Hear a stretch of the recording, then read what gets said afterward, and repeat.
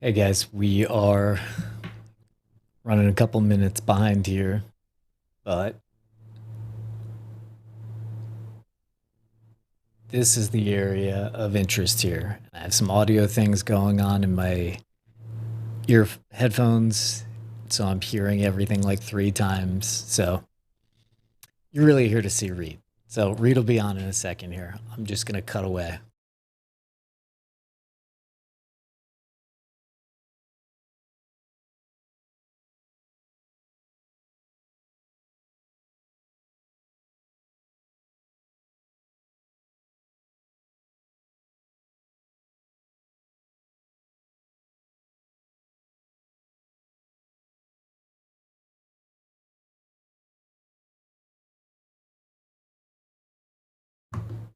Ah yes, and smash that like button as we're getting started here, please. Thank you.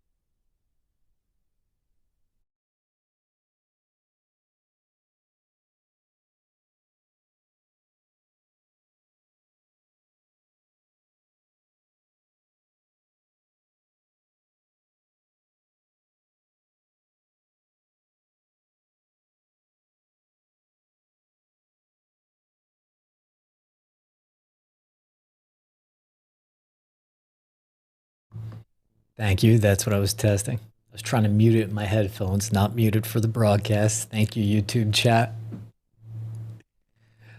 BRB.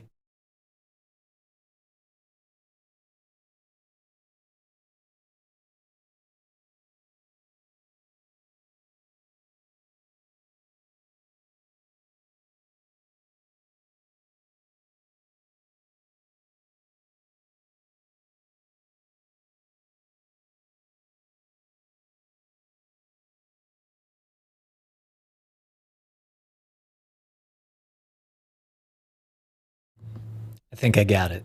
I'm pretty sure I got it. Give me some hailstones if I got it. If you can hear me, because now I can't hear myself in my headphones. New software again.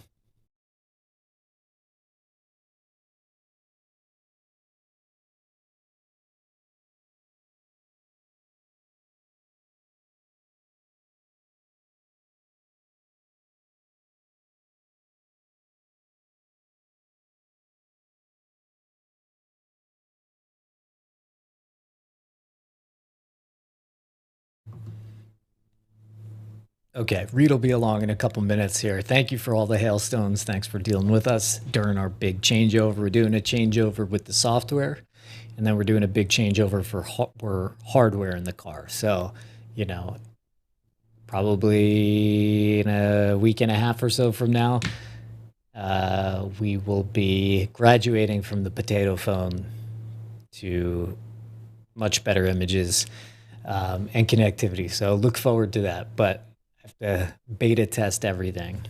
Um, Working in TV for a long time, a lot of cool new gear comes out, but you really just need to like get it and test it and test it.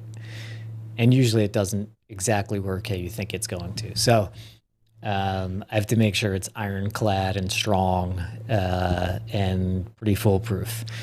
So that's what I'm testing right now.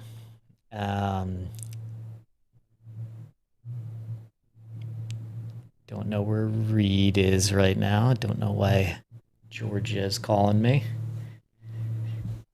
But okay, Reed is in the Panhandle of Texas again.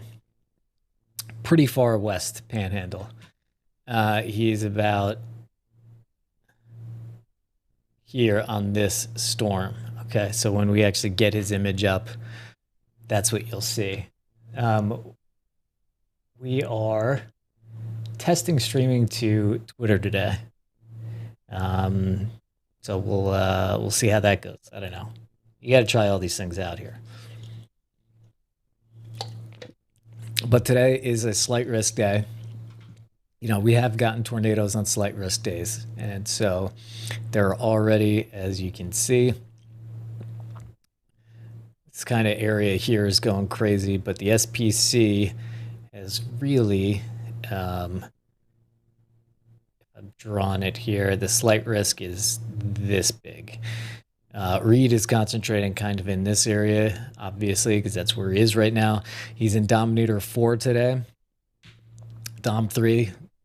We still got to work through some things with that, and also gonna have to go up to Norman to build out the new system once I'm done beta testing it here. And this system, by the way, is all really thanks to you guys.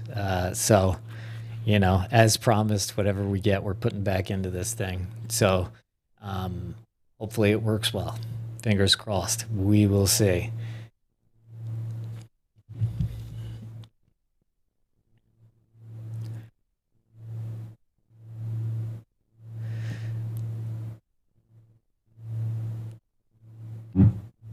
Where is this guy?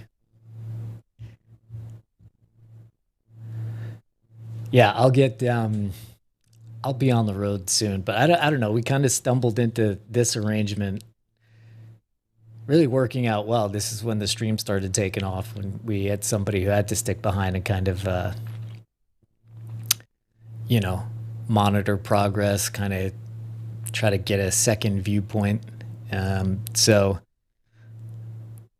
I'm stuck here for a little bit. I'll be out chasing again soon.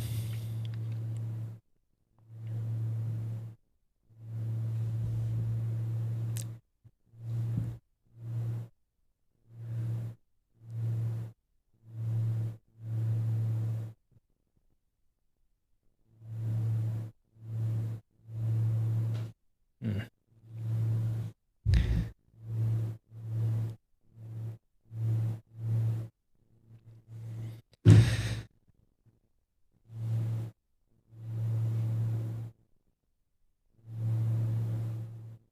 Reed says he's sending. I'm not seeing. This is an exciting stream. You get to see if we could actually successfully stream. And then maybe we'll see some tornadoes shortly.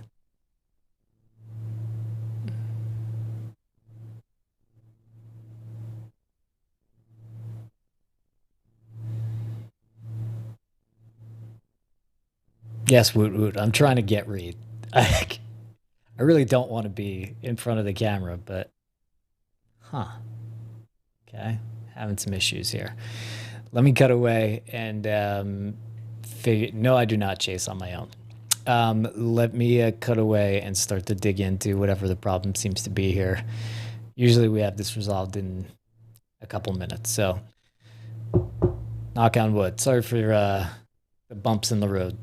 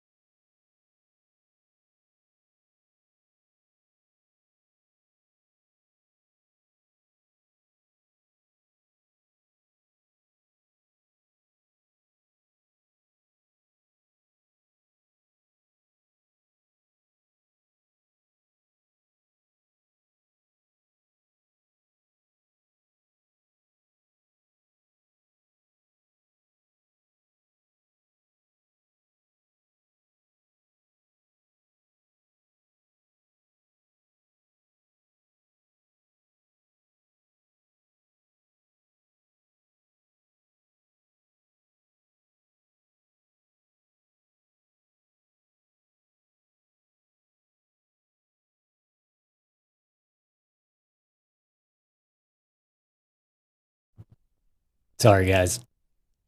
We'll get the audio figured out. I don't know why this software just kind of broke everything, but you know, we'll get it. We'll get it fixed. You just may not hear him. Poor Reed is just giving it his all right now. Well, we'll fix it. Sorry about this.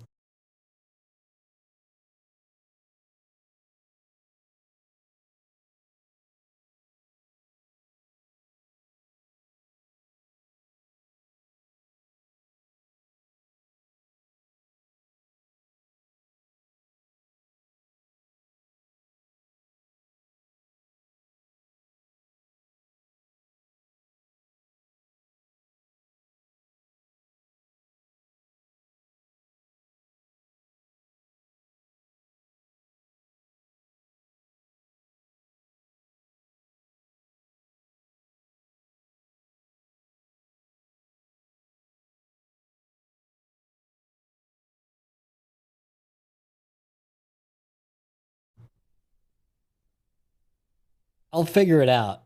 I'm not promising it's going to happen in the next 2 minutes. I think it'll be more like the next 5, 10. And then we'll be good. Sorry, guys.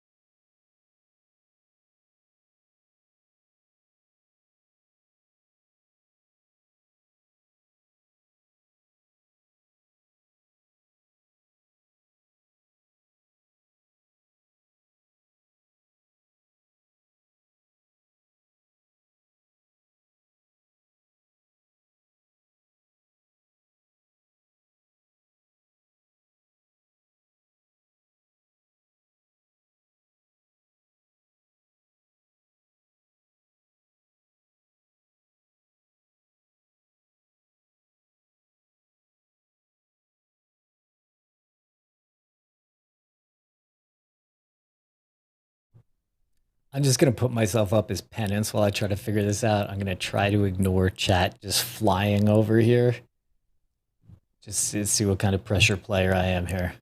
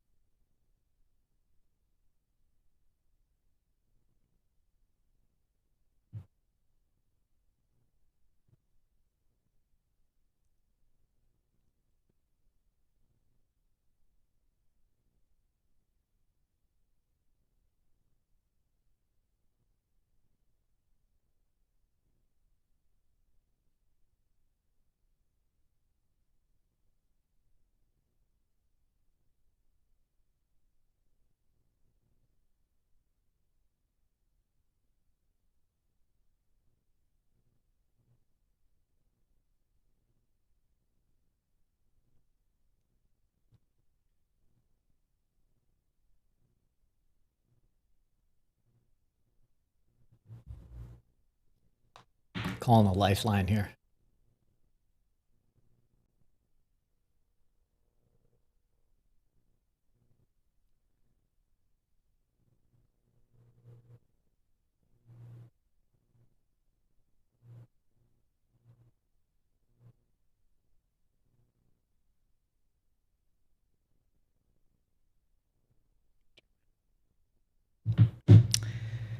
Okay.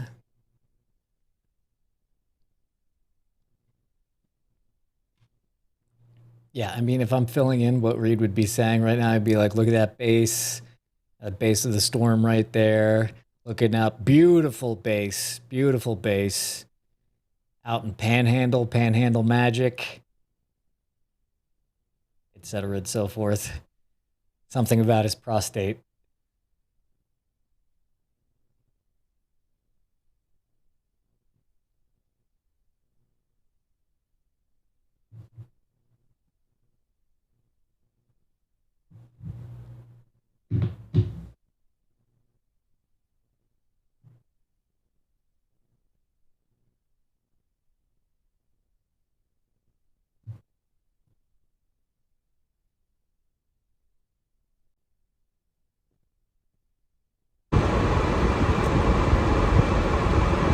We're in. Yes.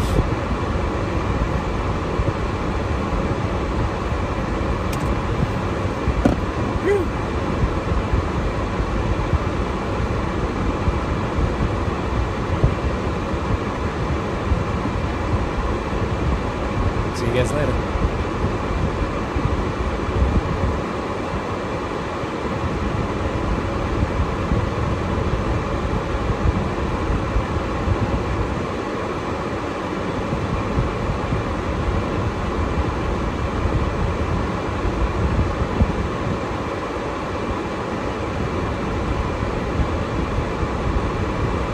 All right. I'm here in Muleshoe right now. This is Storm Chaser Reed Timmer, extreme meteorologist. Muleshoe, I'm about to gas up here at the Stripes. Probably going to be joined here by hundreds of my best friends. We are on a severe storm at Muleshoe, but it's moving south of Muleshoe. There's the base back behind me.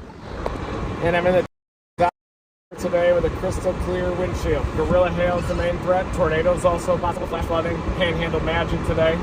I don't have Panhandle Magic in the vehicle today because he's running the dozer down near Turkey, Texas. So I'm going to let you look at this beautiful grain silo fill up with gas. Look at that. Look at how beautiful the windshield looks. Look at the surface map. We got these easterly winds feeding right into Clovis area. 80 over 56 in Plainview, 79 over 60 just southwest of Amarillo. Amarillo's a little bit in the stable air there, 73, 85 over 58, a little bit more mixed down to the south. And I think that just to the north of Plainview, maybe even a little bit north of the storm here, there could be some better lower cloud bases too. But eventually, I think as the storm just inches toward those easterlies, there is a bit of a boundary here, an outflow boundary that appears to be set up north of Lubbock, a differential heating boundary though, up near Amarillo. So we got a couple of severe storms here already. This one that I'm on, near Muleshoe, nice base, LP. This one on the New Mexico side, just north of Clovis. Nice easterlies up there. Might even, so you know with these easterly surface winds that it is coming in unimpeded on these two storms. Got the subsonic ready to go. It's already connected to the GPS. Already collecting microbarometer data. So these guys are staring at me here. This thing's collecting microbarometer data, infrasound in the path of these storms. I'm going to get for gas and then get you guys a look at this storm right around the corner. Give you a look at the structure. I'm going to break it now. Got glass working its way into my hands and fingers still a little bit. Just shards though. Even had a shard in the butt cheek earlier today. Just working it, drilling its way into the butt cheek. Nice glass shard there because we had a little bit of damage to the windshield yesterday, everybody. But thanks for joining me today. The name of the game here is never stop chasing. We're looking at the anvil from what it's right now, which is erupting up to my north. I may even have to get on that one, honestly, because get a little bit of a breathing room. Look at that back sheared anvil right there, right over the parts plus. Parts and plus, look at that. Back sheared anvil right there, just textbook. Looks like they got a satellite unit on the roof. Oh yeah.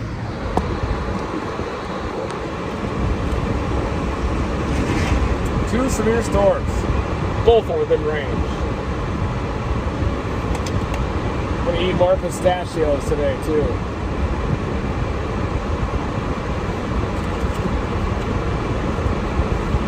Pistachios.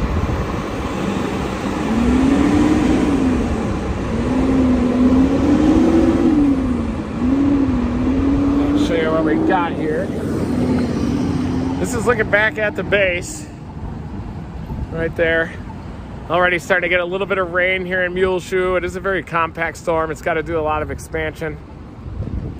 May even just end up going back to that one off to the north, which is more healthy. We'll have to look at echo tops here pretty soon. We want to get some gas. There's the pistachios. Thanks everybody for joining us here today. Look at that beautiful crystal clear windshield, folks. A little bit of streaking on it from damaging the windshield wipers.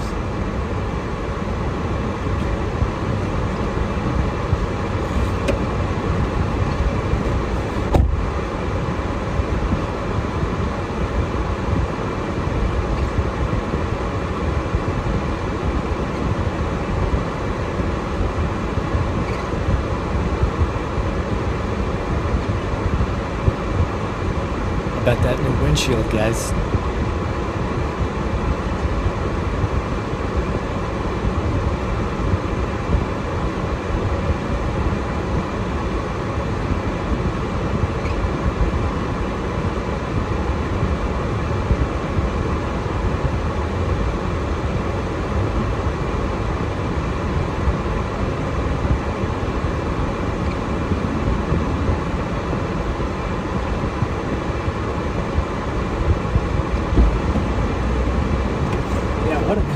Base on this thing, so one quick way to kind of look and see which storm is more healthy is to look at echo top. So look at this thing out near Bovina.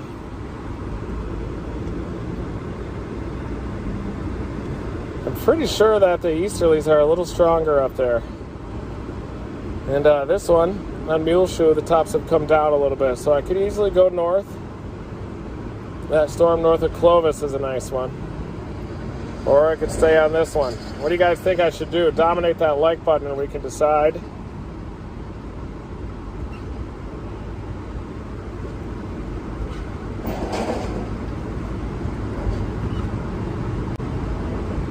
I think that once our storm hits that boundary, it could go nuts. So look at that moisture.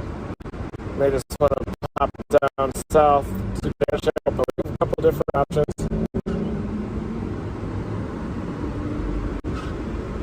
Clovis is 83 over 50 now, so I do think that's slightly better moisture just to the east of it. Hereford, though, 79 over 60.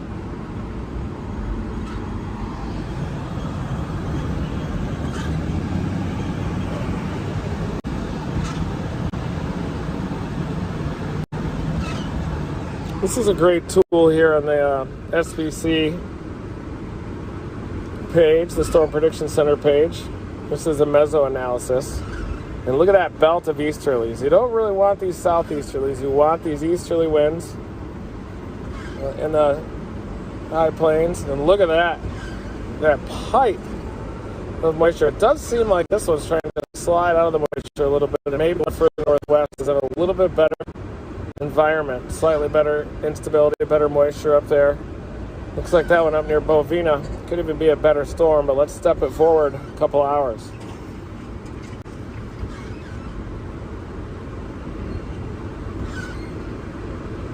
It does seem to maintain that belt of east-southeasterly winds, but I am wondering if we need to go a little bit north. Hedge north is trying to mix out a little bit down here, isn't it? Dew points are mixing out just a little bit.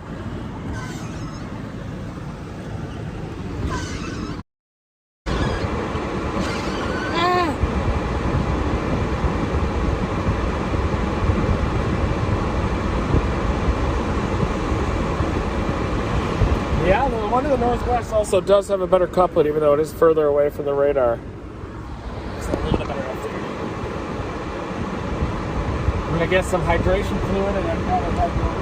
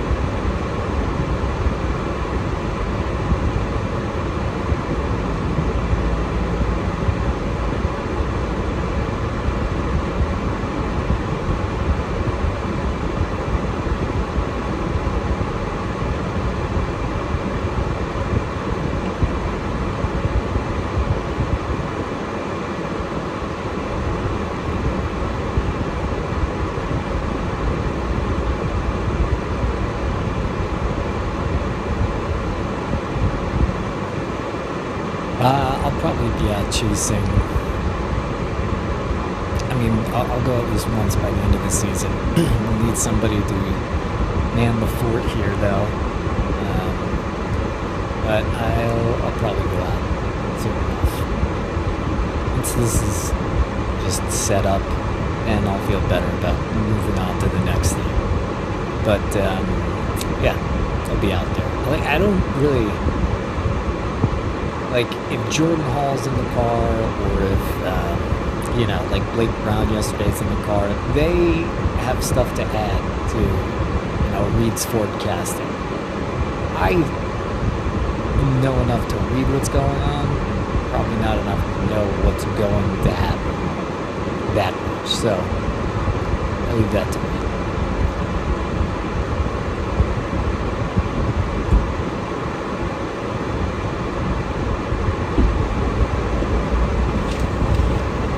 Whoa!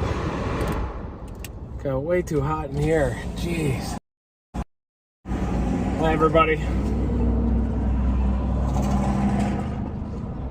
I'm going for Bovina. Don't tell anybody.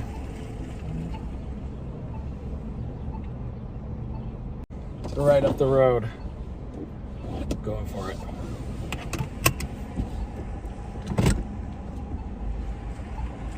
There we go. I just decided on the northern one, folks.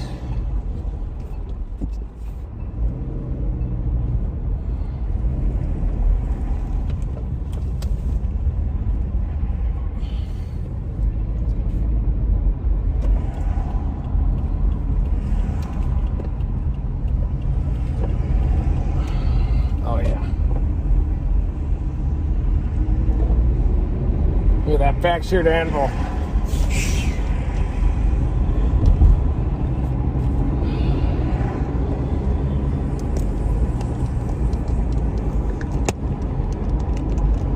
Change the angle of that. I do think there is better moisture up there based on the surface analysis, but look at this storm. This could easily be the long-term player. Just it does kind of have a smaller base. This one kind of has a larger anvil. Remember, we commented on how skinny that anvil was. And we could be away from the crowds a little bit more by going north. During peak season like this, when everybody's taking their chase vacations, you do have to kind of sometimes play some backdoor targets and just try to stay out of the way.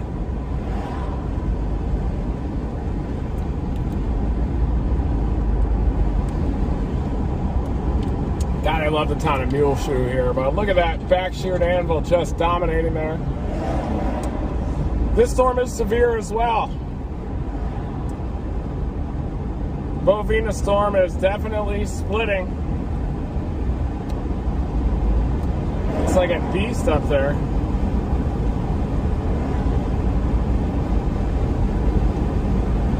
And yeah, I'm not sure about leaving this thing. Tops are definitely expanding, and if I do head off to the northeast, it puts me out of position just a little bit, but look at the echo tops. They're still pretty good on that one. Here's this storm. It's definitely organizing, and it is the furthest east storm. A little bit closer to the moisture. But that one is a little thicker, isn't it? A little bit better looking. It seems to have erupted a little bit faster.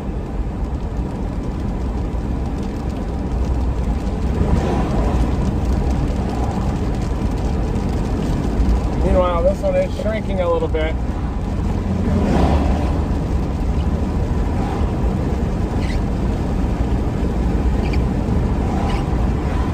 I also don't like the southerly winds here. It feels like it's a little bit mixed out.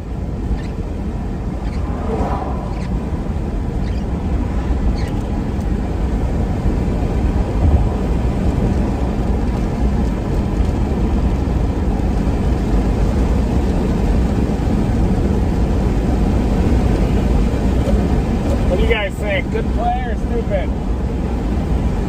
Look at how that base is also sloped up. It seems to be getting mixed out. So this one's got a nice big anvil, large size storm. And maybe I can even get on it a little bit earlier.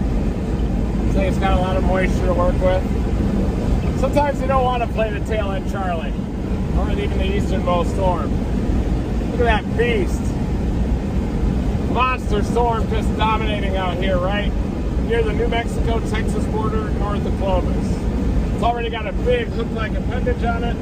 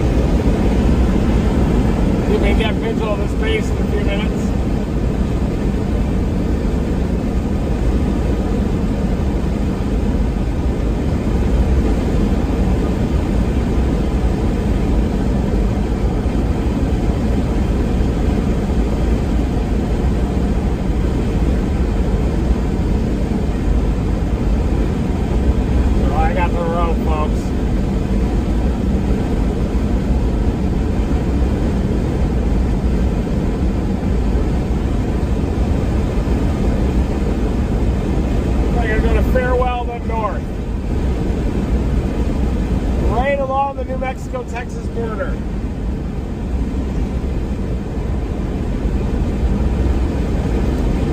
Gain visual of it soon. I did end up leaving that storm to the southeast. Could be a mistake. It's not permanent.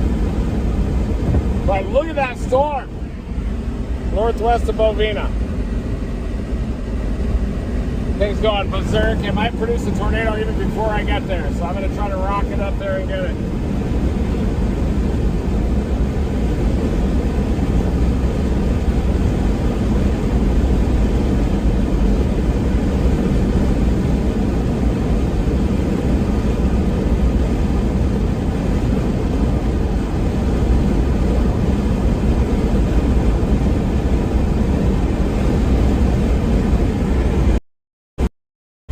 Thank you everybody for joining me on this live stream.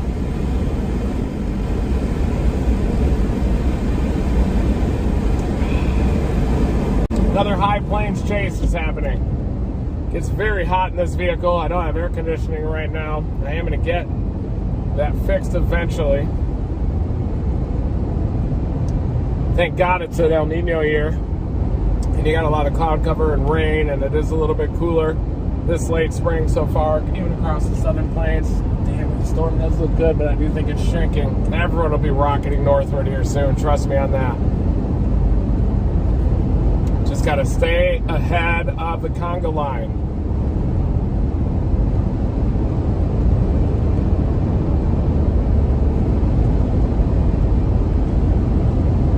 I can already see the base.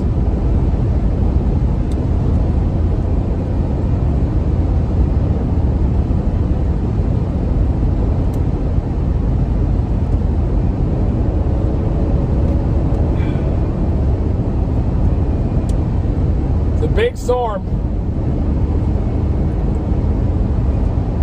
It is still pretty high based. I can already see the base, and I'm about 25 miles from it. Show it to you here too. Look at that base. It's all about that base.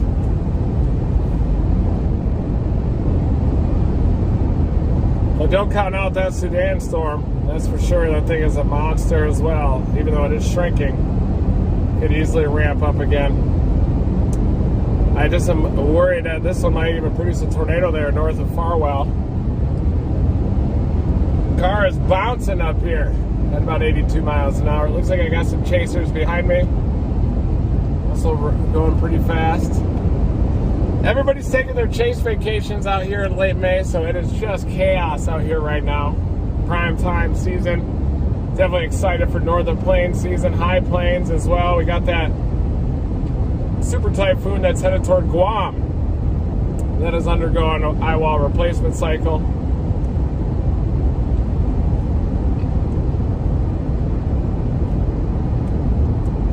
I still wonder if it's going to miss Guam a little bit. I'm sure I'm hoping for that.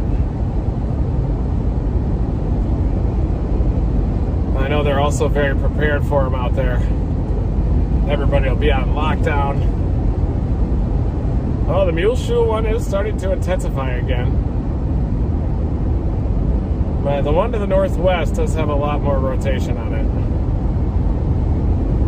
Yeah, Muleshoe is reinvigorating. There it is. Back behind me. Look at that thing. He rocks. See that top? Just rocking everything up there.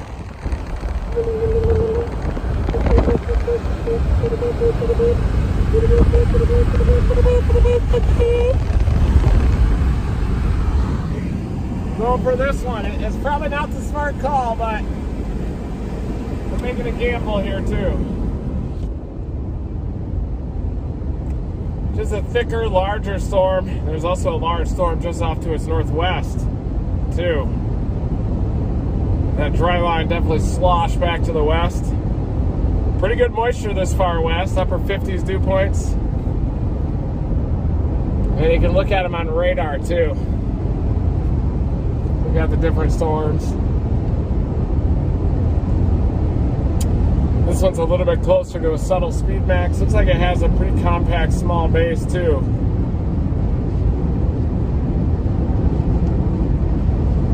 You can always race back toward that Muleshoe storm, too. It's moving so slow. Well, 11 miles from Farwell, and then I'm going to cut north. They're headed to Bovina, but it is moving hard south, so it's probably going to hug the New Mexico border, guys.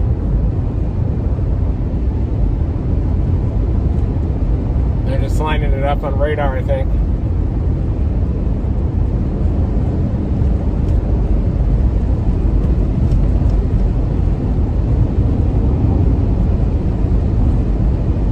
We should, I could already have visual of the right side of the base just ahead of me.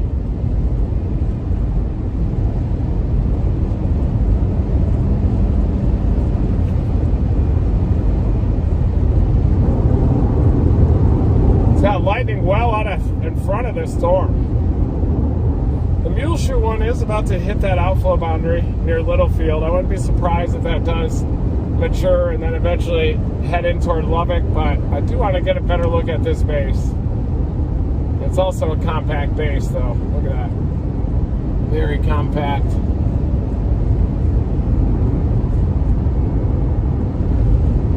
A little bit larger, though.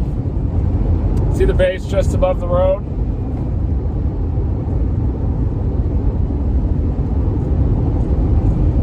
I'm going to watch that Muleshoe one closely for a tower explosion on tops, echo tops. I'm looking at echo tops to monitor how intense these storms are.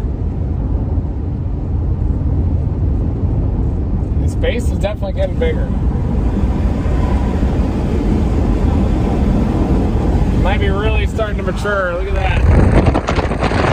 It is very high base.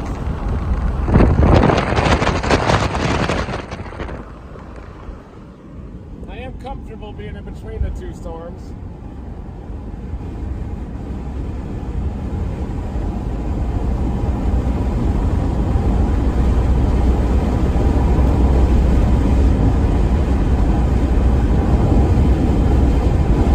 Deviant motion here on top, so the one that I'm targeting might have a smaller window than the eastern one. I don't see a lowering on it yet.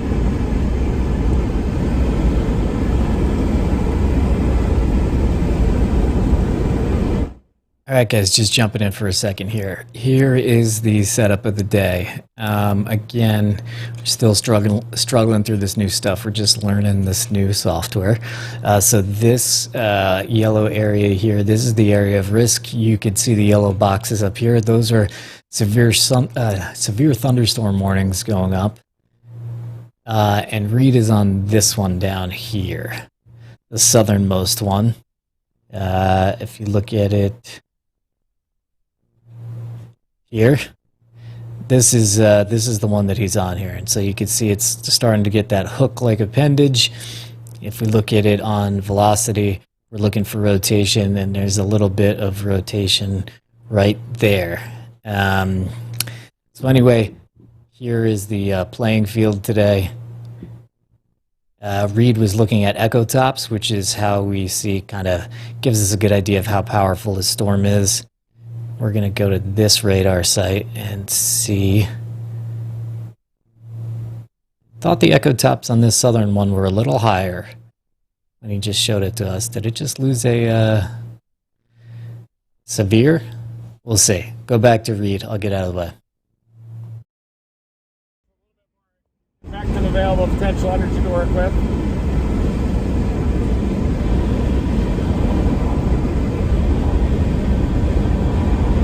Still is the one behind me though, it does look good. This one looks like it has a bit lower of a base.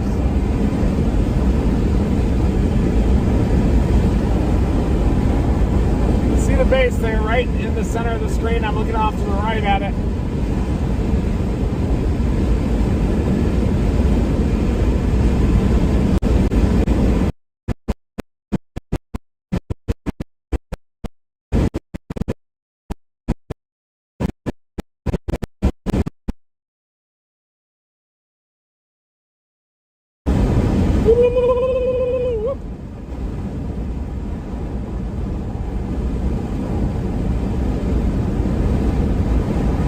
It did drop the severe warning on the mule shoe one, but I bet that comes back.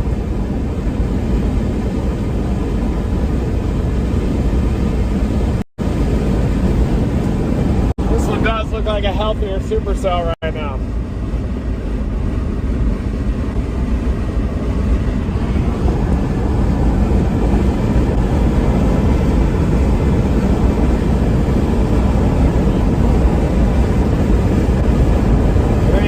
Base, it is a little more compact than I thought it was going to be.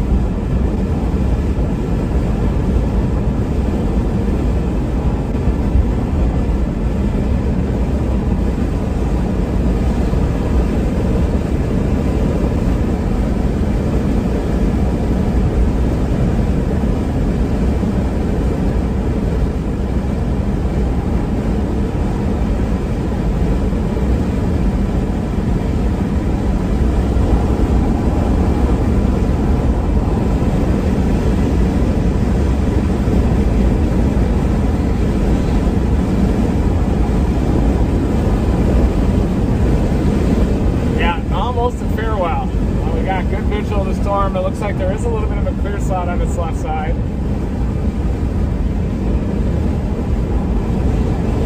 Yeah, it's actually a pretty nice looking storm. What a base on that thing. Wow.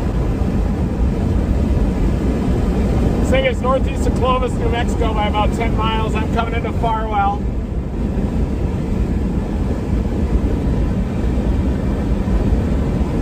Meanwhile, the one behind me is erupting though, so.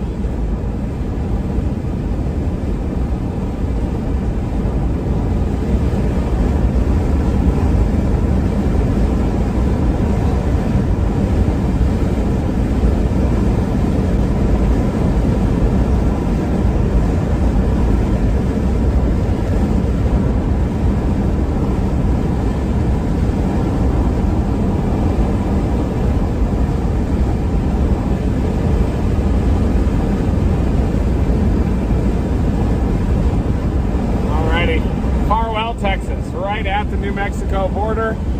Welcome. God, we are dominating today already. Jeez. Tell you what, it's not easy just to dominate like this day in and day out. It is not easy. It's exhausting.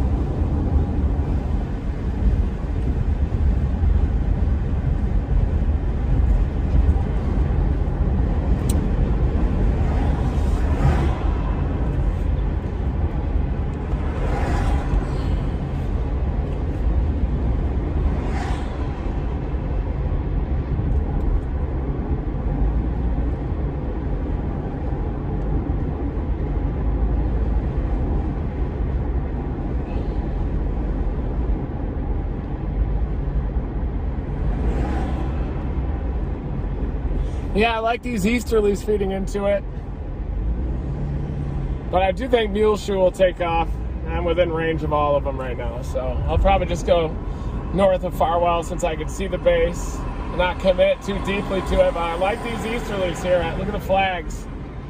Nice easterly winds in Farwell, a little bit stronger. You need these surface easterlies to boost the bulk shear so you can get supercell storms of these. I wonder if I'm going to bust out this brand new windshield today.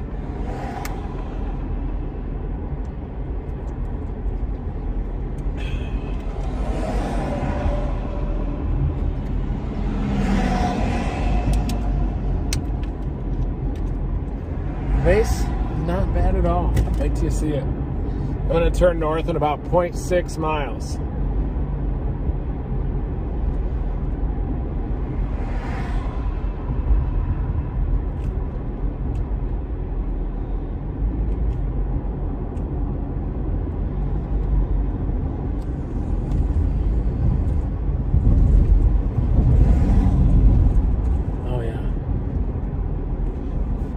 Yeah, it is mature. Nicely mature.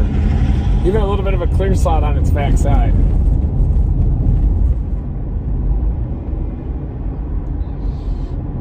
Thanks everybody for dominating that like button.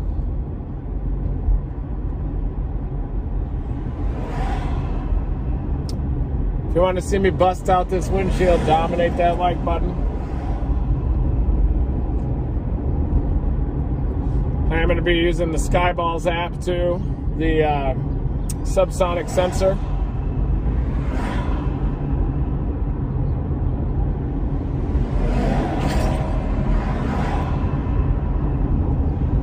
All right, here we go. I might have just crossed into New Mexico. I did, look at that. Space Cannabinoid Company here in New Mexico. Just crossed the border. Okay. There it is. I do like these easterly winds. They're gusty. They're not zero, that's for sure. You know what? Yeah, this is it. It's definitely the storm. May end up even having to get to that Grady storm, but I do think that this one will turn south. It's severe. Big hail producer there north of Grady too.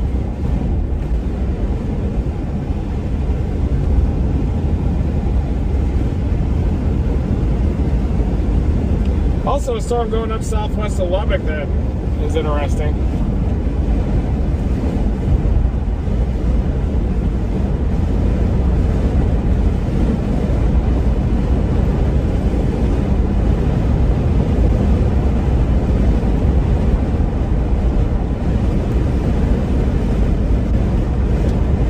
Tops are coming down just a little, but the storm back behind it near Grady is just a rocket ship still.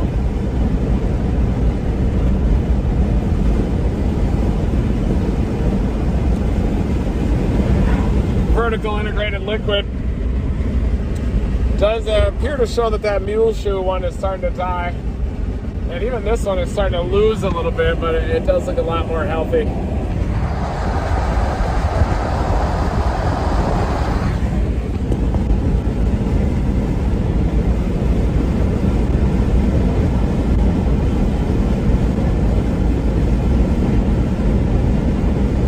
This one is shrinking a little too, isn't it? A lot of lightning on that storm north of Grady right now. That one's pulling in easterlies as well. I really like these easterly winds.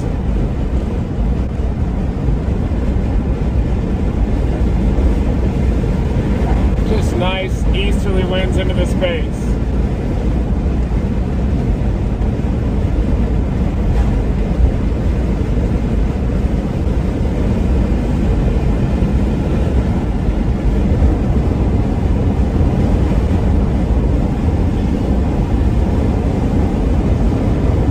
It does have a mesocyclone, but it's not very strong yet. It's still just kind of getting going.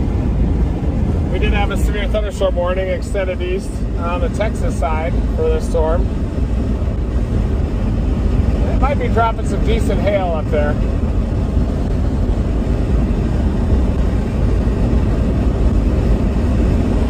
Farwell, that's where I am.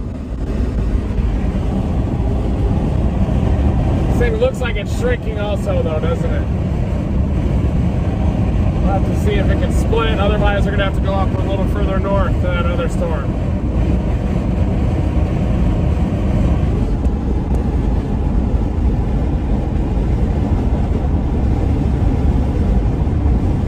Pig farm. That's our base. Looks to me visually like it might be shrinking.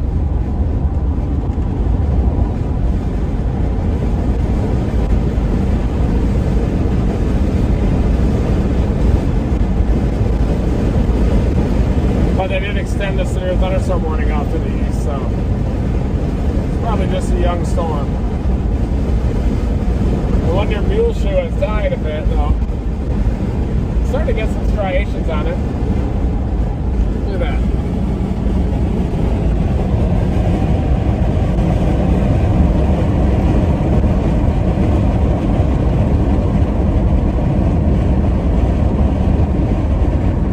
Well, it does seem like these are kind of dying a little bit east to west, but eventually if this easternmost storm can just take over, watch out.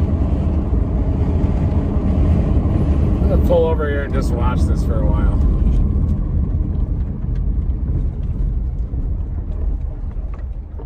Maybe.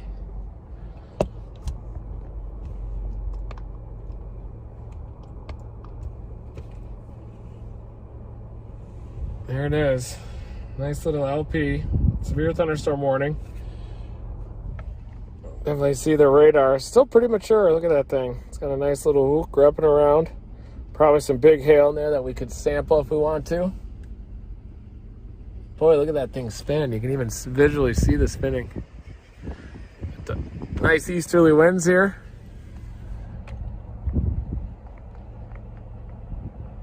We'll see if it can intensify, structure up. Does look a little wispy right now, but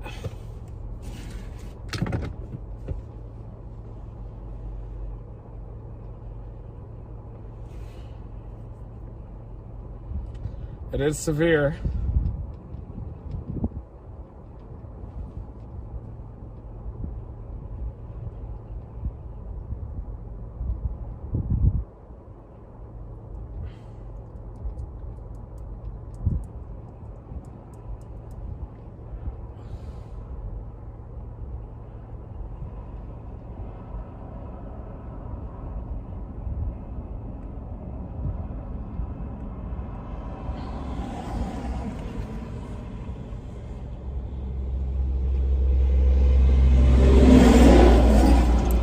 That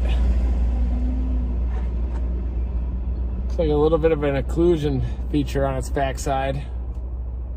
Dang, maybe it is starting to intensify. Look at that little job right in the middle there. Looks like a clear slot is trying to carve that out a little bit.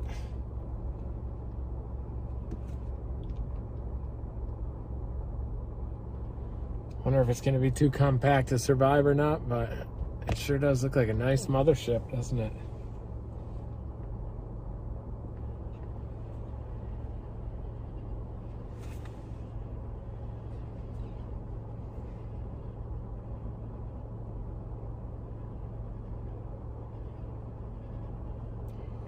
Better easterlies out here.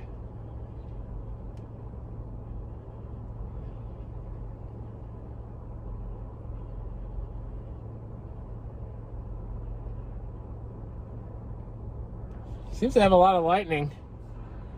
A little bit of a lowering on its backside. I swear there's dust underneath that, but I just want to see what it's doing. Not a bad little mothership.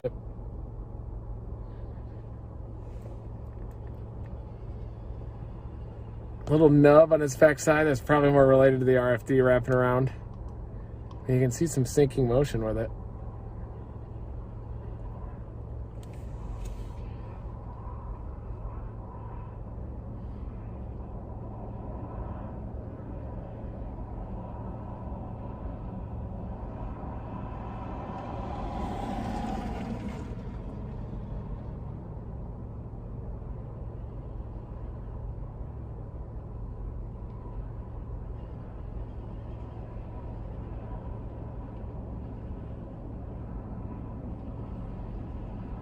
I love those easterlies. Listen to those things purr.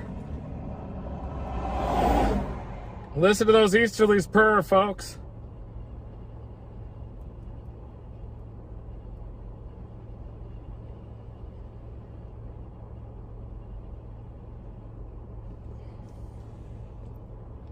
Boy, it is a beautiful mothership, isn't it? Look at that thing. What a beaut. Tempted to even shoot a time lapse of this really quick.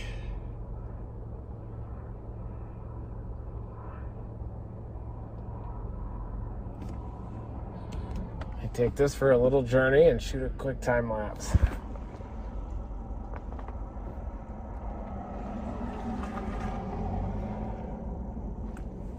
Stand by. Oh, look at that.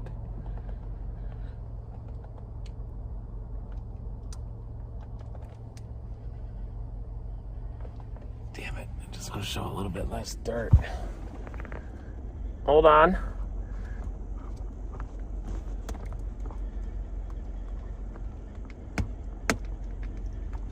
There we go. Let's put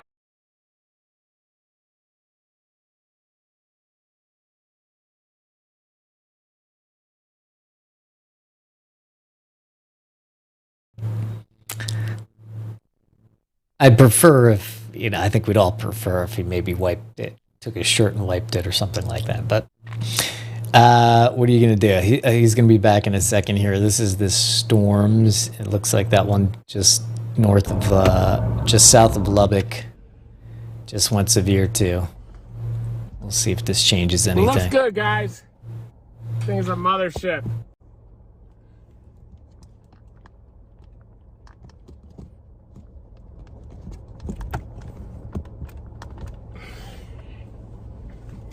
Just pull up the stream.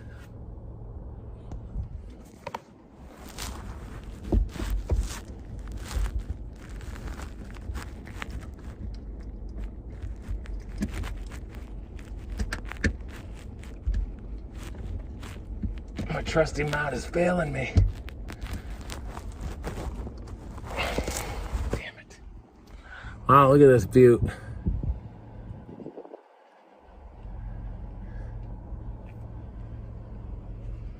Look at that.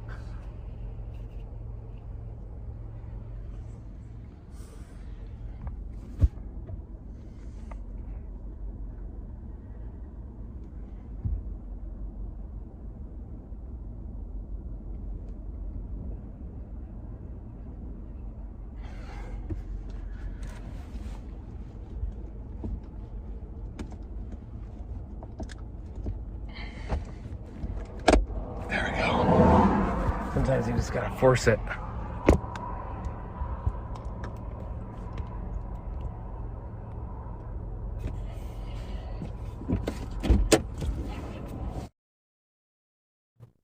Sadly, guys, there may be less crotch cam in the future once we build up our new setup. So cherish these last moments of diving down onto Reed's leg or look straight up.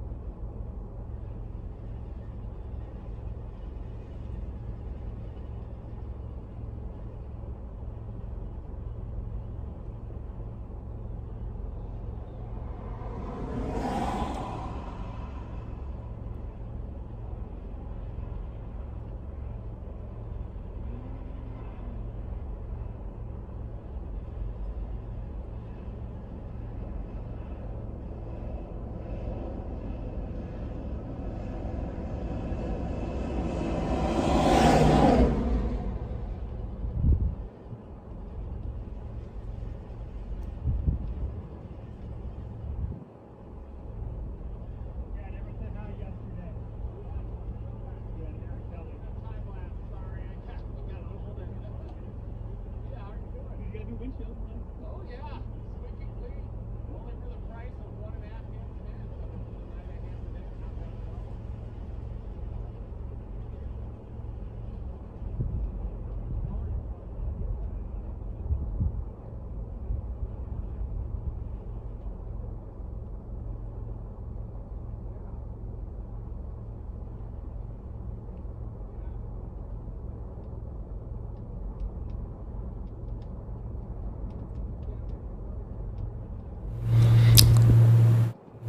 Is that man exceptionally tall?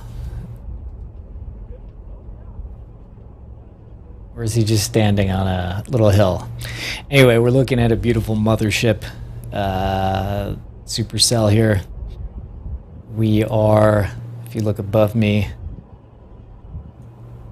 we are right about here. And yeah, I don't really know. I can't read this and tell you the tornado potential too much. There is a bit, it's obviously rotating. That's kind of where that Mothership, the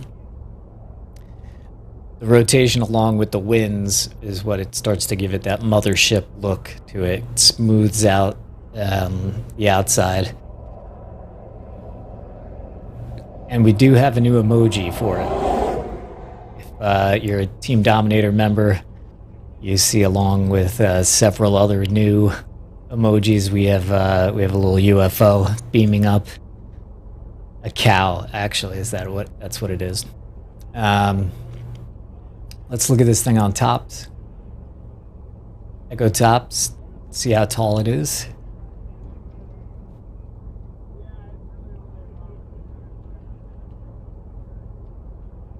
Seeing this one is at around 40,000 feet. This one's about 40,000 feet, yeah.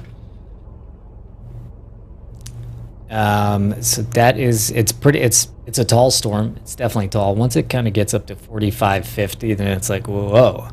But 40 is definitely a storm that could produce a tornado.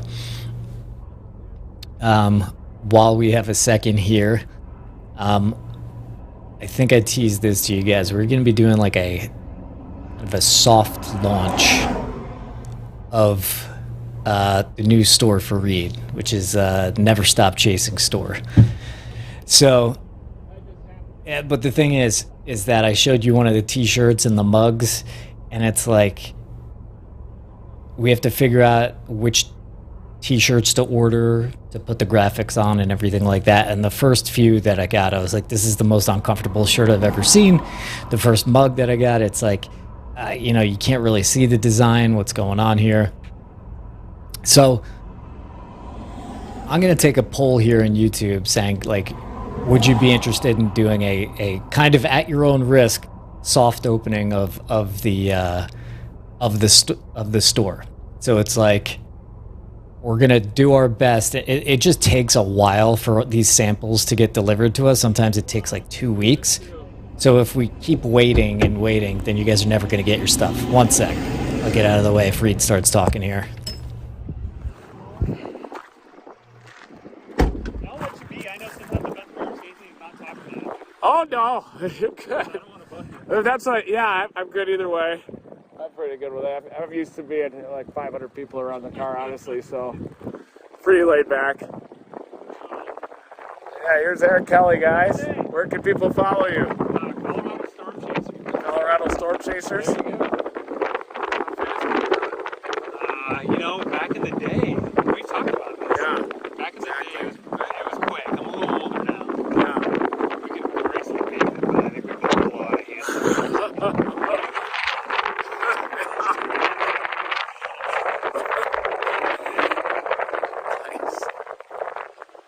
Another Michigan guy, plus Michigan guys hanging out.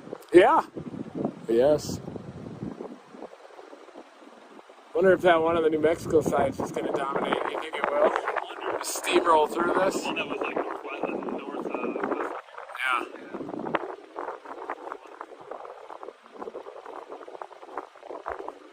We'll let you in. Okay. Yeah. I'd be safe. Yeah, you too. Good time lapse there. Hope that turns out good. Okay. Looks like this one's might be starting to shrink a little. Boy, is it rapid. Oh, a lot of moisture coming into it. Look at that scud on the base. A lot of lift underneath this. Look at that scud right underneath the base. Possibly starting to pull in a little more moisture. I'm trying to shoot a little time lapse here, so I've been holding this thing the whole time. My arm's starting to get tired.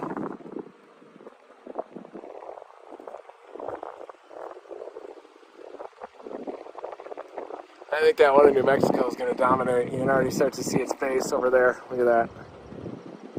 It's already starting to dominate. But boy, is that some rising motion. This thing is trying to lower its base. Yeah, a little scud tag right there.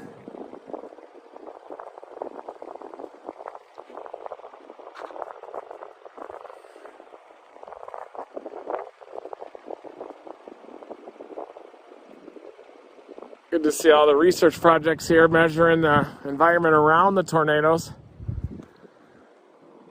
It's good to have so many people focused on that, so some people can focus on the environment inside the tornado too. Look at that base off to the west starting to organize. Big easterlies. I like these easterlies.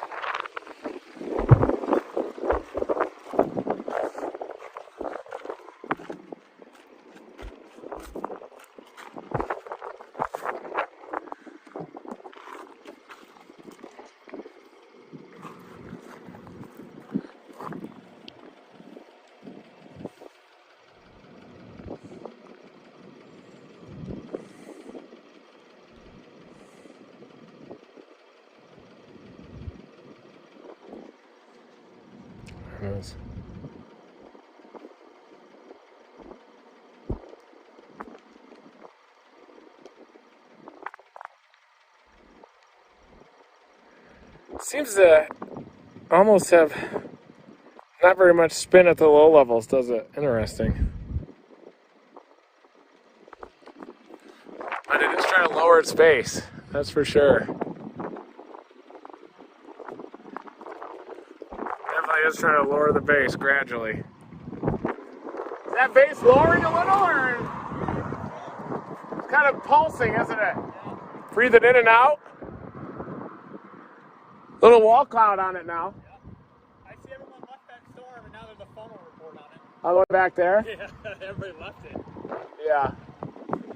Maybe they'll go back to it. Yeah, I hope so. Kind of separate the herd. Yeah. Oh yeah, there is down there southeast of Mothership. Sedan or like Got a shard in my foot. There we go. Oh, just a burr. Yeah, that one could be it. Look at that back side. Can easily catch it. You can probably see the funnel. It looks like right there maybe. But high base little thing. See that?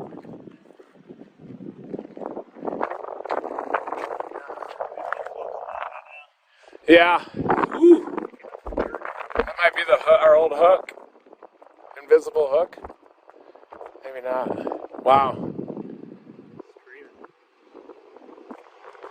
Yeah. Last back southeast, I guess, again.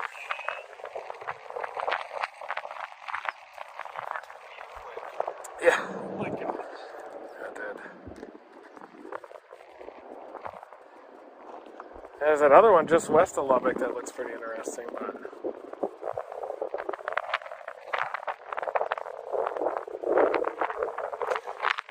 yeah, this one might just get absorbed.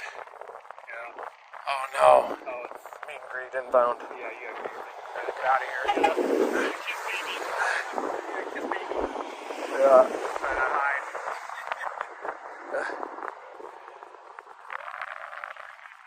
Been doing them for like 3 months straight. It's high exhausting. Especially when you're in the dock. Yeah. Everyone wants a photo with you. Oh yeah, which I love it, you know, but I'm sure it's taxing after a time. Like, I just wanted to know myself. yeah. I'm serious. Yeah, look at that. Right where it should be too. Yeah. Is that right? Yeah, look at that. It's dominating. Wow. dirt. Dang, it's a little clear slot. It's got to be the RFDs.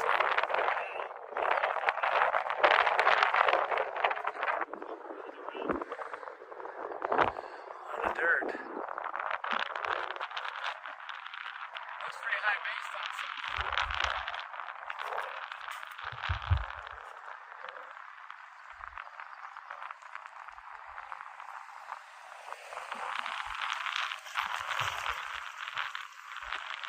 Might end up being that one just southwest of Lubbock.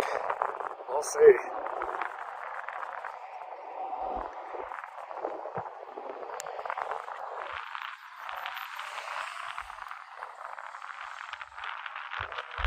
at all that dirt. That's the clear slot that we try to watch. Little mini clear slot underneath that dirt underneath. That's the RFD. It's able to wrap and close that tornado. You still doing a lot of the Facebook stuff? Yeah, it's about all I can. Yeah. I don't have on streaming. Yeah. I just can't keep up with it.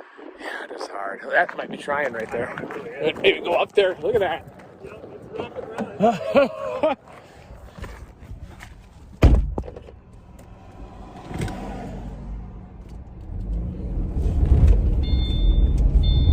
Go see it. Yeah, a little white area there.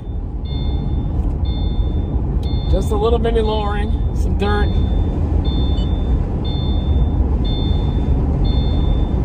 A small little sow, that's for sure.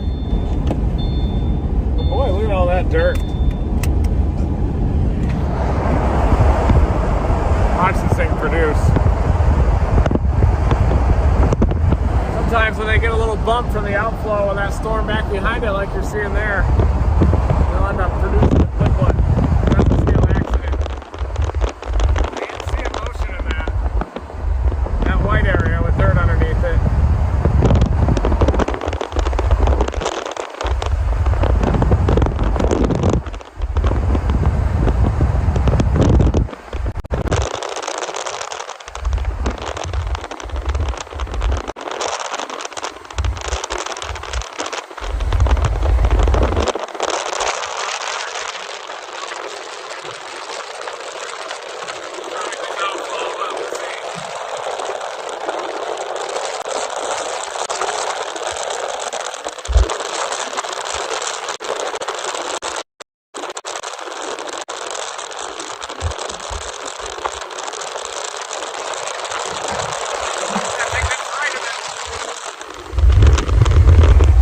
Have to shoot that if try.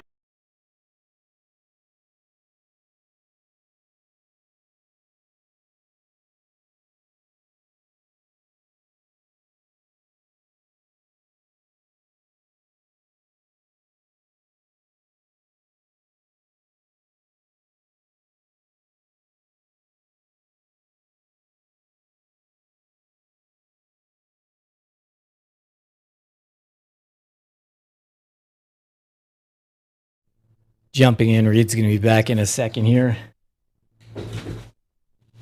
Pardon me.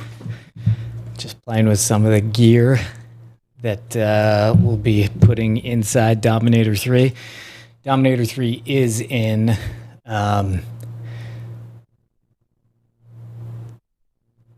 about that. Dom 3 is in Norman. It's being worked on. Here is where we're at.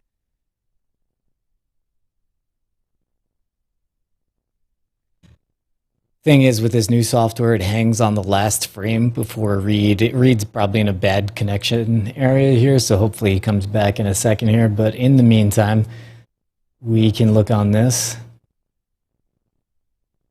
I wonder, can I... Let me see if I could do this real quick for you here. Okay, I'll show you a little preview of like the middle part of the store here. And you can see you're not missing anything because Reed's above me here. So here is here's some of the things. It's off screen here, but there's this one over here says dominate, dominate, dominate, dominate. Of course, never stop chasing shirt. We have a little emoji collection here. This one over behind me has the rocket. We got the Dom 3 design, and we have a lot more designs coming, but we just wanted to start it out with just a few things. So that's what we're cooking up for the soft launch of the store here.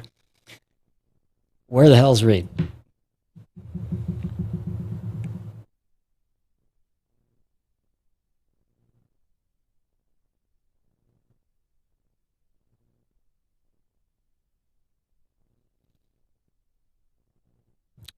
Yeah, the my favorite one is I really like the Dominate one. It's right behind here. These are kind of from if anybody get. I feel like because I'm very into movies, right? If somebody in chat can name the movie that this is referencing, well, you'll just be really cool.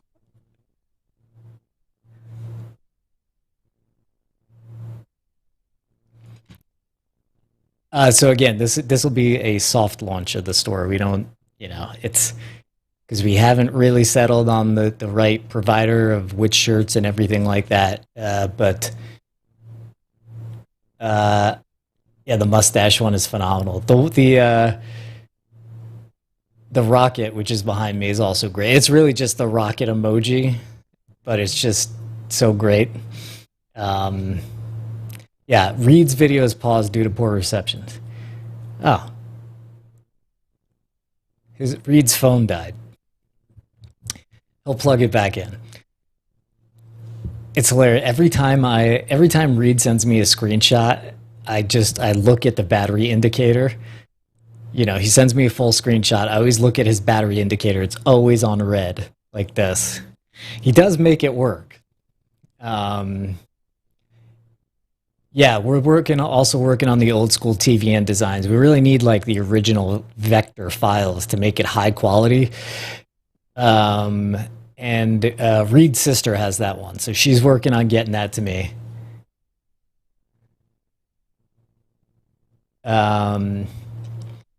So yeah, so Reed's working on getting his phone charged and plugged back in again here. But it's without fail. Anytime he sends me a screenshot of radar or anything like that, I always just look at the battery indicator. It's always in the red.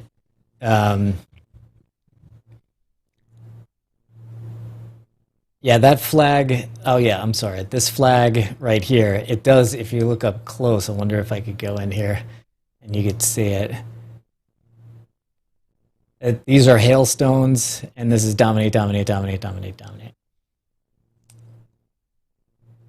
Oh yeah, I guess I could just click into these here. This is a nice one. They have lots of different colors.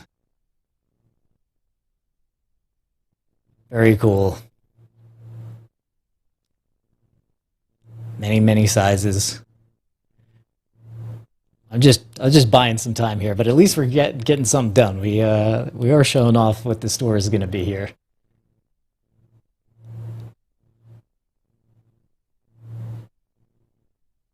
Yeah, but we will be doing the old school TVN designs and all sorts of stuff like that. And Reed is texting me. I'll tell you.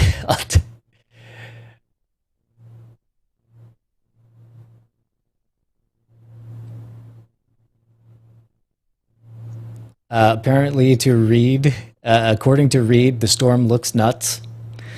Maybe this is just what the stream will turn into, him texting me descriptions of what's happening, and I'll relay it to you guys. Now we'll be back up. Oh, here we are. We're coming.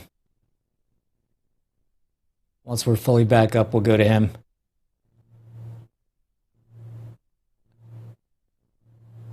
This is, of course, the shirt that you saw the other day that I was wearing. I just love this design. The Dom 3 is so amazing. It's just like minimal, clean, awesome.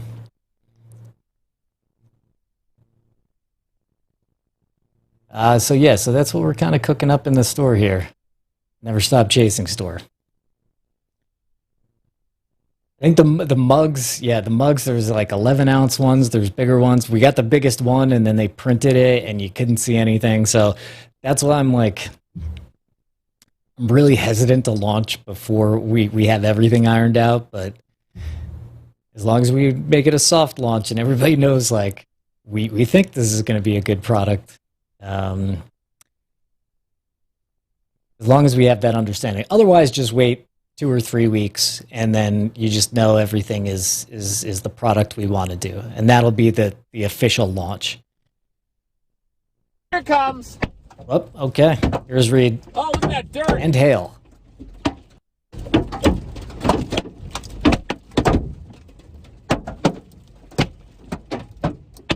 Yeah, here it comes.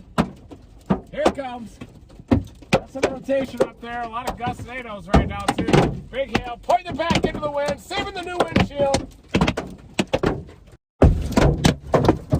Here they come. Oh, wow.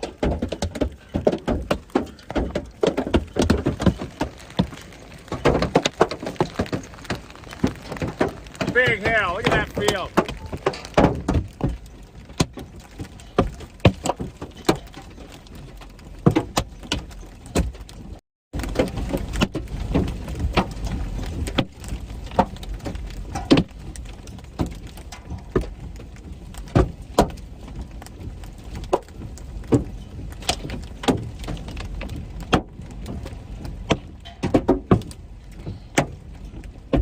Weird soft tail.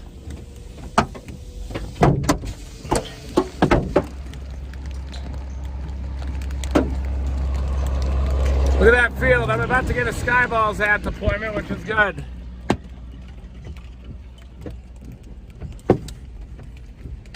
Damn, listen to that. These are soft, slushy hail. Weird.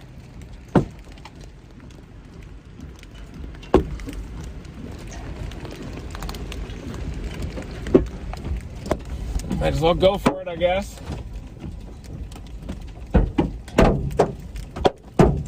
Yeah, we are in the hook right now.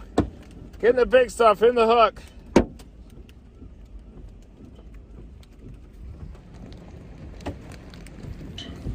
I swear that's a part of my mirror.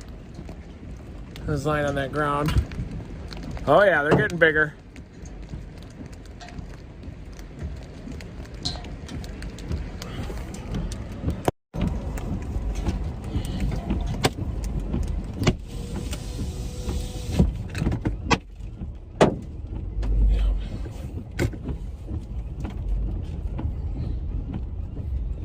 Get a deployment for Mark here, Skyballs.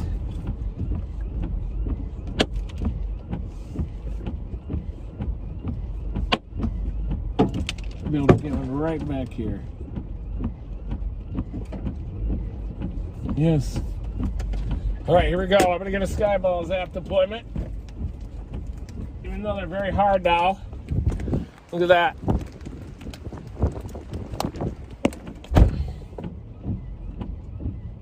Very dangerous.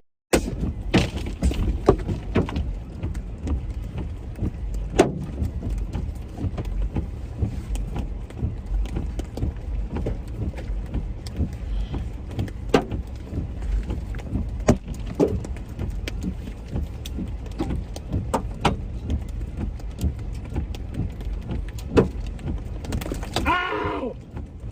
Ah! Just took one in the back. Go, we got the deployment. I'm gonna send it over to Mark really quick. Skyballs app on Chase. See if we can find some bigger ones out here. There's the circulation back right behind me. Look at that.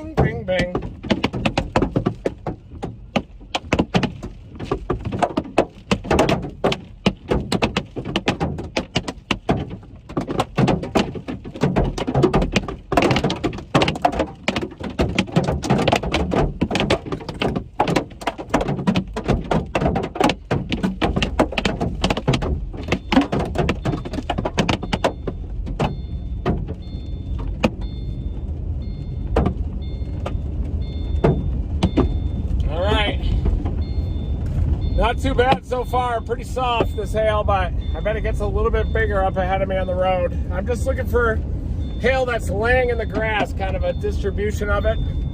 Still got dirt off to the right.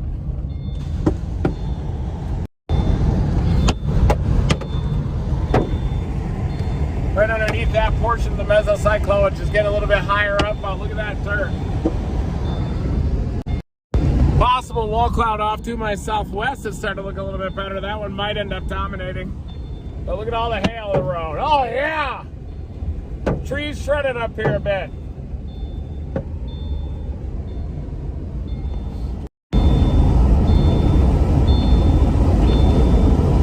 That one bounced.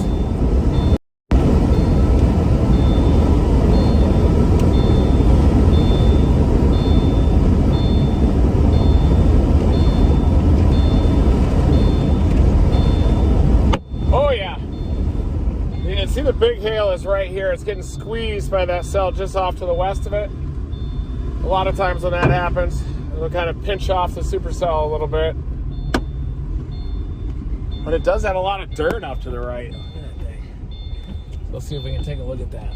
Go a little east. Oh yeah, look at that, folks. Gotta be kidding me with that. What is that?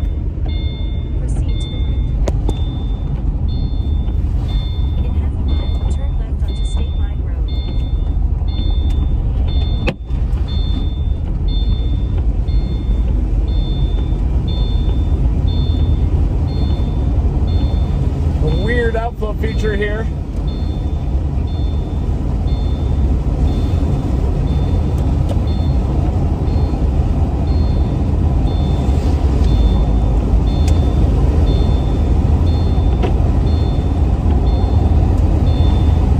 Look at that thing. Turn left onto State Line Road. The shrinking weird mesocyclone with dirt underneath it. Mini pancake stack up there. Still very large hail coming in too, right on the north side of the circulation. Look at that thing. Mini pancake stack up there. Oh yeah. In 3/4 of a mile, take a sharp left turn onto County Road P.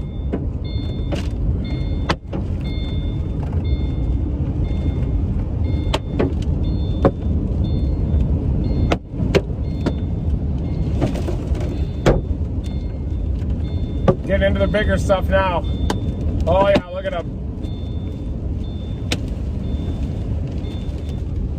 Take a sharp left turn onto County Road P.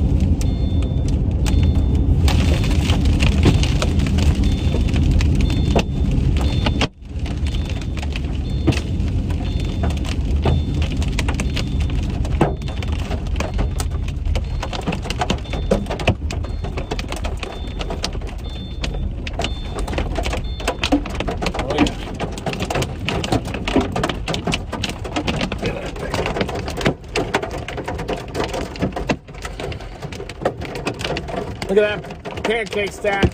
Uh-oh.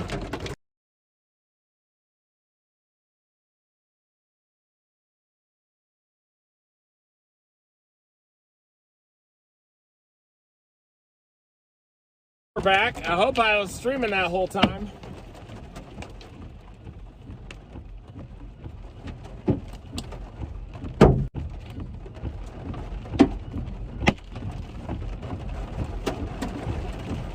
Bombs out in that field. Look at that. RFD is coming around still. Dirt down in the field.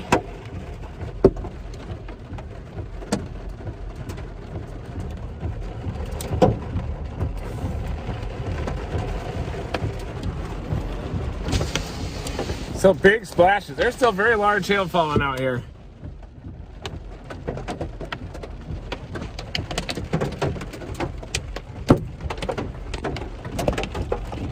Falling in that field.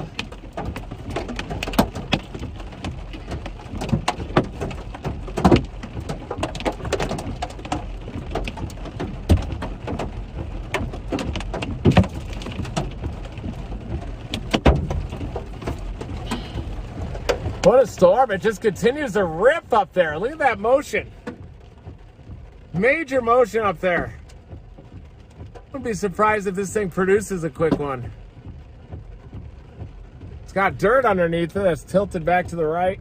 Probably RFD dirt. Clear saw trying to wrap around the southern edge. Just a nice horseshoe. Shrinking mesocyclone, but what a weird deal. Wow.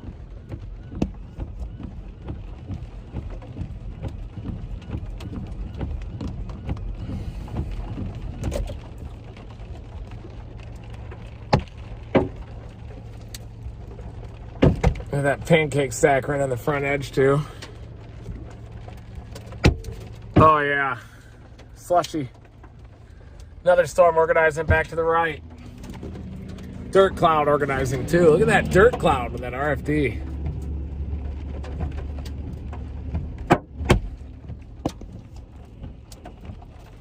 They're now coming in from the back. Quite large.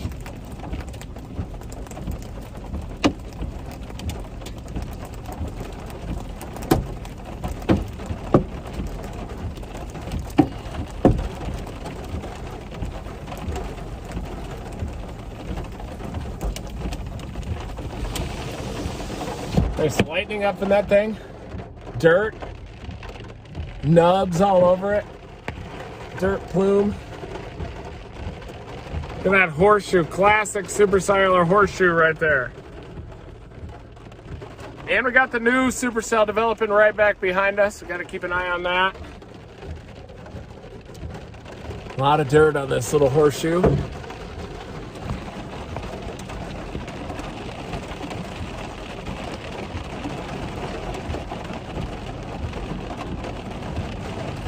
New severe thunderstorm warning has been extended for this. And you can also see this storm that is trying to still organize. This one's probably going to dominate, but you have this big cluster. Probably large hail in that. Almost guarantee you very large hail in that.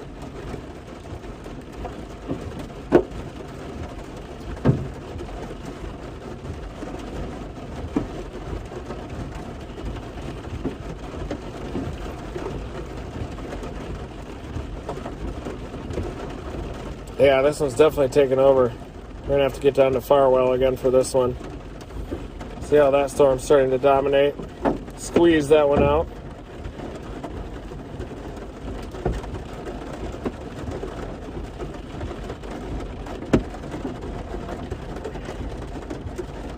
Definitely starting to get some more rotation off to the south. Look at that, just northwest of Farwell. Inflow notch too, northeast of Clovis. You can see the mesocyclone off to the right. This is definitely getting squeezed out. So we're gonna head back toward Farwell. It's around that other storm that's starting to dominate. There it is, looking at the base.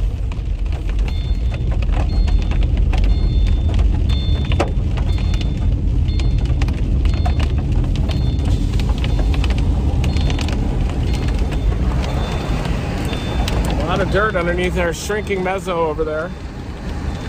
Kind of some softer hail.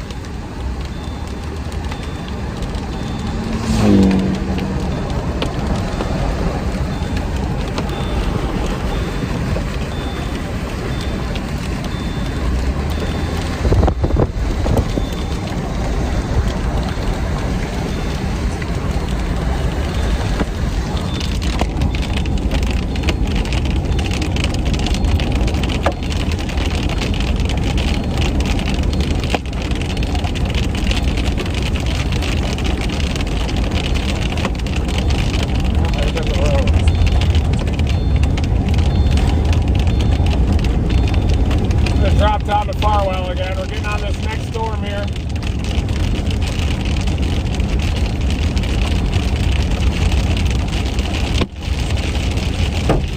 Oh yeah, here we go.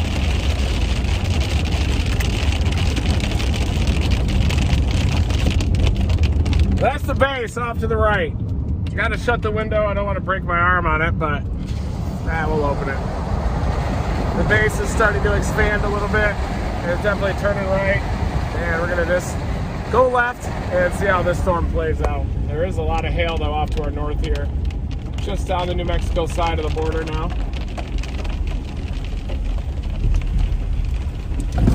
108 south.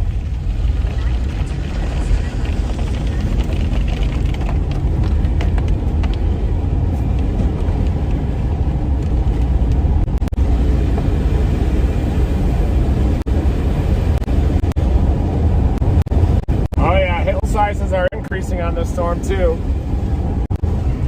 They're a little bit LP out here. Targeting this storm on the west side. A little bit of a hook coming into Farwell. See how this one does.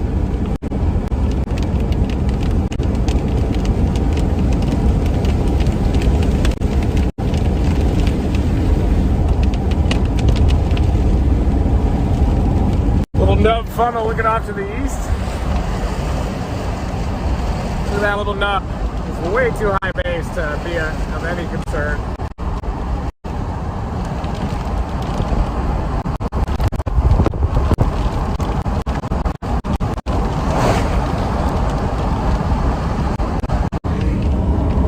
Yeah, this is definitely intensifying.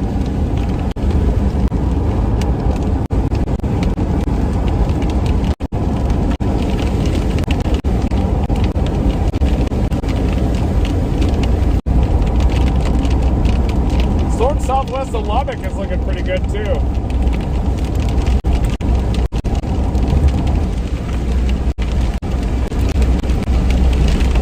It is likely also high base, but look at that storm down southwest of Lubbock.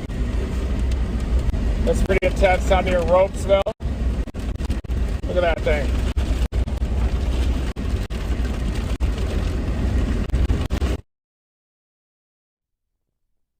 Trolls, be gone. You're still welcome to watch and just stop being ridiculous.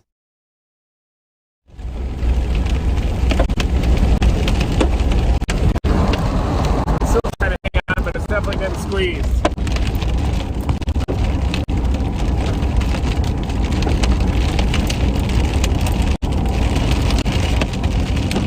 Got potatoes off to the left.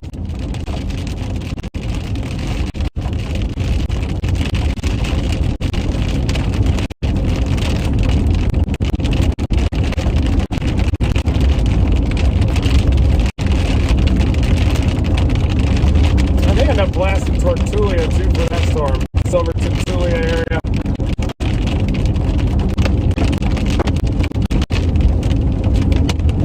It's a new storm, or the Sudan one.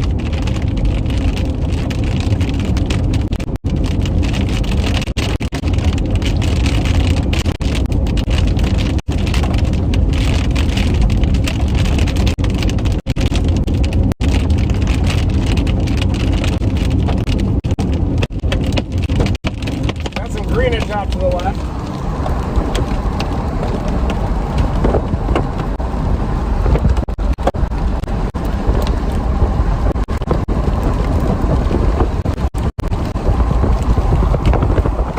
Nice front edge on that, structuring up a little bit. Some rising motion. It definitely was frying back there. Cows just going nuts. Poor things.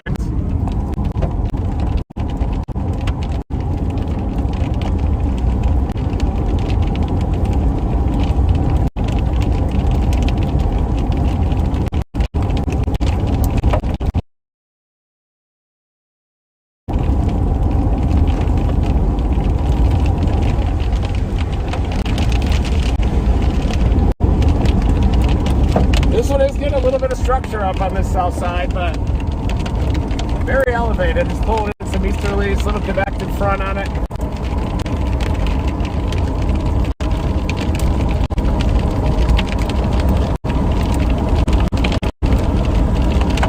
Dust under the base, but not particularly impressive.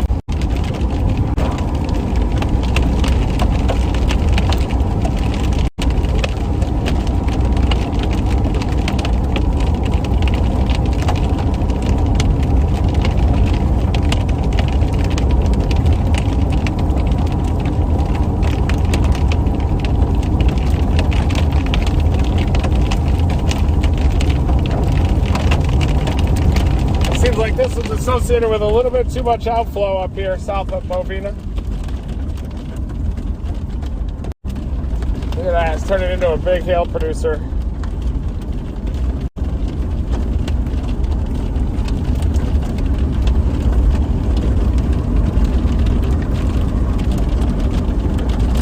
Big hail core coming in at Farwell, right at the Texas-New Mexico border.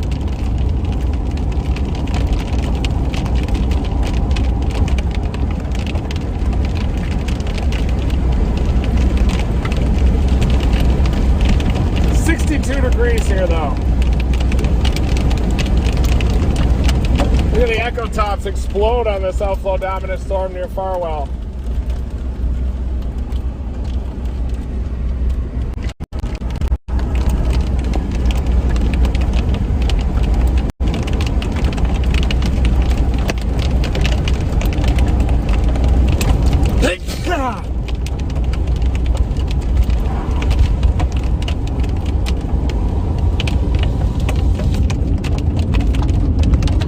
There's our old storm.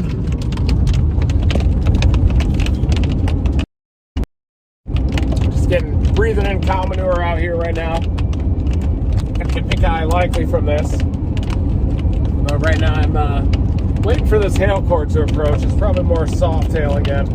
We also have some severe storms near Lubbock, a left split that's lifting up toward the Anton area.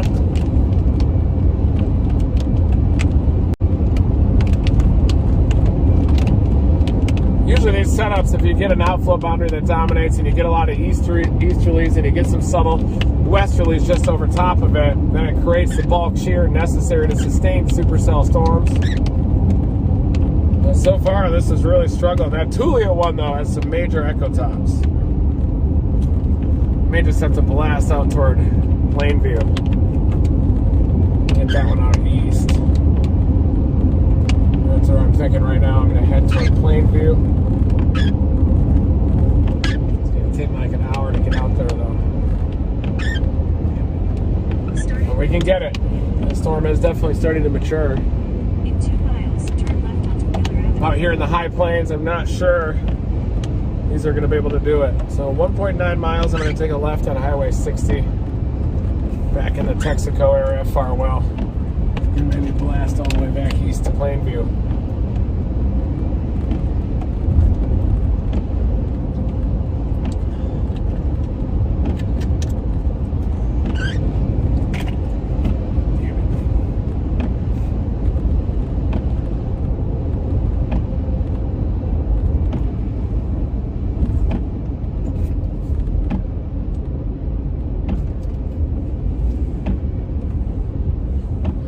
I'll see what they're looking at quick.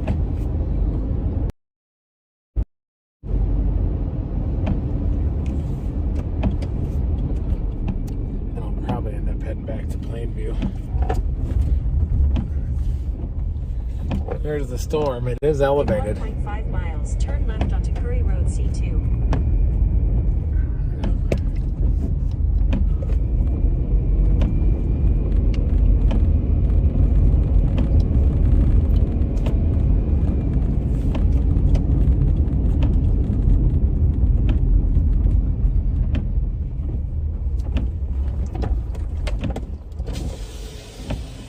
Oh, wow. This is a pretty supercell. Look at this thing.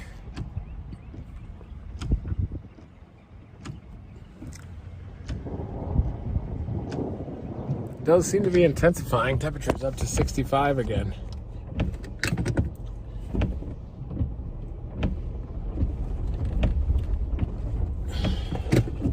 Look at the northerlies.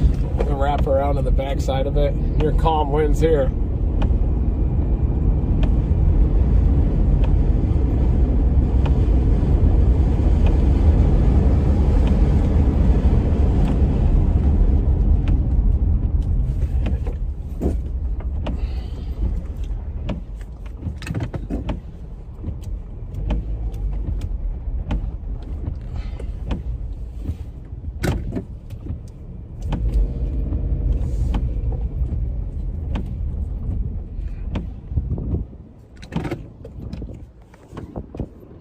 Big milky hail core. Look at that hail filling in. That's our old supercell that we were targeting. It's getting squeezed, pinched off there. And then you've got this one that's developing a nice horseshoe, but appears to be a nice lightning in the vault. It is trying to wrap a clear slot around it. Notice that? That's a cut. That's a clear slot, cross isobaric flow, cutting into the mesocyclone. So you got to watch that area too. It actually is starting to look a little more interesting.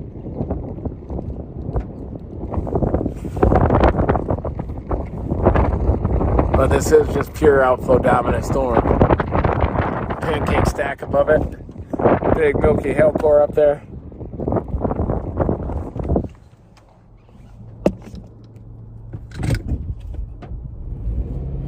A lot of lightning in it.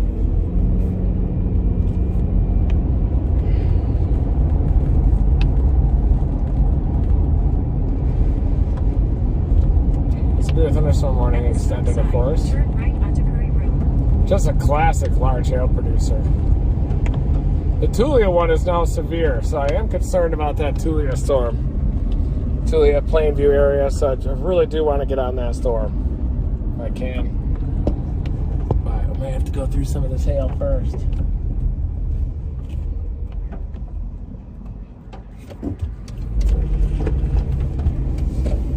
In 1.5 miles, turn left onto Miller Avenue.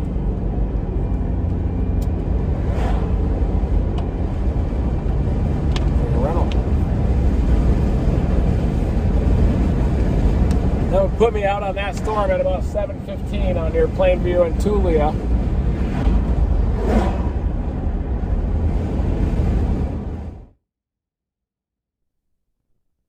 Let's get a like rally.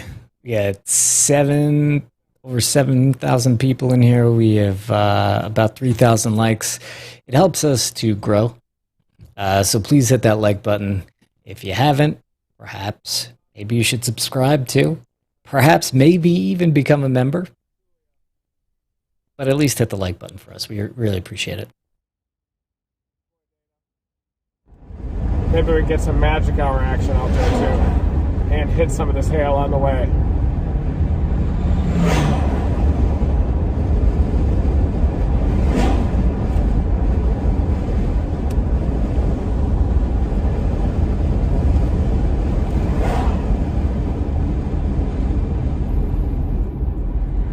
At the stop sign, turn left onto Wheeler Avenue.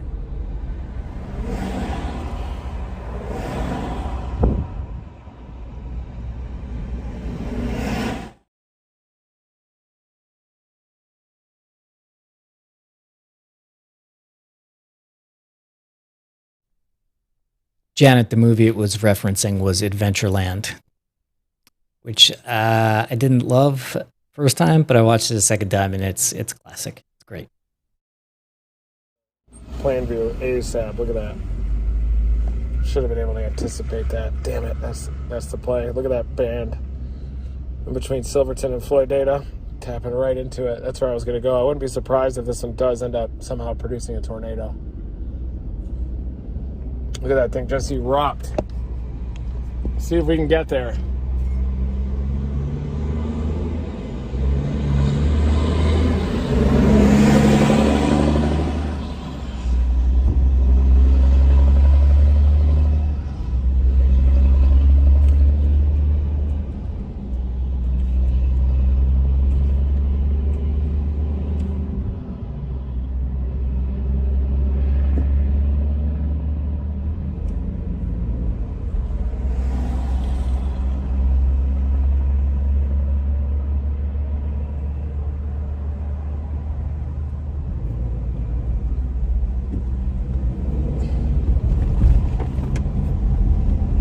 Here comes the hail producer. 3.7 miles. Does have a clear slot on it, but it is a little bit of an elevated base. But here it comes. Look at Northwood Farwell right now. Look at that thing. Severe storm, big time gorilla hailer coming into Farwell. Nice base on it.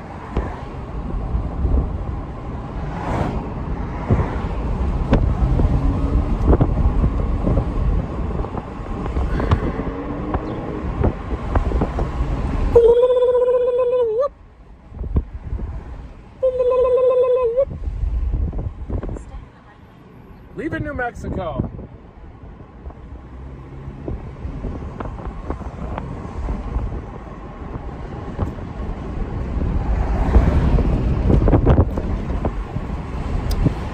base of the supercell that's moving southeast toward Farwell right now. And it doesn't have any rotation because it's all outflow dominant, but it does have the chance of producing some decent hail. Well, that storm out near Plainview has my eye now. That's where I'm rocketing. And dim it, I can always head over toward Tulia too.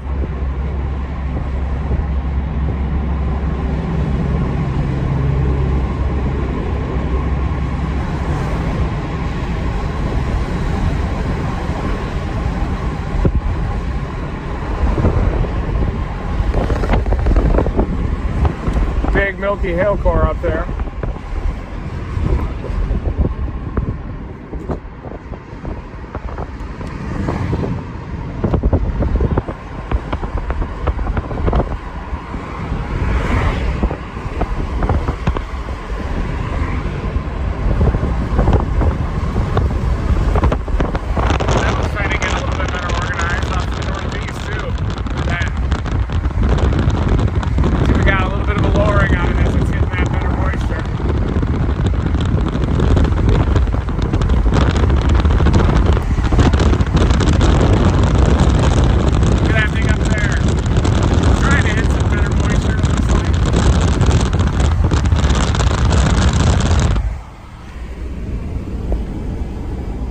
Texas.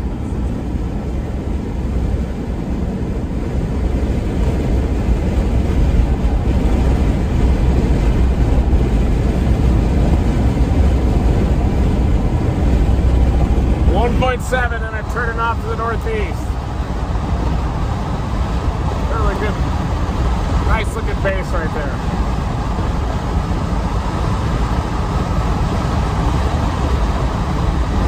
That's the original storm that we've been having this whole damn time. Look at that lightning.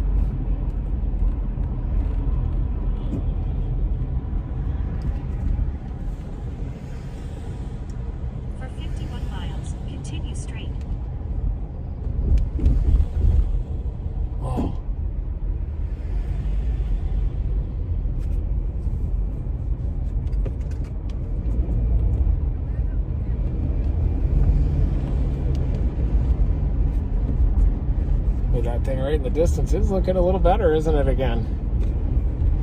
Come on, buddy.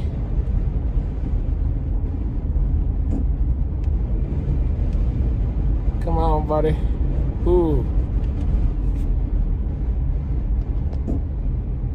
All right. He's got a sucker, too. Yeah.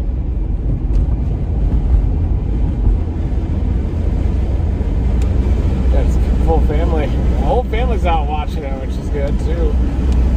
It's pretty awesome. Love it.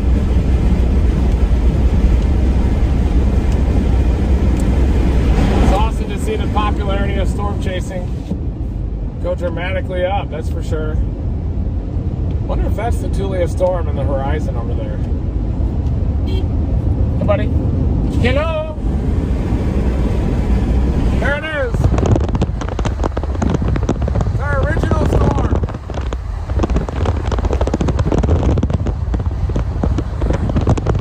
Still got some wispy structure on it, but I think we're going to blast all the way to the Tulia storm. We're going to cut just a lot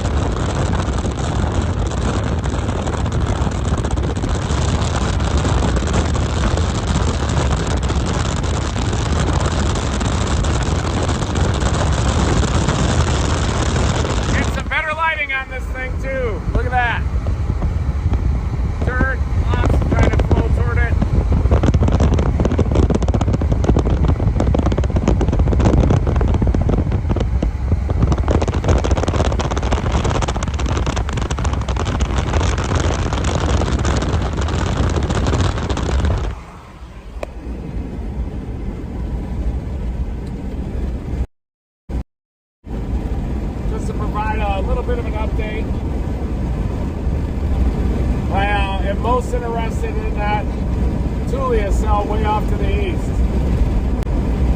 The one that's north of Plainview a ways. I'm also kind of interested in that left split down here in Lubbock, but there are a lot of severe storms out here in Lubbock. The lead cell that we're on right here is definitely starting to intensify too. Bovina is right in the core of that one. Bovina is definitely in the core, but both of those super headline out here near the New Mexico border. Look at the Bovina's core, but you can also see that outflow boundary that's surging south. See that? That's the cold air that's surging south from that storm. But Bovina might be trying to pull in a little bit of inflow, but it's probably just more in that rain-cooled air. But that's the one up there that we're looking at out our window.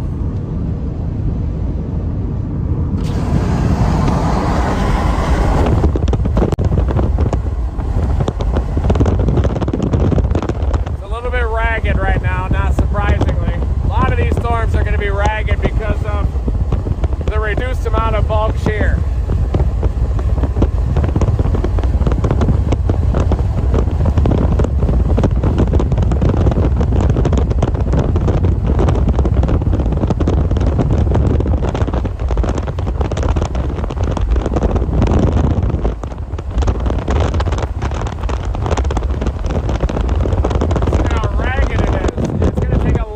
This thing organized, but you never know, the interaction of outflow might be able to squeak out a bird fart. Thank you for dominating that like button, everybody. We are slogging our way through peak season right now.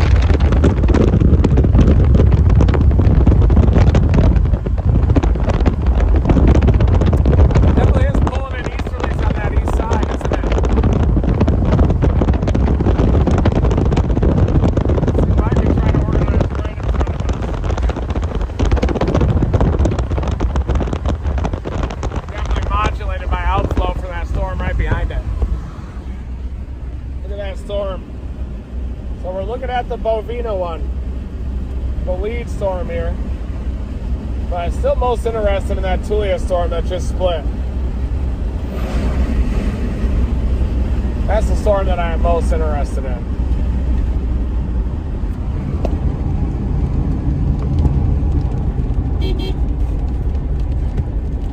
That's Eric Kelly, good friend of mine from Colorado. Hi. Hey, how are you? How's it going? Oh, I don't know about that. Nice Subaru.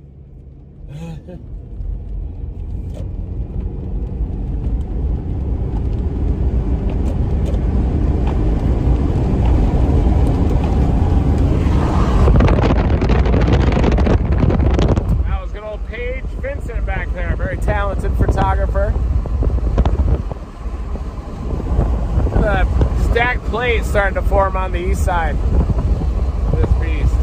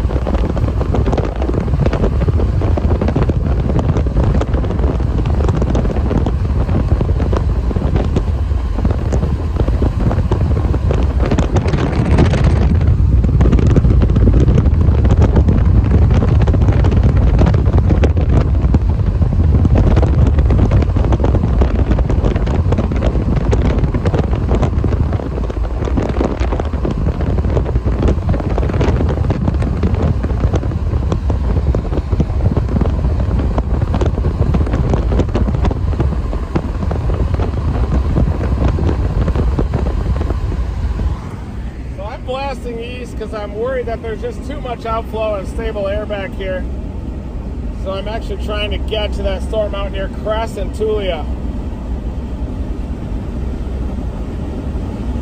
I think it's going to try to ride down that boundary. But meanwhile, please enjoy this supercell storm.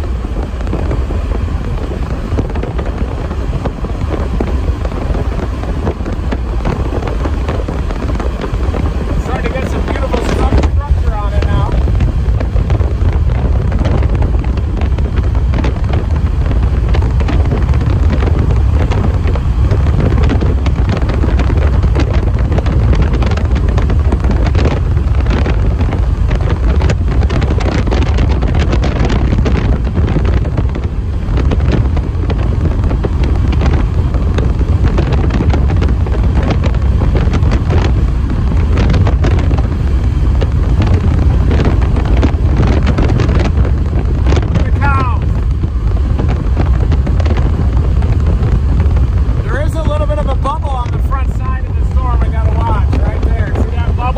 Bubble.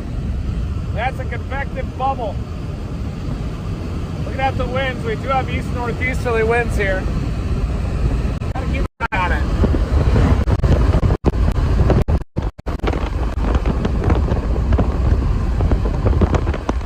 I'm gonna try to shoot this supercell with all the cows around.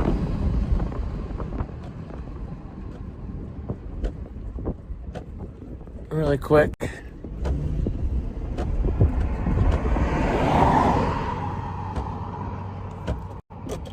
Hold on. Be right back. Just gonna run across the street.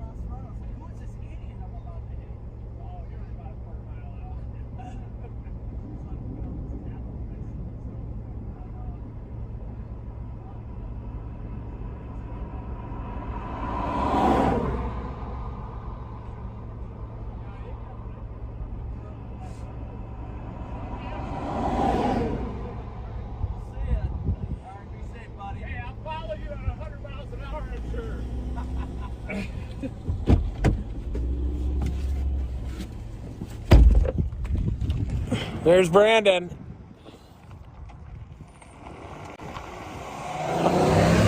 There he goes.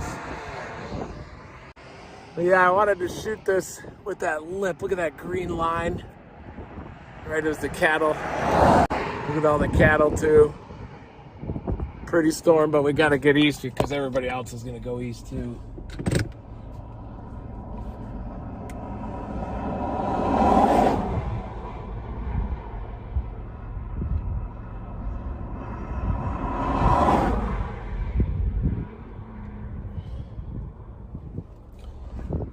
Damn, look at all those cattle. It smells so strong.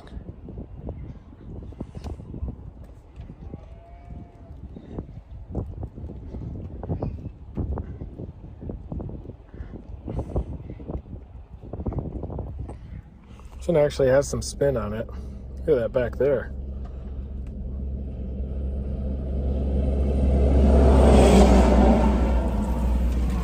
Whoa. It's a manure truck.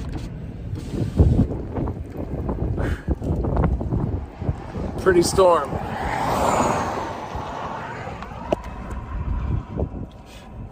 What is that? Got all this feed. Yeah, man.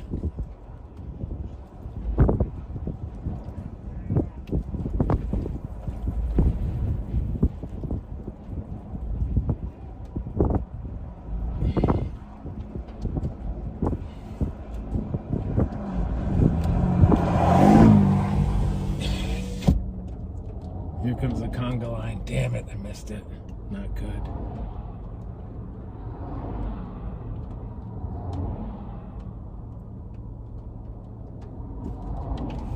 Alright. Look at that storm. It's even got a cinnamon bun on the front side of it. Look at that storm, guys! Wow!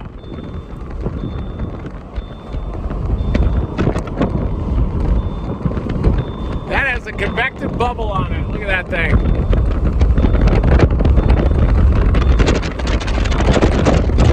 Look at that bubble.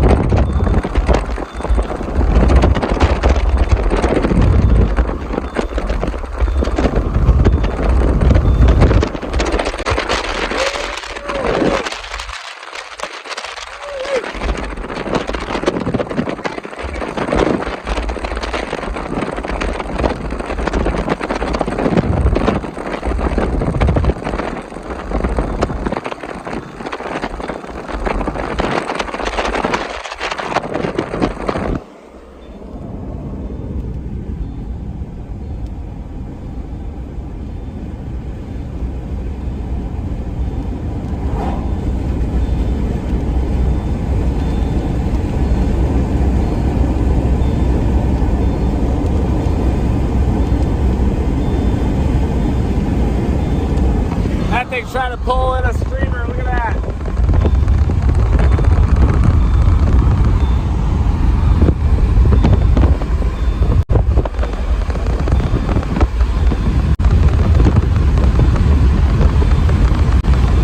Severe storms erupting across the Texas Panhandle. We are dominating right now.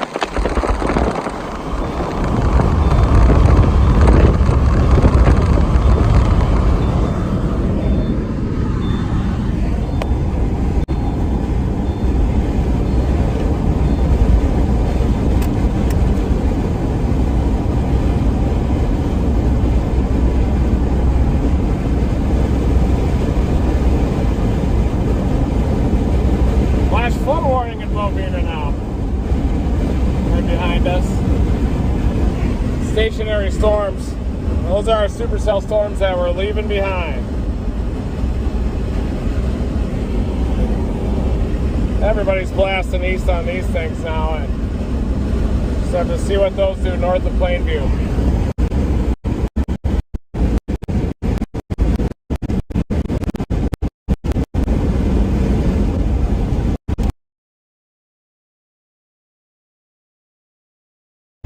You got less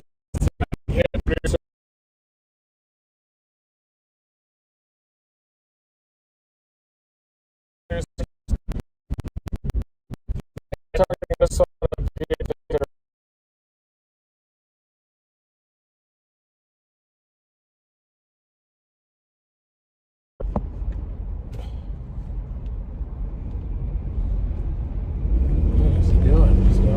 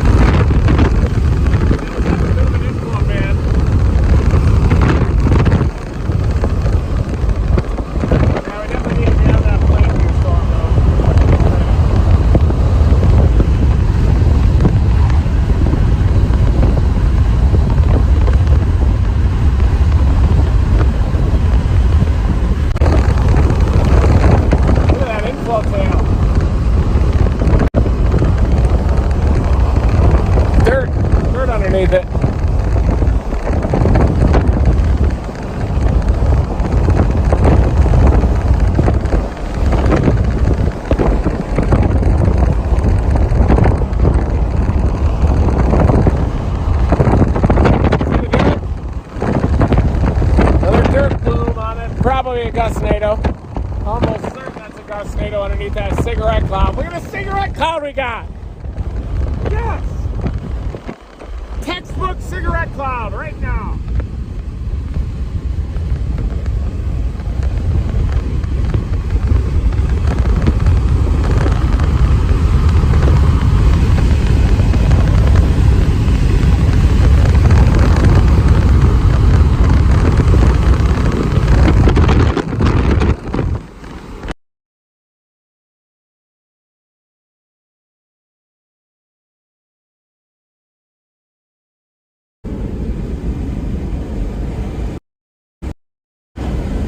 So right now I'm headed to that eastbound. Storms right behind me are still pretty intense, including that lead one. Seems to have quite a bit of rotation on it too in that severe thunderstorm warning. Have to just pull over and watch the damn thing.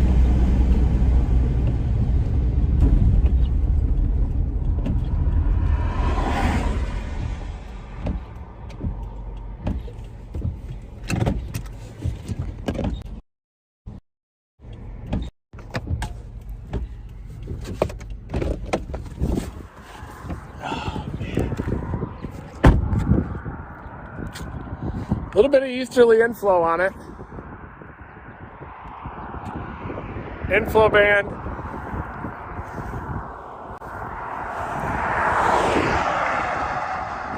Oh yeah. You may wonder if some of that dirt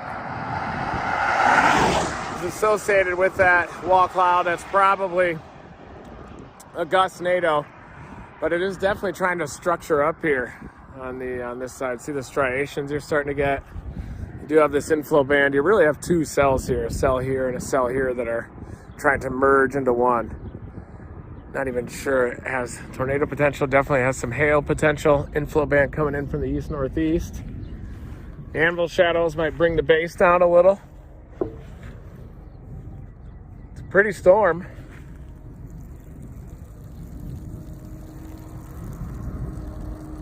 Oh. Oh.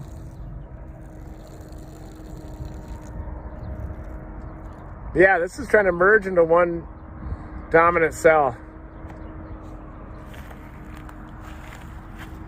Damn.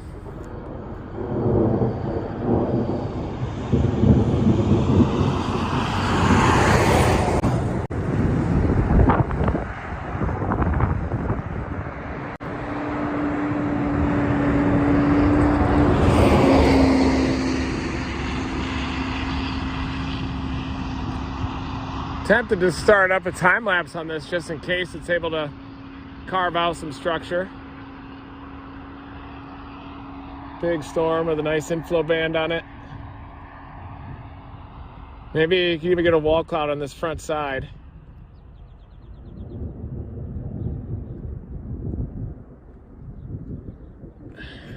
Inflow could increase. Ooh, yes, look at that middle part right there, folks. Starting to get some more lowerings.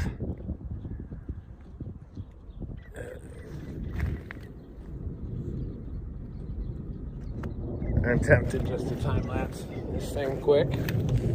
See what I can find.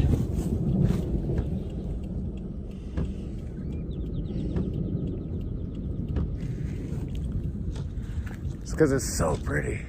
Jeez. I gotta plug this back in real quick, or I'm gonna lose you.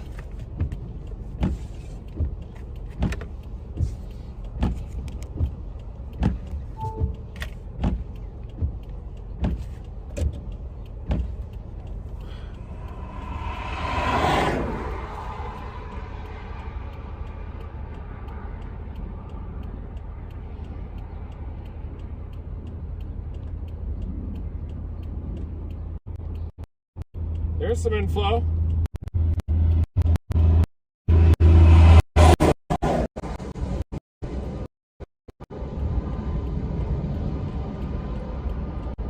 Flash flood warning out near Crest too. North of Plainview. I'm watching these two that are trying to merge, and inflow is starting to increase into this. It's probably outflow, but Modified outflow.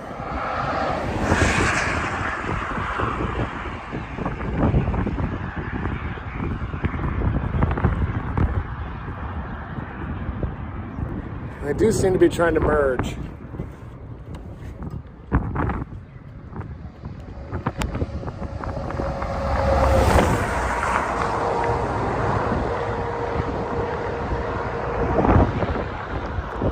Still got that inflow band.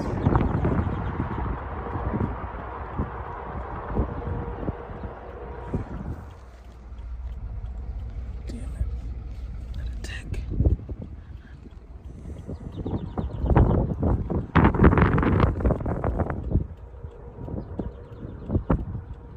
Look at all these severe storms. What the hell? What a mess. But at least we're on a decent one that's trying to structure up.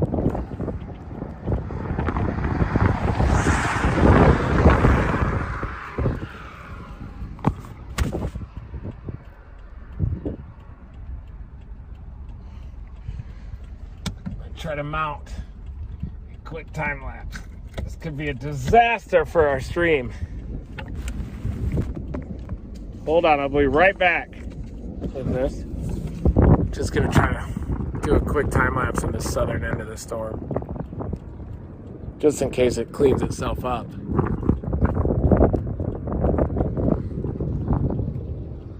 These are two storms kind of merging into one, and it's possible this back one eventually will dominate. We do have a bit of some turbulence, a little bit of a lowering here, starting to get some more inflow from behind. Dirt underneath that feature. Probably outflow.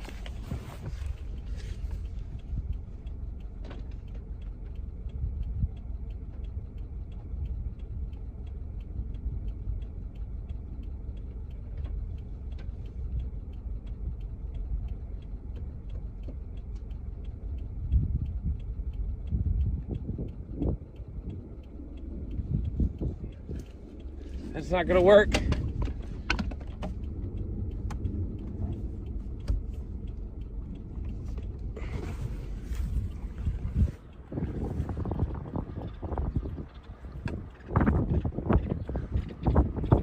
Damn, there's some good east-northeasterlies into this.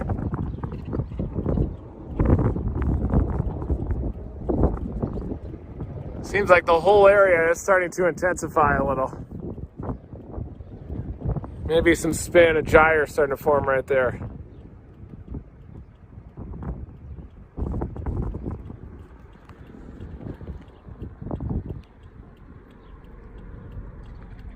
Some base expansion. A little bit of base expansion here.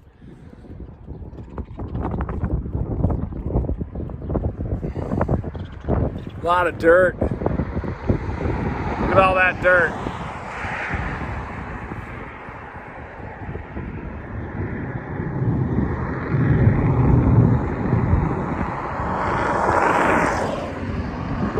Classic outflow dominant hail producer.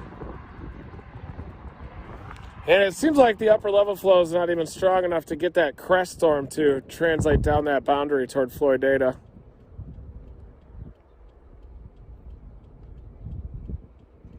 These down near Lubbock have a lot less shear to even work with without those easterlies at the low levels. Look at that dirt.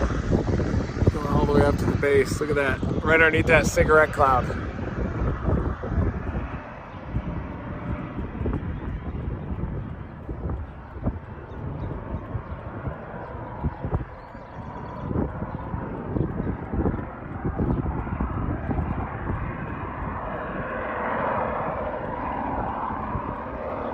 How about a little more?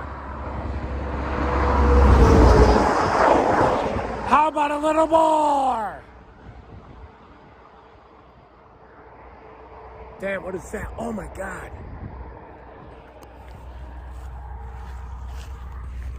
Oh yeah. Could be some kind of a land spook.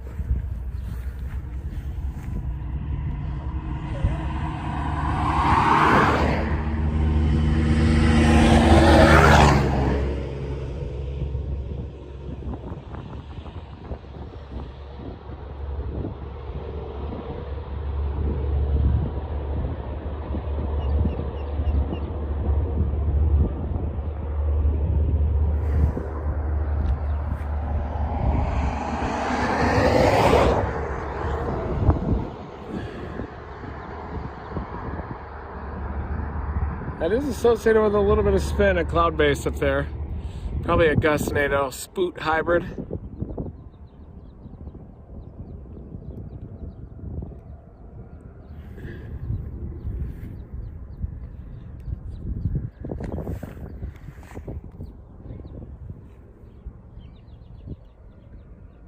Yeah, that guy's just getting rocked by the dirt in there. Look at that tractor.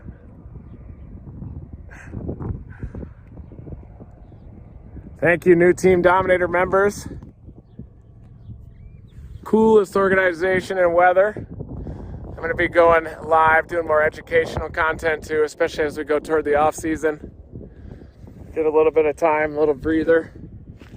Oh boy, we are in peak season right now, just dominating. A lot of dirt in between the two storms. So these are like two supercells. And a lot of dirt right in the middle of them. That's kind of the inflow band of the old one. Left over.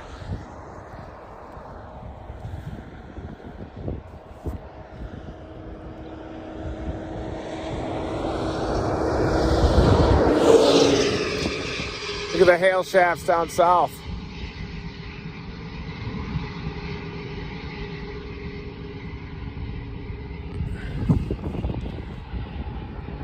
It does appear that this southern one is trying to dominate, but boy, is it elevated. See how turbulent and mottled this base is? Very turbulent.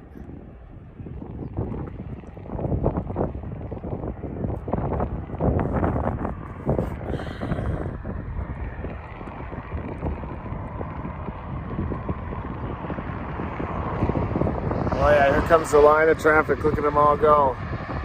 1, 2, 3. Here they come.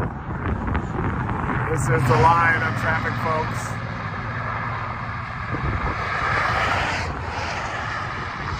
Look at the radars out here.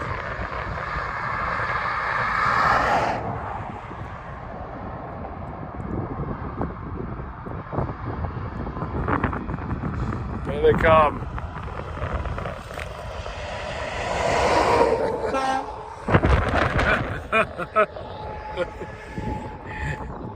Oh, funnel. We got a funnel. Got a funnel cloud right there. Nailed it.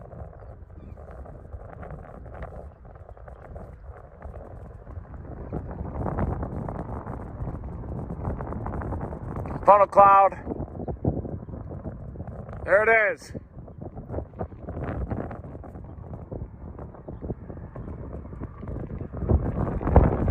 Right near where all that dirt is. Wow.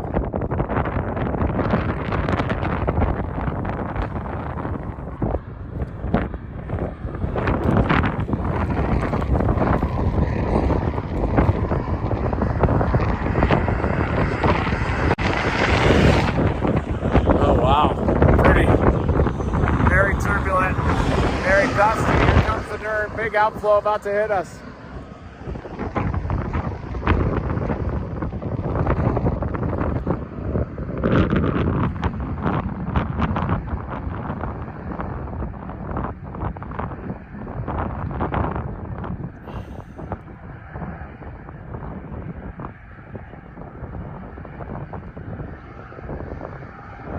Here's the storm. It does appear that that northern one just dominated.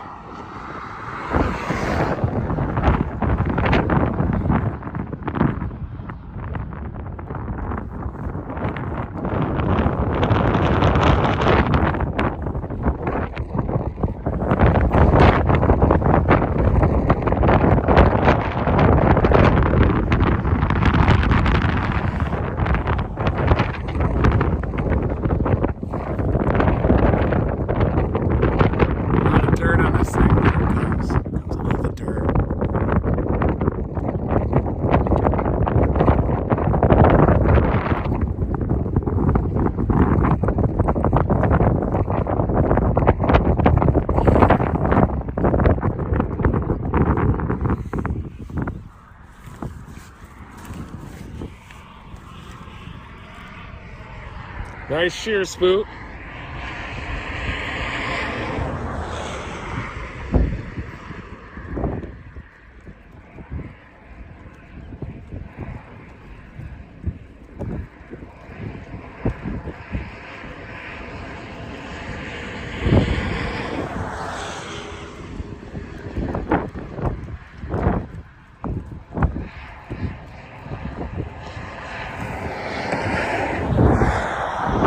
plane's insane out here. Turbulent. Look at the northerlies.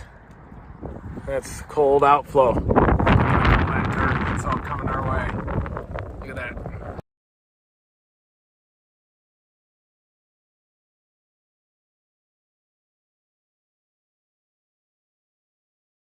Okay.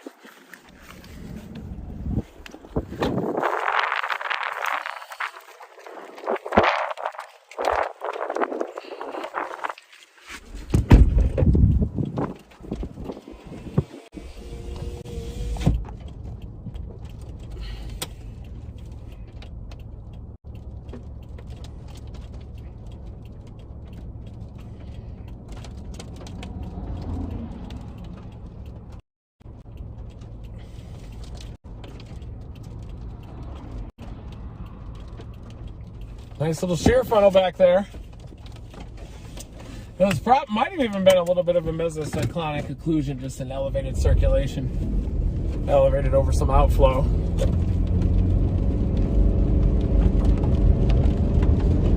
Back east we go.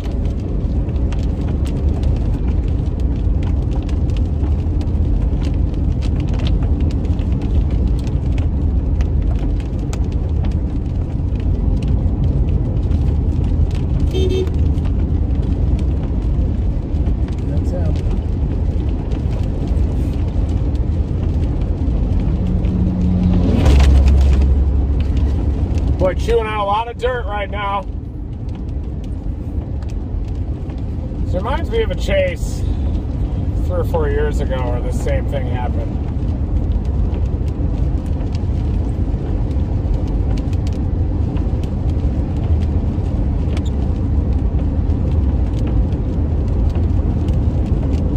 Whoa! Tom got one. Tom Smetana got a little one near Sedan. Brief tornado, wow.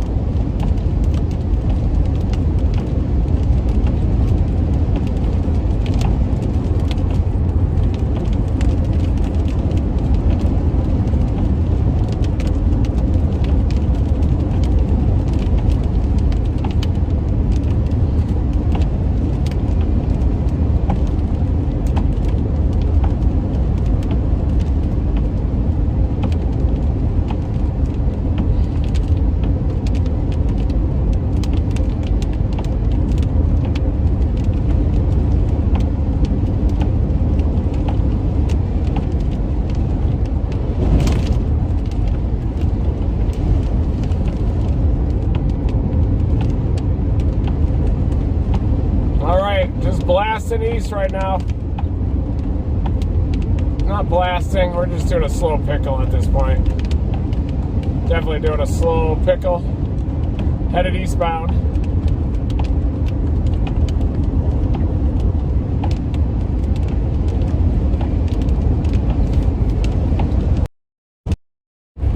Just trying to play a little high plains insane and also try to avoid an accident out here with so many cars. Near Lasbuddy, just west of Lasbuddy. Man, I have definitely chased a lot of haboobs and dust storms and elevated supercell throughout this area. Fiji. Fiji's the only water I drink.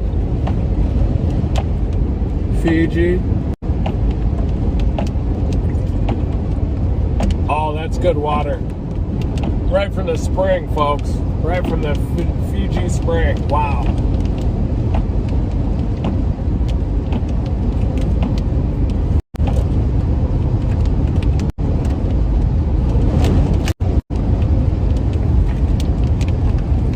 It's possible that base is off to my south.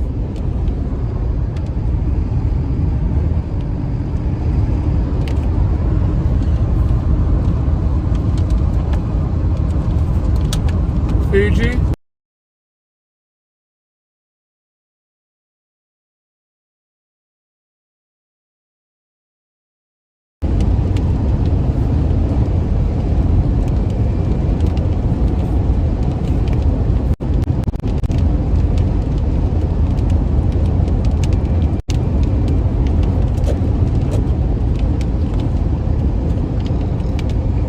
combines out here. Farmers just trying to get to a safe place before all the hail comes.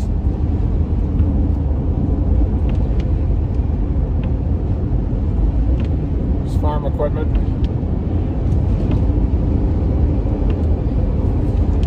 That's the cell of interest back there. There's the base off to my south. Look at the hail shaft off in the distance too with that left split.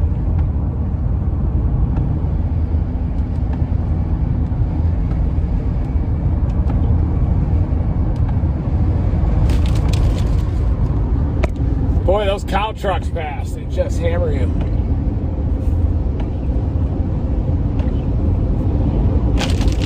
Wow, listen to that. That's all the food, I think. Big severe thunderstorm warning. Extended. Look at that thing. It's not really oriented right, but I do think it probably has a chance of a mesoscale accident.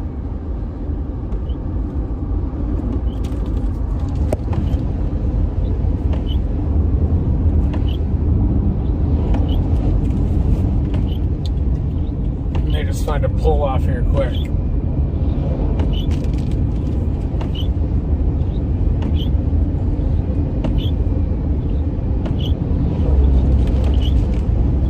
It does appear that that crest storm is trying to ride the outflow boundary now. I didn't think it was going to, but it is trying to. Look at that.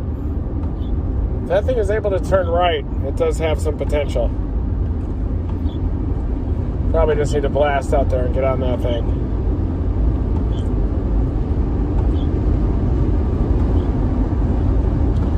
Notice how it's got a lot of lightning out in front of it. Positively charged CGs. Seems to be trying to ramp up a little bit out there near crests.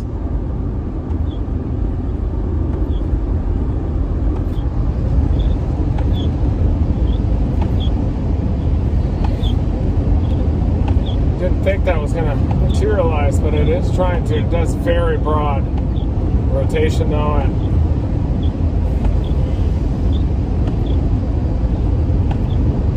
look at this weird little eddy.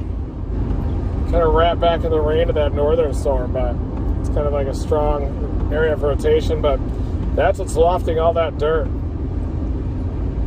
Right there, lofting a ton of dirt.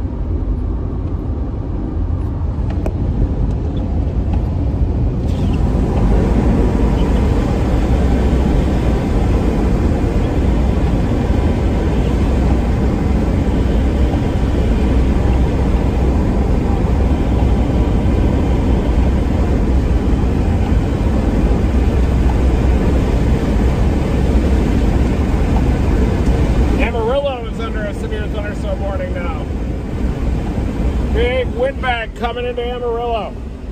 That's where I stayed last night. Big windbag. Amarillo, look out. Get away from windows. 60-mile-an-hour winds could be coming in. Looks like I'm catching the radar truck here. I think that's the OU radar truck.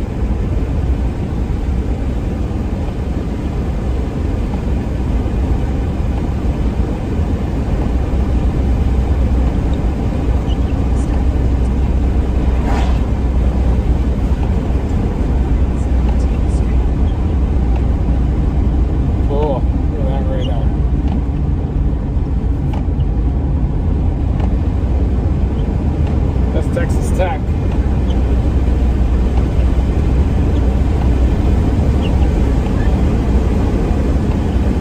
They might be trying to scan that feature that is associated with a bit of rotation up there on the north side. Got a little orange.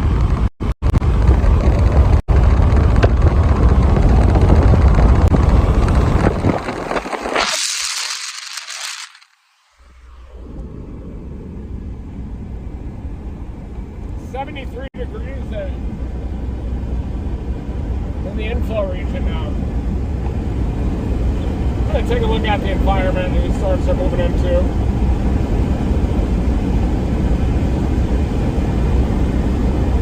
Got a tick.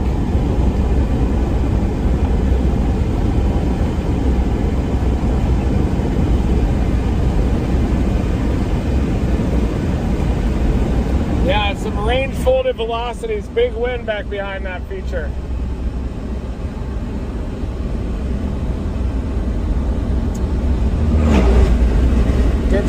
folding happening.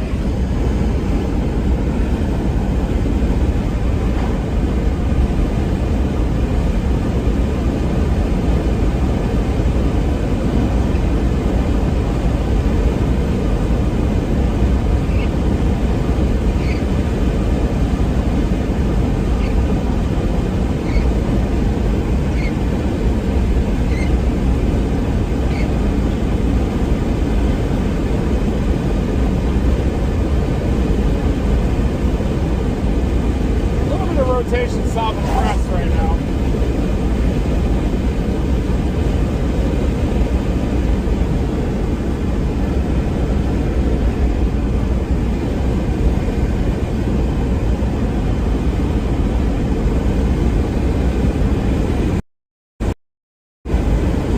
I'm trying to blast east to get to Plainview and then got that lead storm, I think now. Even though the one behind me keeps trying to pull me back there.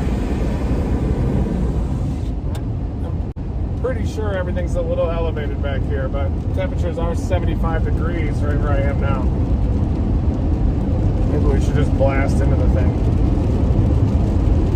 Just worried that crest one could try to produce there to the east of Plainview, and if that happens, I do want to be out of it.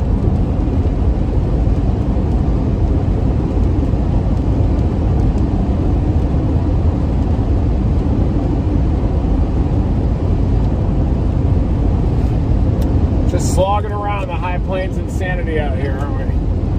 Let's use some more conditioner. Get that lettuce in the back nice and soft.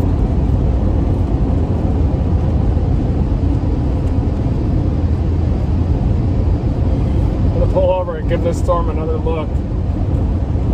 Man, I'm just worried about that crest storm.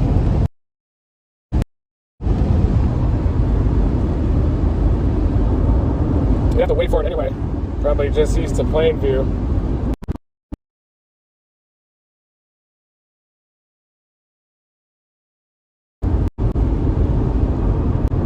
Jeff Petrowski got some big time tornadoes out there too on April 29. And we were stuck in the mud with both Dominators, just barely moving along, just snaking back and forth. And then I see this truck coming right through a field. And the cockpit was illuminated, and I saw Jeff Petrowski with the headset on, and he jumped over the road. He hit this berm. I saw the underside of the car.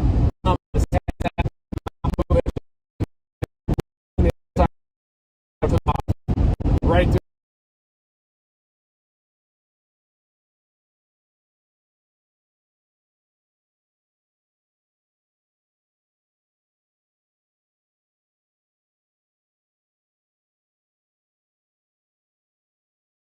Storm chasing, and I've kind of modeled a bit of my style. It's definitely inspired by Jeff Petrowski. Great guy too, great person. His wife Kathy is awesome too. Kat Petrowski. They're out chasing, I think, too, with this Panhandle magic. Wonder if that crest storm is going to turn right and dominate. I know the one back behind me is definitely outflow dominant. So the right play is the blast toward Plainview.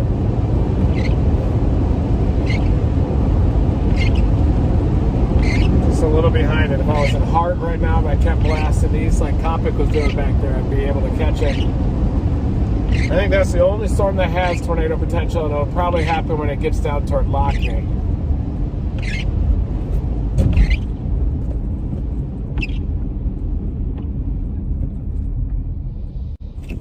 I do want to get the both Dominators back out in the field, but having Dominator 3 out here with High Plains Insanity, with all the dirt, all the people out here during peak season, and probably not getting many intercept opportunities. I mean, a lot of the tornadoes will be relatively weak. I can drive through it in the Dominator 4. And I'm waiting on those compressors to arrive in Norman. So we've got multiple compressors. We're going to put those into the Dominator 3 as well. Memorial Day weekend looks like it's going to be active, though, across the High Plains.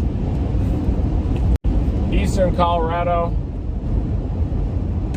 Western Kansas, Oklahoma Panhandle, Texas Panhandle look very active.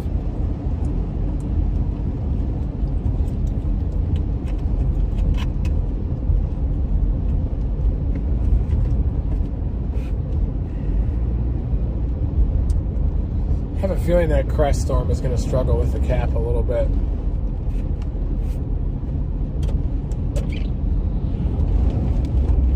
Damn, those are wheat trucks. Just full of harvested winter wheat, I think.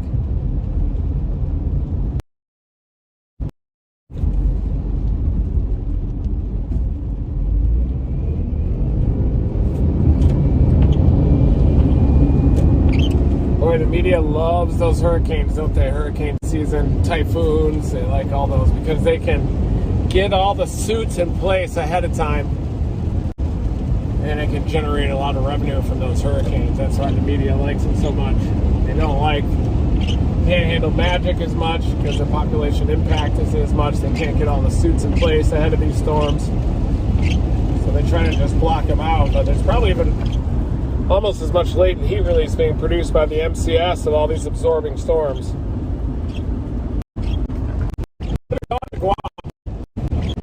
You know, you don't even need a passport to get there. U.S. territory. Maybe should have gone to Guam for that, but I'm just not ready to stand in the rain yet. I still need a few more months of tornadoes, big hail, supercell storms, smaller scale features. Then I can fully commit to the tropical season. Still got flash flood season ahead too. That crest one is definitely trying to interact with the outflow boundary. Look at this. You can see that boundary just to the south of it. That's the outflow boundary, and that storm is trying to latch onto it. Even though I don't really believe in the latch process, like a supercell latching onto a boundary like a chimpanzee, I do think that in this case, you could have some stronger easterly, some surging moisture, and maybe the greater likelihood of a land spout or two. Just not sure if that storm's going to be able to hang on. You also got that one going out near Floydada. That one could be very interesting. But you definitely do have a mesoscale convective system that's forming rapidly here, and this is going to be a similar pattern for the next several days. Just an El Nino pattern that's happening right now.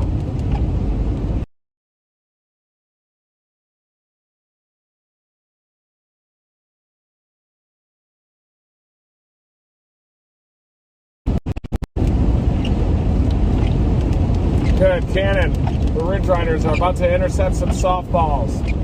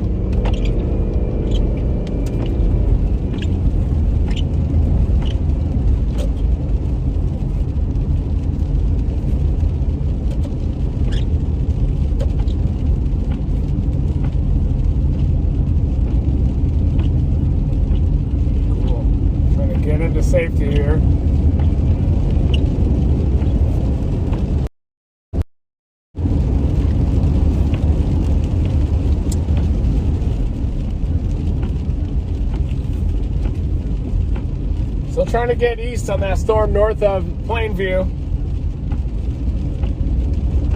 I do think this entire thing now is starting to congeal into a mass now, so.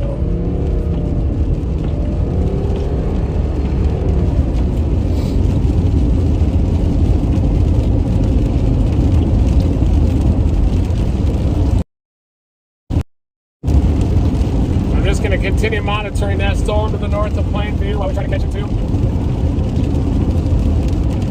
It looks like it's struggling now to grab onto that boundary. Look at that. It's even got a hole on it north of the boundary there. Right in the southeastern corner of the flash flood warning.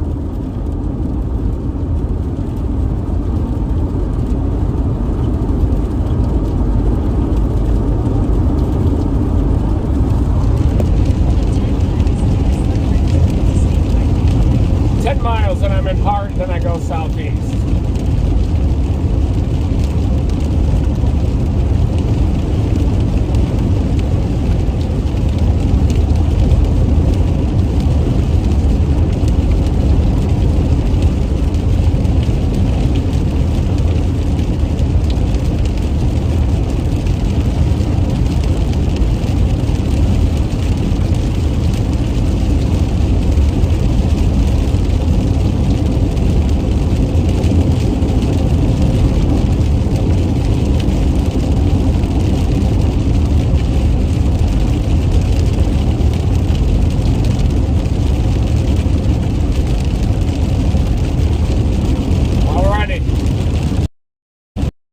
I think that storm off to the east is starting to die there to the north of Plainview, so.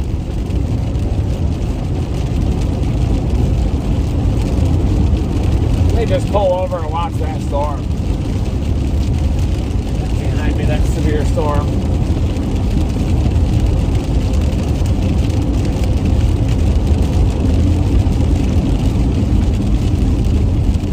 Oh, it turned short info.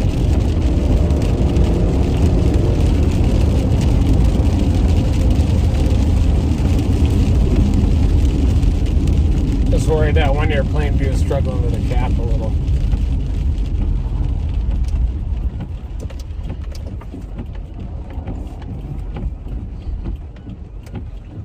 This one is still.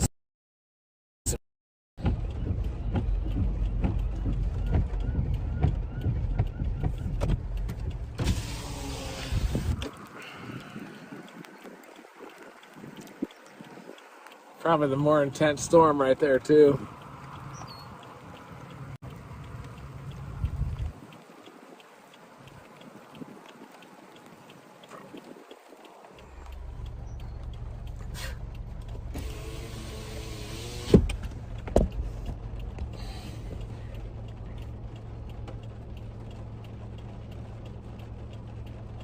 Well, they did expand the severe thunderstorm warning into Plainview, so let's just keep going after it.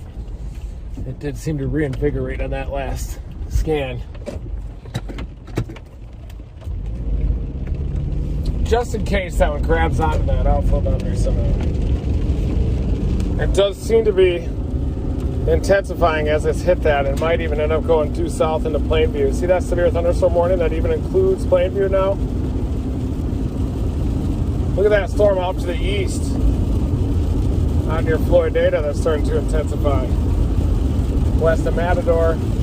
Sometimes those end up happening. We even got a renegade out here near Knox City, east of Monday.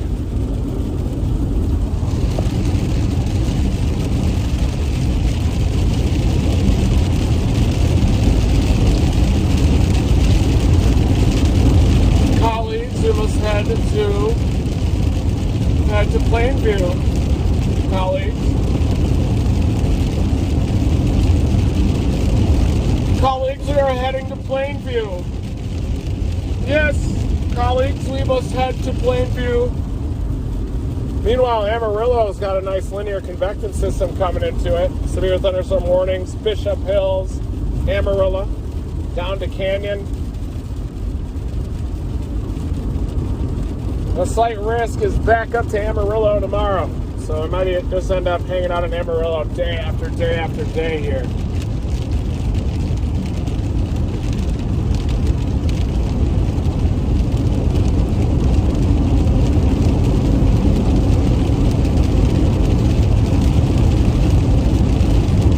Still top on Plainview, definitely supports that severe thunderstorm warning. See the yellow there? That's how you know that there's some pretty good tops. Now look at that, the highest top is just west of Happy. The one we're leaving is down a little bit. That's west of Earth. Remember, a couple of years ago, there was that incredible tornado out there. Incredible structure. Kind of a classic El Nino dried out structure look. LP.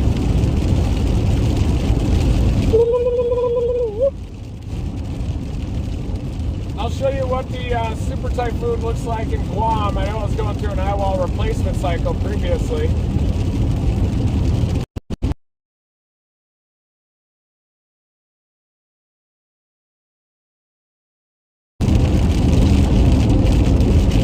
Got it. We're gonna miss Guam to the east, potentially. Look at all the dry air that's on the north side. I was wondering if those asymmetries might actually lead it to move a little bit south of Guam, but it looks to me like it's trying to go north. Nah, it's still coming straight toward Guam.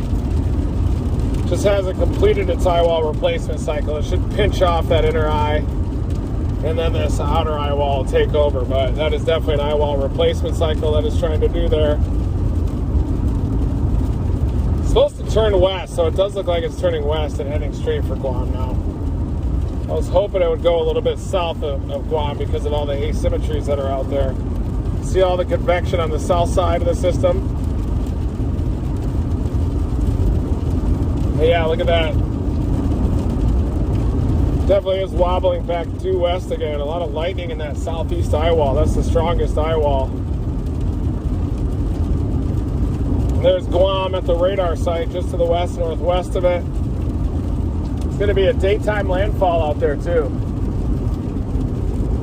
A lot of dirt underneath that wall cloud back behind me, but still got to get to Plainview just to limit a miss. I wish that thing would go north. If it keeps wobbling north, there's a chance that it could put Guam in the weak side of the storm.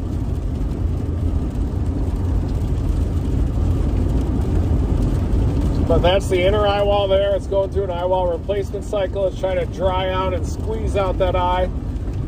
It's similar to the tornado cycling process, but this is barotropic. This is a hurricane warm core system.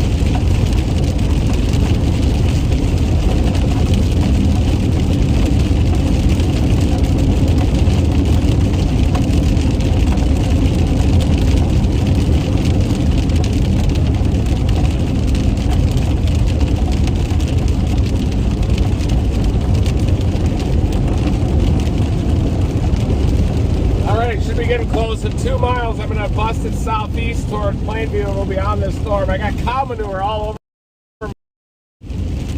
I can feel all the manure and dirt, the grit. Just trying to get a little bit of an exfoliator happening here.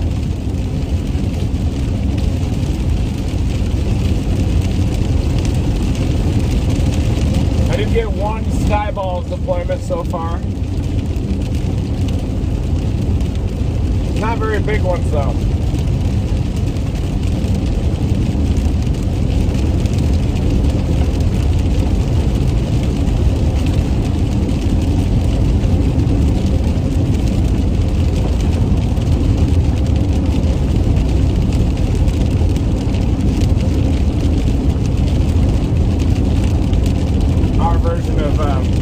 Panhandle Magic was a lot better last month. Remember that we were out near Tulia? Kind of high base storms. We saw that brief tornado and then got the vehicle just pummeled by hail. These El Nino patterns don't seem to be as good for hail because there's a little bit more warm throughout the layer. A little bit more warm rain processes, it seems.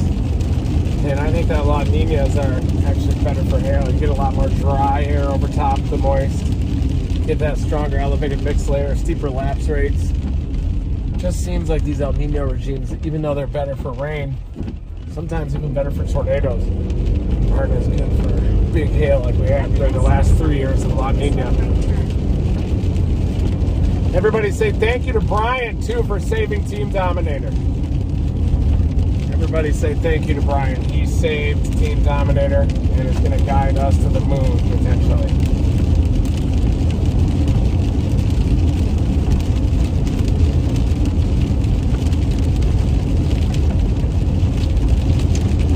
Saw a CG on that Plainview storm. We're going to be on this thing in like 20 minutes. Stay with me.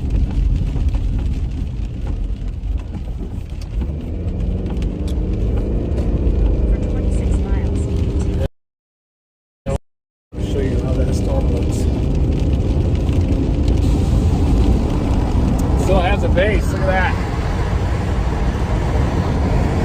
Got a base right next to the rain shaft. That's the storm we're leaving. Hope you guys are satisfied that we're leaving this storm.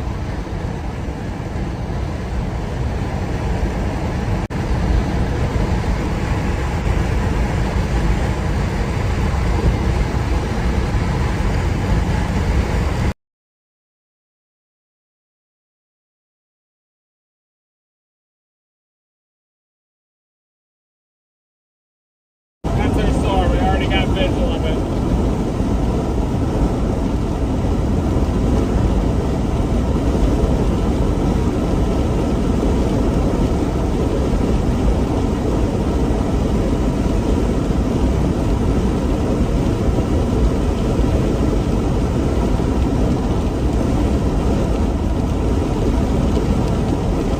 Watch that typhoon, the outer eye wall just really start to intensify too. The inner eye wall is wobbling a little bit, so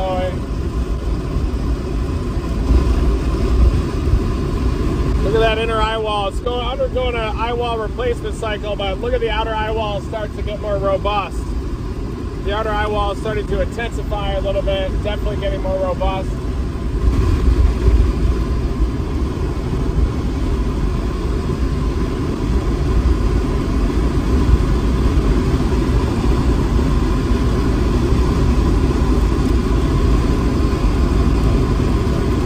All the dry air kind of eroding in from the north. There must be a dry pocket of air or something off to the north of that. Eye wall replacement cycle, EWRC. What's happening here?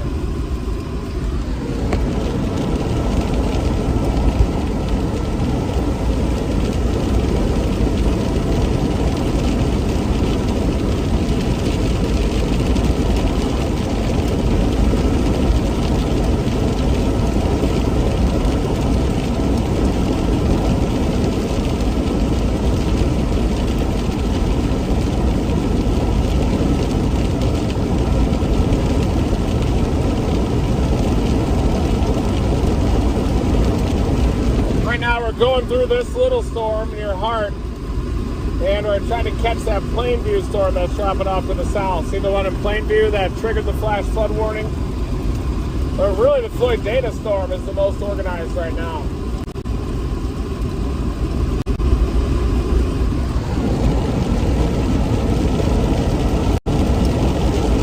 There's your storm. That's the new storm. You can already see it.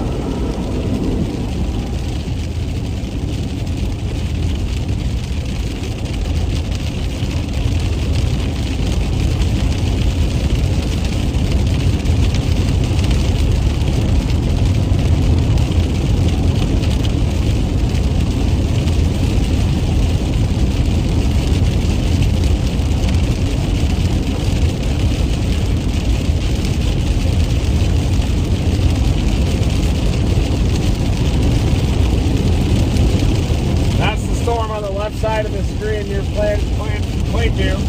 Honestly, the one back to the southwest is looking a little better. It's near Earth right now.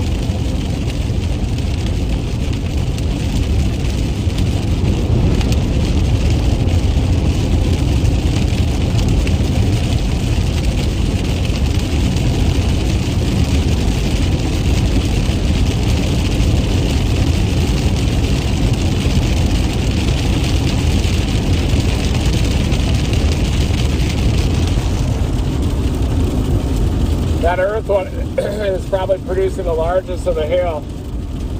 Right there, heading into Earth. Look at that.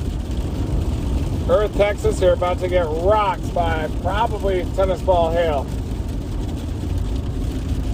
Earth down to Olton.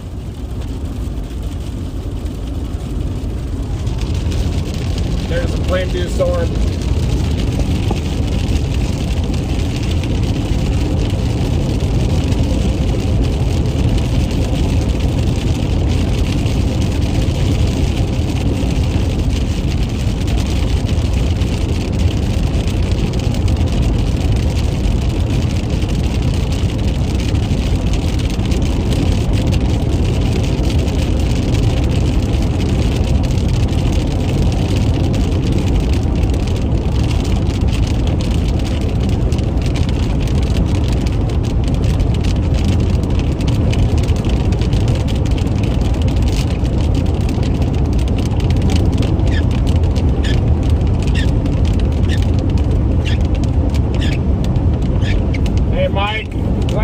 Is getting a soak.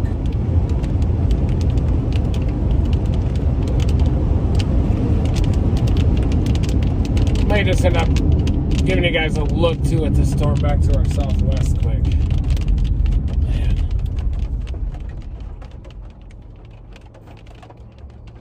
Yeah. Yeah, we'll go for Plainview still. May have a threat of some bigger hail. You can see the storm too off to the left. A little bit high base. Definitely trying to move due south toward Plainview. Look at that. Might bring some hail to Plainview, Texas. Probably the east side of town especially. East side of town is going to get some decent hail. Plainview. Just crossed into Swisher County near Edmondson. Little southwest corner of Swisher County.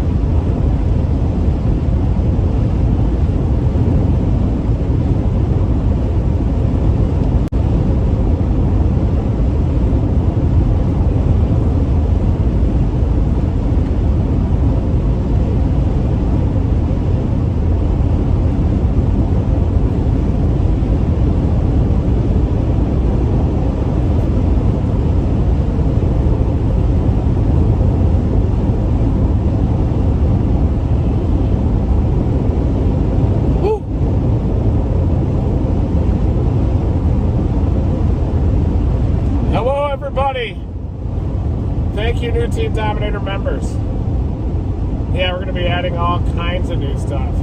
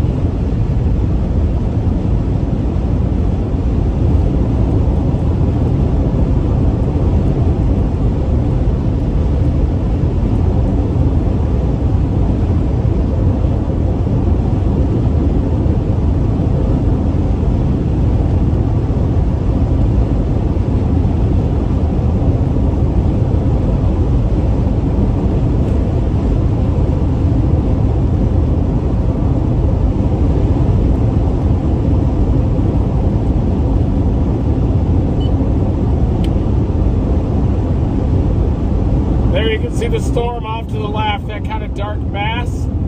That's where we're looking. This thing is moving south toward Plainview. Might bring some decent hail there too. You can even see the Floyd data cell way to the east. Yeah. You can see the base starting to emerge too on the south side of it.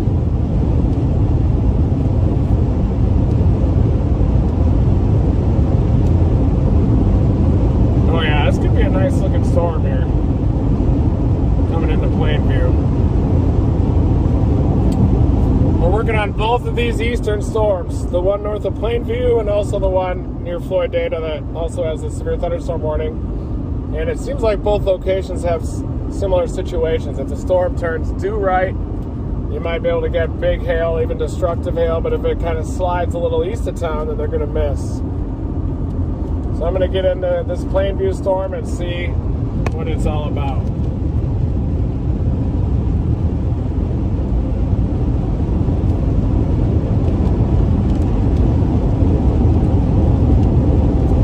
Meanwhile, Earth is about to get rocked by a big-time core.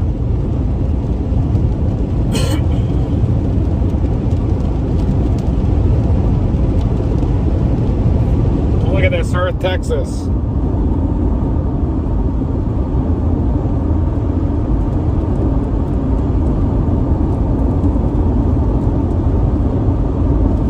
Thank you, Facebook subscribers, too, for joining. We're going to be doing a lot more educational content too in the off season.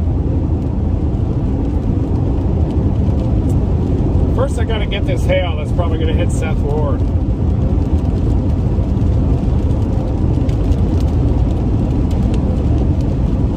Look at the fill on this storm. Vertical integrated liquid on that storm north of Plainview. The thing definitely is packing some heat. All white, greater than 70. Pushing 80 fill, vertical integrated liquid, kind of an old school radar product that kind of used to look at the health of the storm.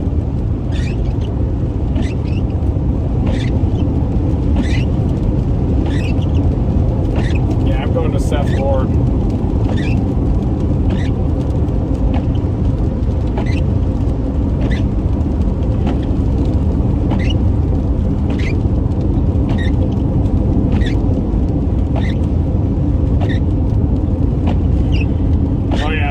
Traffic blocked on 27 for the hail too.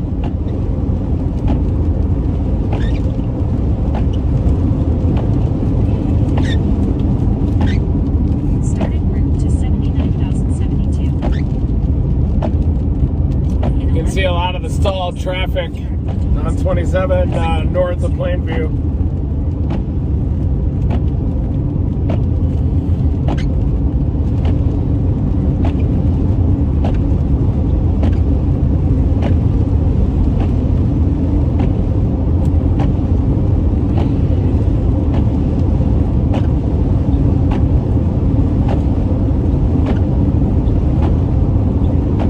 For a live Gorilla Hail intercept.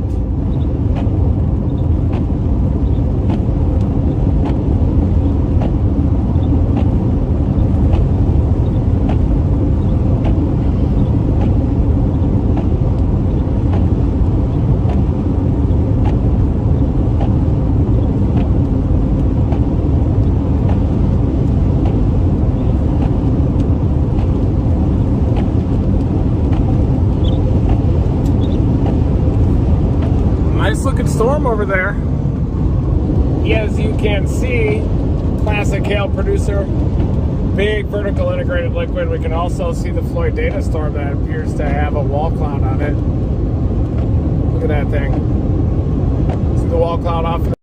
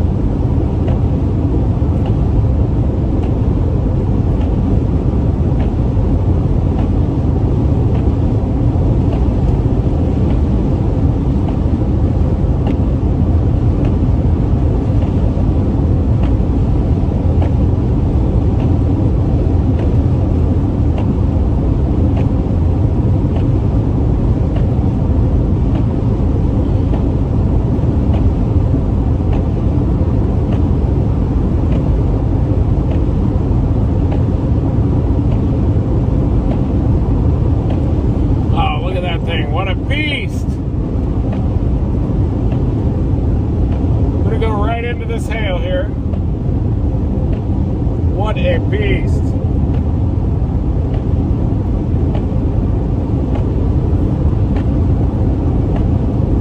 There it goes.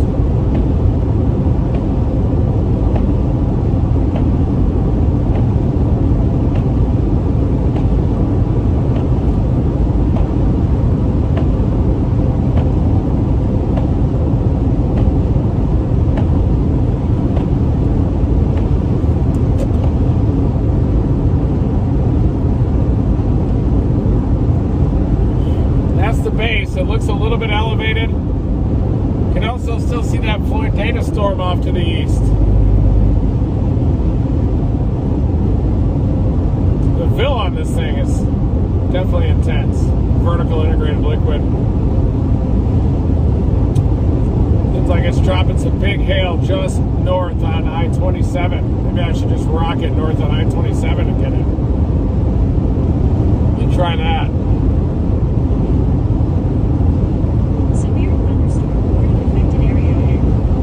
Looks like I might just head up north on I-27 right into this beast.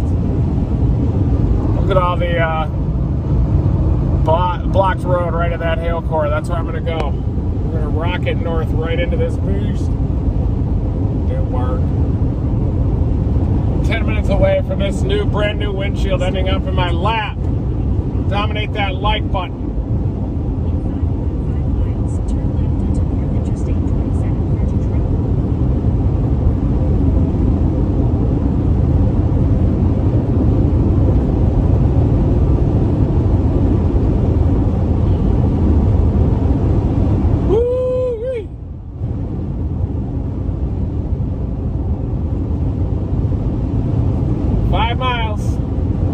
North. That Floyd data storm does seem to have a wall cloud on it though.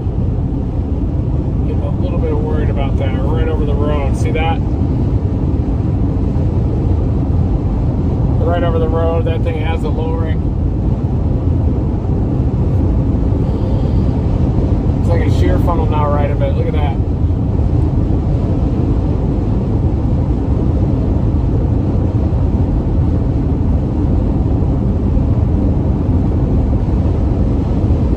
This storm has more rotation. We're going to barrel right into this hook. There's the storm on the left.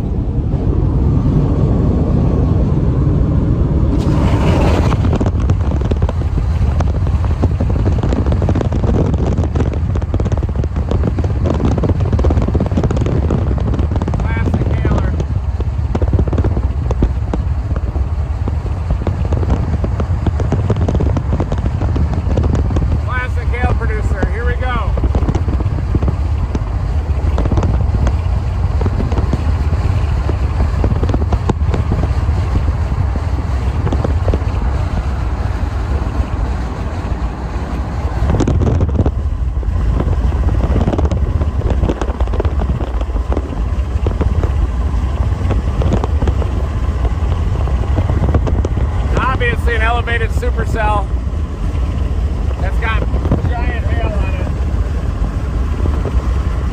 Severe thunderstorm warning includes Plainview. Floyd data one is really rocketing too. Look at that Floyd data storm off to the east. Look at the updraft, major updraft on it.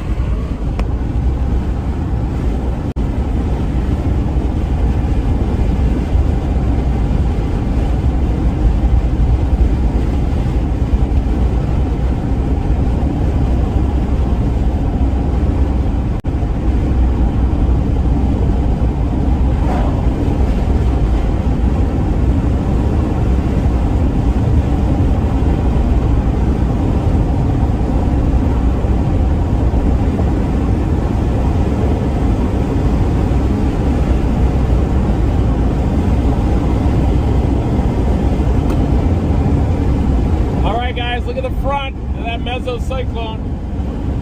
We're going to go for it. Going for the hail, 1.8 miles.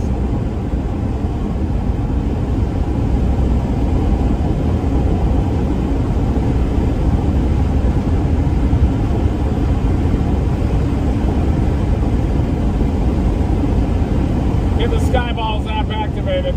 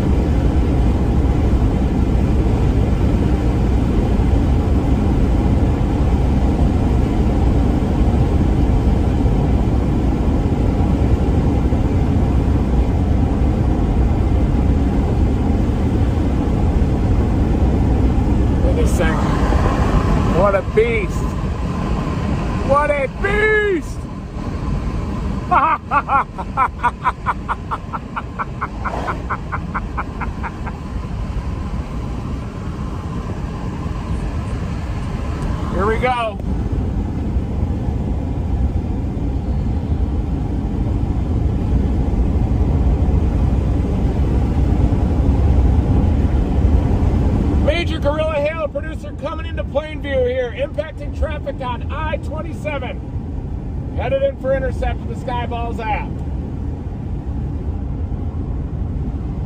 So the elevated supercell, these are the most prolific hail producers. It's structured up to in that elevated base. It obviously has an elevated mesocyclone. I'm getting up in there. Thank you, Dan. Come on, Dan!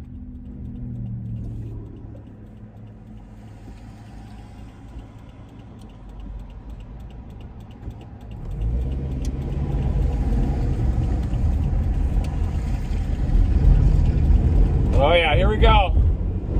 Headed right into the heart of the Gorilla Hail, dominating.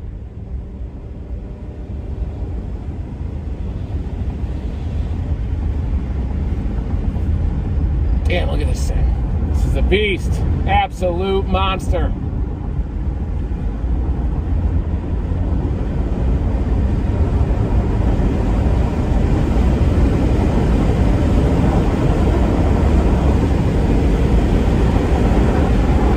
Look at that wall. Look at the milky skies, too.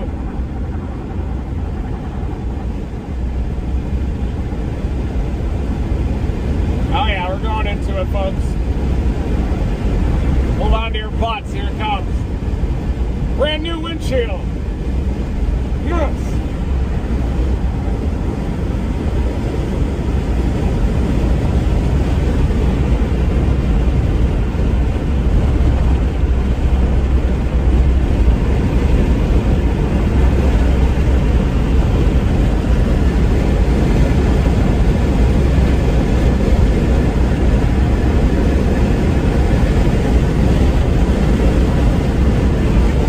Look at that elevated mesocyclone right up in there.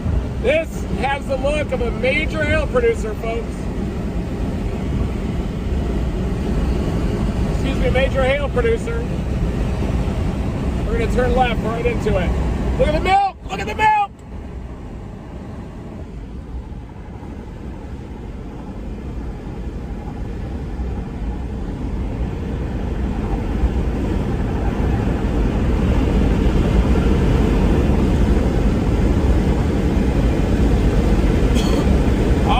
Brake lights already up there. Look at that hail core right in front of us. That's the hail core right in front of us. Look at that. Oh yeah, everybody's hitting it up there. Look at all the lights. Here it comes, big hail.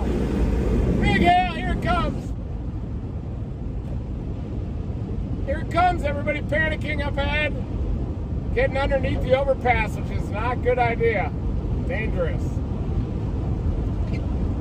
Oh yeah, everybody's freaking out. Here it comes. Oh, they're blocking the interstate. Blocking the interstate. Here they come. Big hail coming. Oh man, can't go any further. Blocking the interstate. Come on, guys. Oh my gosh, look at this. Oh, you can't even go north. You gotta be kidding me. Here comes giant hail. Oh boy, here it comes. They're gonna get horizontals in here.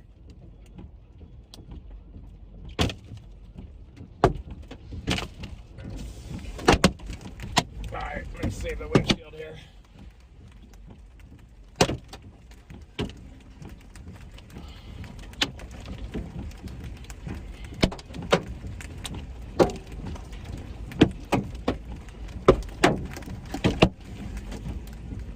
Here he goes.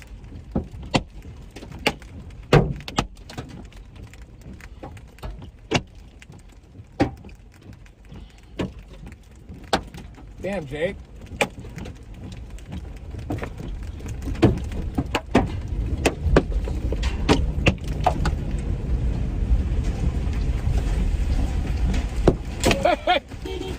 Nice move! I didn't see that one. Yeah. Thank you. Oh, wow, look at that. Good sky ball. Goofballs here. Oh yeah, here they come. Woo! Damn, these are big.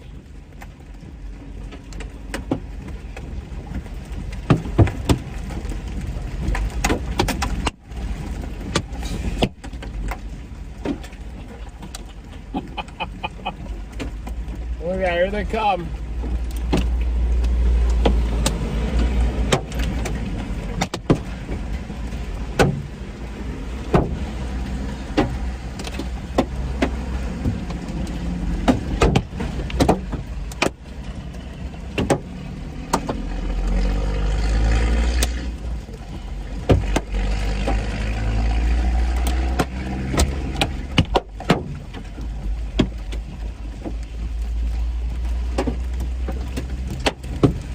Get bigger, only bigger. Oh boy, that one almost hit me in the face.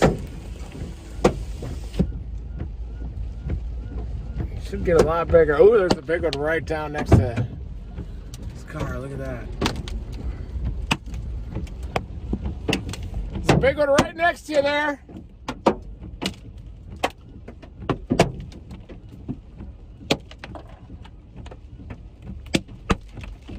There's a nice one right there. Pretty big one right behind you a little bit.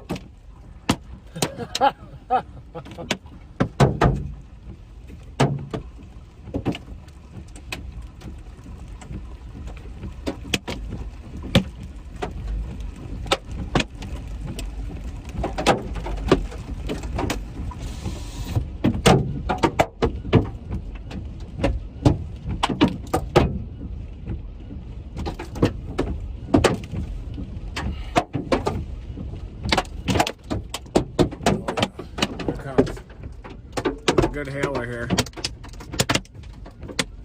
Somehow we've missed the windshield has been saved so far. I think it's important to kind of angle like this.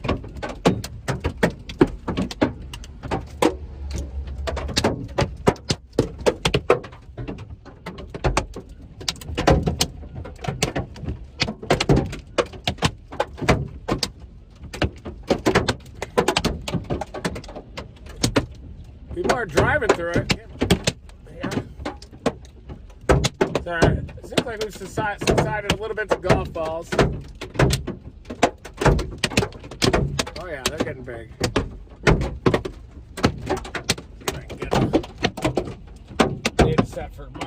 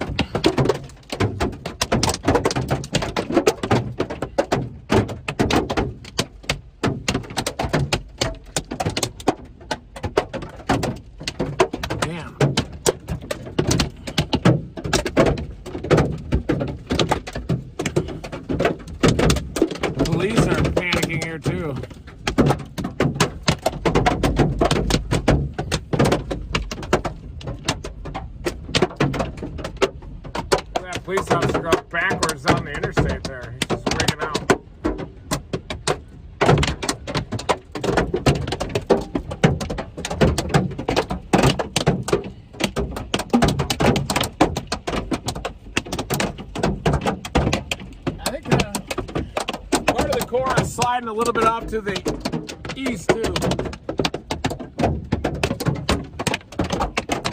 Yeah, I should have escaped while I could.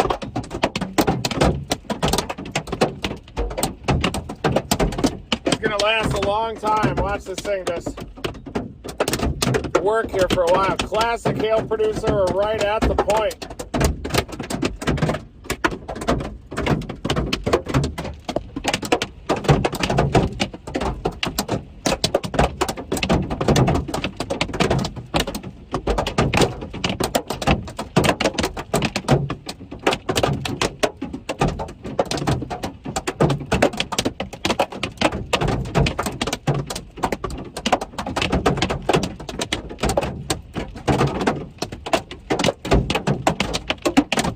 It's bigger.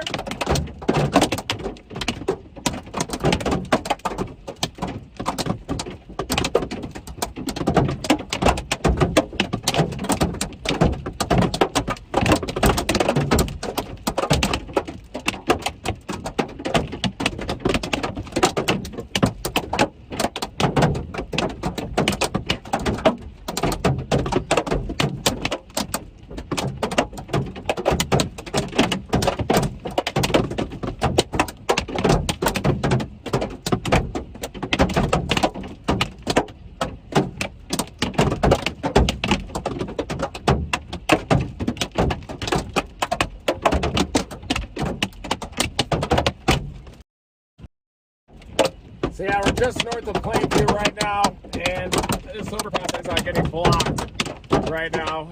Yeah, green torque potential 0, guys. Yeah, head over to Plainview. Major guerrilla hail threat though is high, and we've got people that are blocking I-27 northbound and southbound using the overpass here to try to escape some hail, which is fine, of course. I don't mind if mine gets.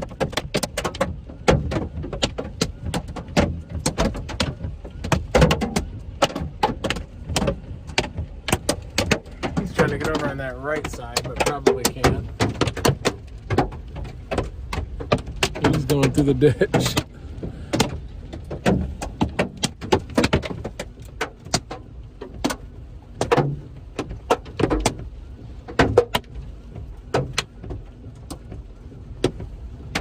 Oh, there they go.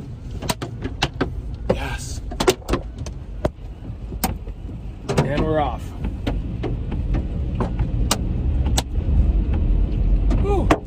And we're off! I'm going to try to circle back around. Oh, the police officer here is blocking I-27 north.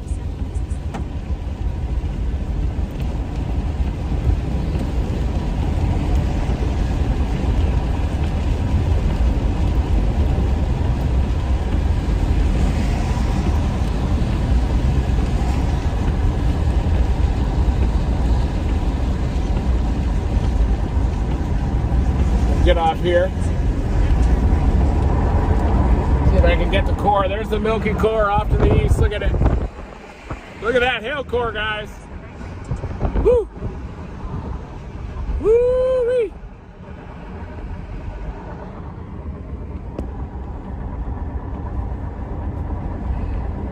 Turn right, then turn right onto Interstate 27. Okay, I'm gonna see if I can find bigger stuff.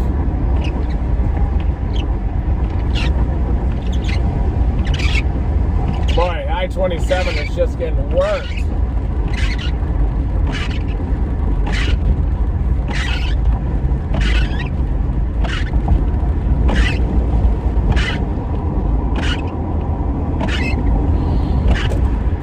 Look at this.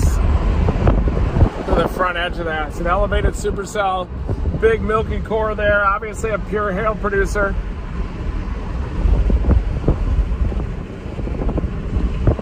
It is going to probably impact the north side of Plainview, definitely the east side of it too. Nice wall cloud there off to the west. What the hell is that? Look at that structure, everybody. Might have been able to take that dirt road back to the west, so I'm going to try to head west. I mean east.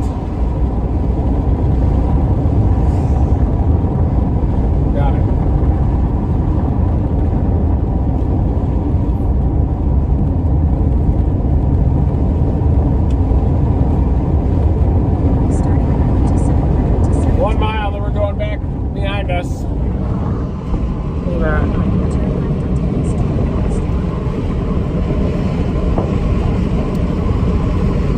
Definitely a guerrilla hail producer, 0.9 miles. I'm gonna take a left. Seeing some commotion up here though. It's like a police officer headed up to probably help block the interstate or something. No, they just went the other way.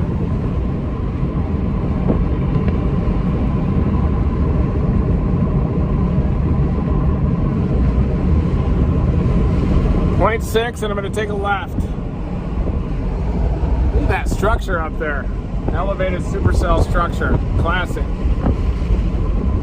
We're going to try to get back in the hail core.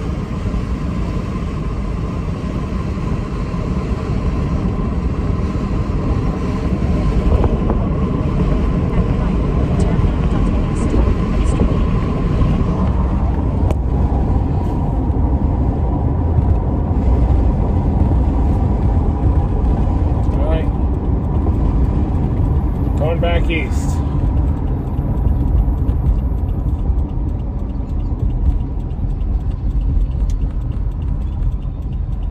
In 2.9 miles, arrive at 17 and left 100.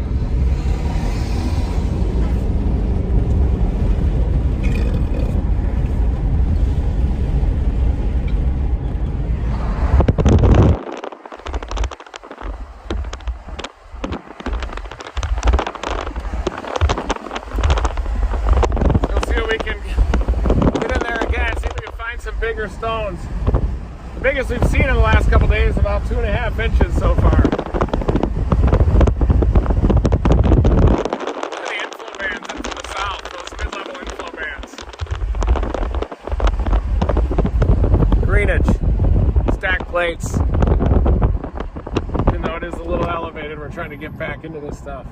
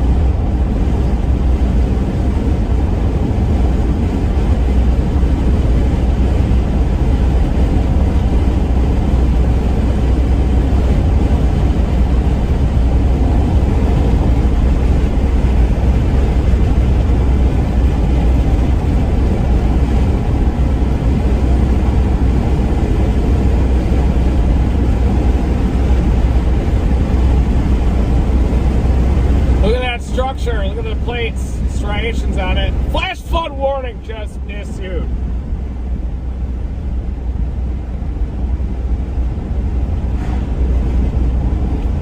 There it is, the flash. Flash flood warning just issued. We're gonna punch into this again. That's what we do. Yes. Yes.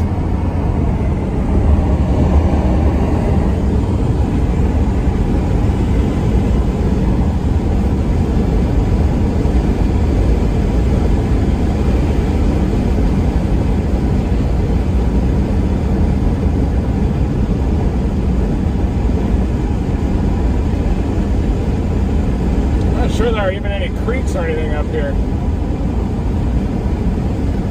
So this has to be a pure hail intercept. Here we go again. Here we go again. Yes. Yes.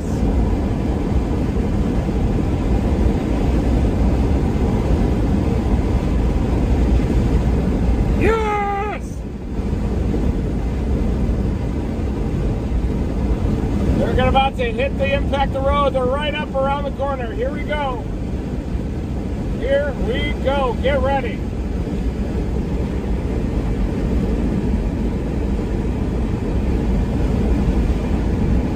About to impact the road. Here they come. Starts his rain.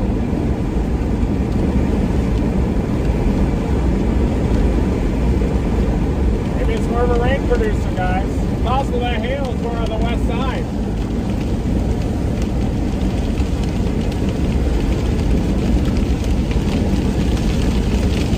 Maybe more of a rainmaker on this side.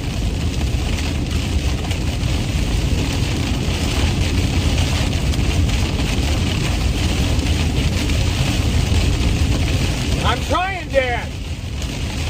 Looks like I got to get back to I-27, don't I?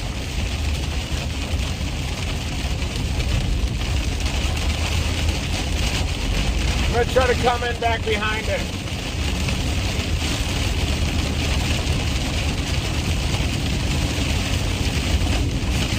Yeah, I'm going to come in behind. Watch this. 2.9 miles. I'm going to come in back behind and then drop south on 27. Here it comes.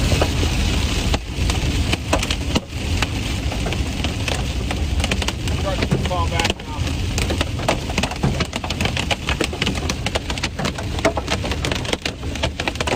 The bigger hail is closer to I-27, I think.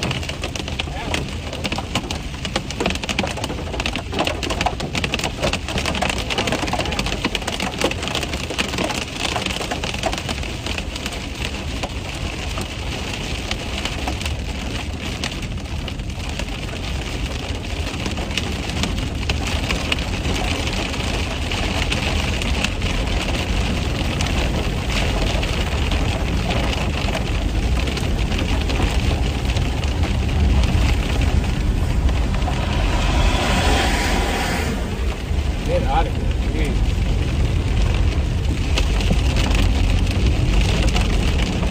All right, going up about 1.6 and I'm going to drop back south on I-27.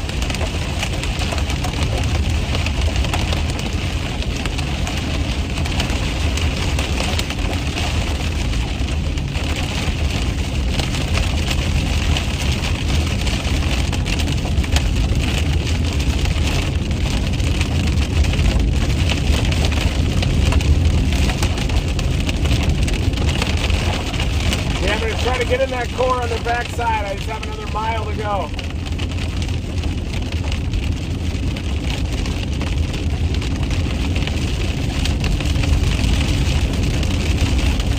I know, Dan, I just got to cut in on the backside on I-27.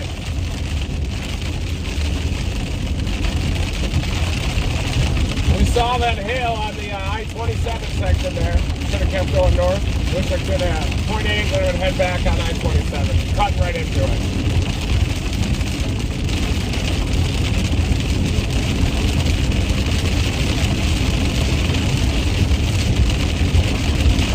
See the core? I'm about to head west toward I-27, and then I'm going to drop south and then work that gradient.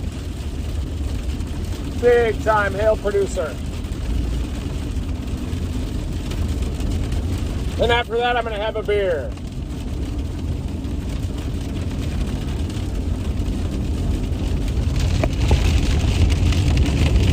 How about a little more? 2 flash flood warnings up here. I haven't seen too much flash flooding here.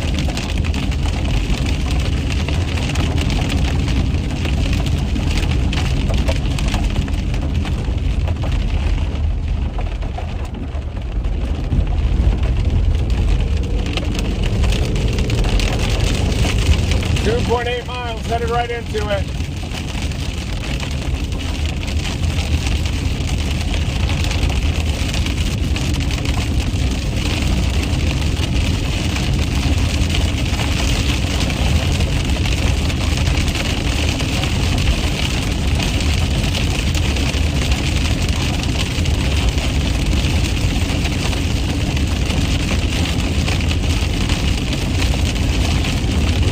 Coming back into it. 2.4 miles till I-27, but I suspect we'll see some good stuff from this. You can even see a little structure on it.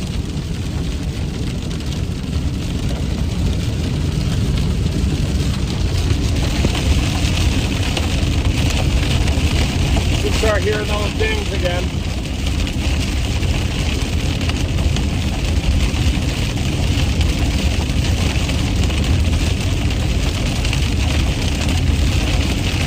Standing water here too.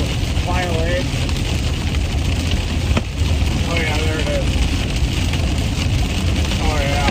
Oh yeah, here it comes, guys.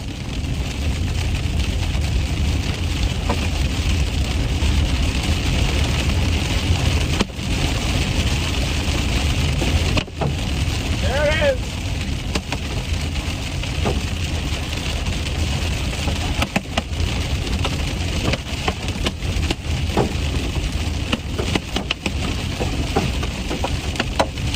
Back into the corner. It's on the west side of the storm. Look at the standing water on the right. Look at the puddles on the right. Damn, is that a flood? I'll be damned. Look at that flood.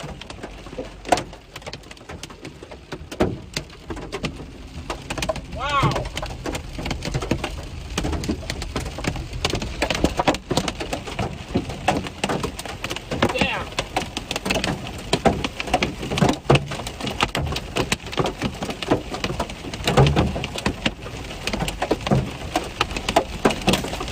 Boy.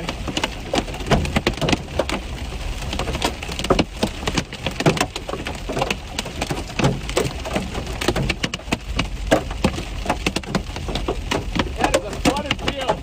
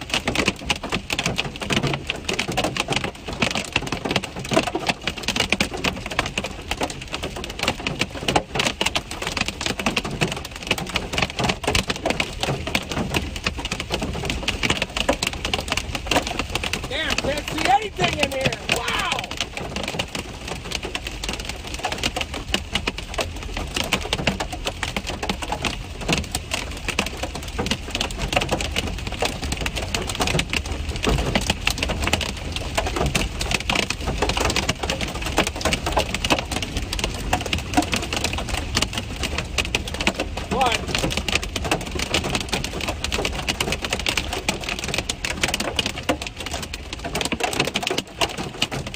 Damn.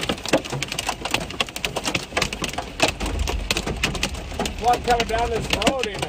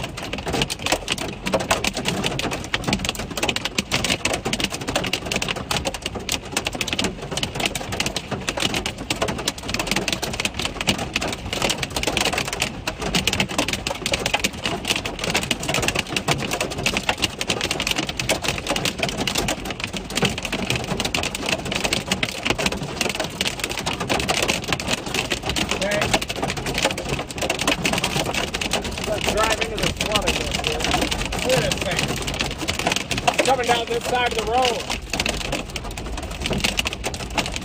Look at this flood.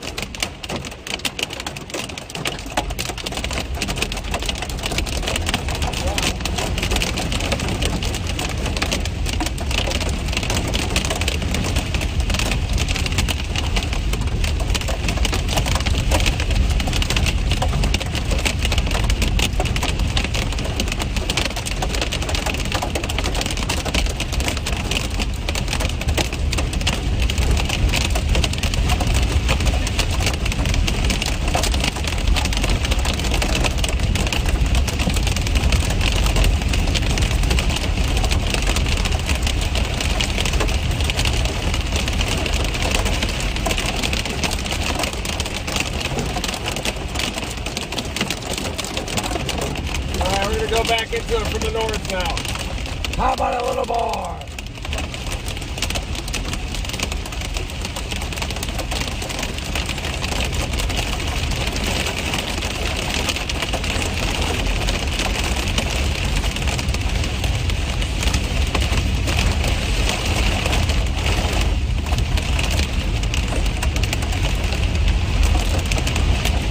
Oh, no way this thing is open.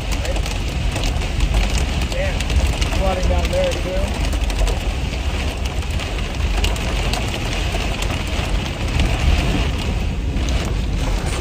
Oh yeah, don't open that up.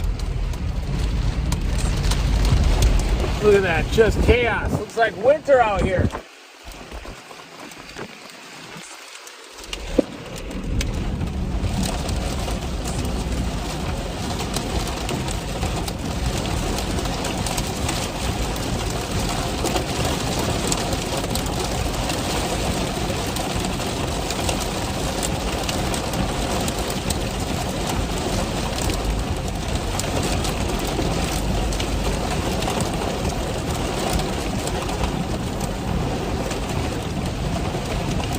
Damn. 927 is in rough shape. North of Plainview. I'm going to try to get back into the hail core.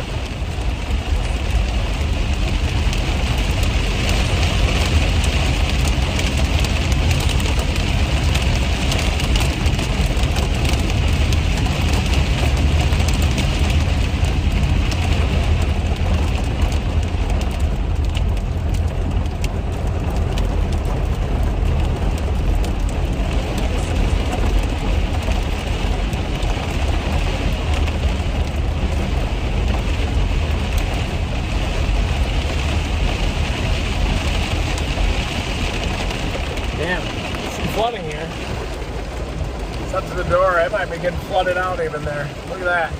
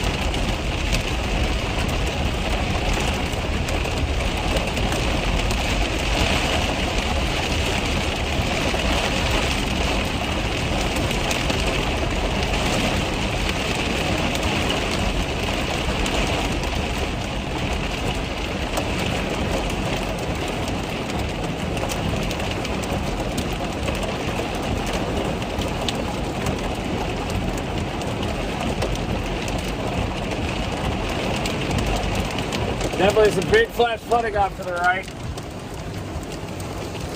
Kind of just some standing water more than anything. A lot of people are just under the overpasses here.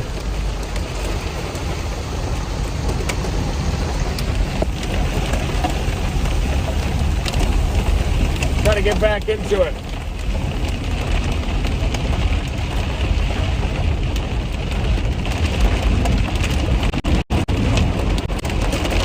Little sheet flood.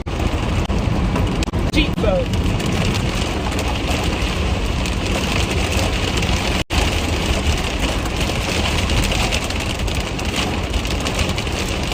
Big rain, heavy rain with this thing. This is crazy. We're back into the core from the north side now, headed southbound on I-27 north of Plainview.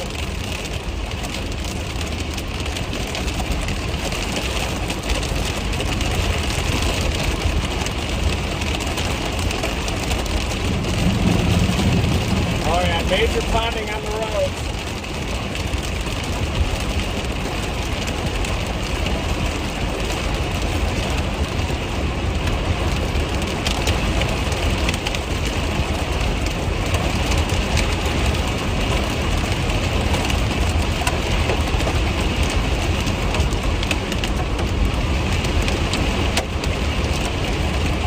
Coming back into it.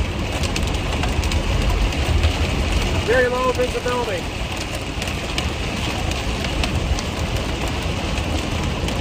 Looks like a flash flood in the median too. You can easily swap your car in that.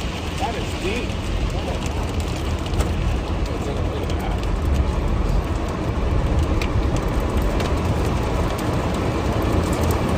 Losing flood. Seems to be losing some of the microphysics necessary for large hail production. Maybe, but it could be on the south side.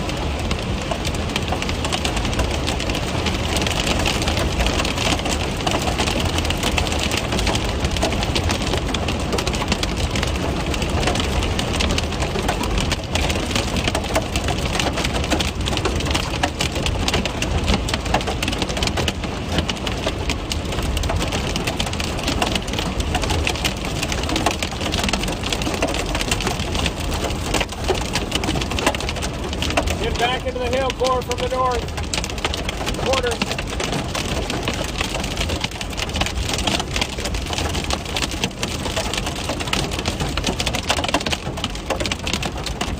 I can't see anything. Please. Car stopped on the side of the road here. About to come through again. Hail fall.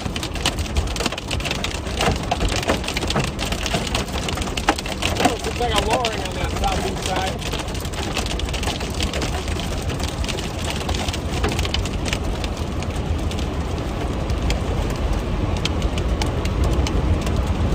It does look low, whatever that is.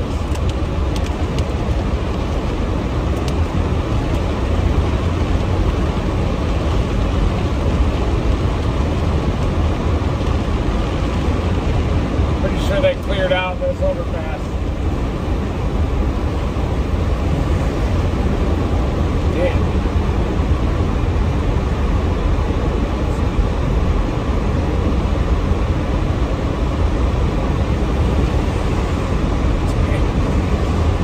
What a mess.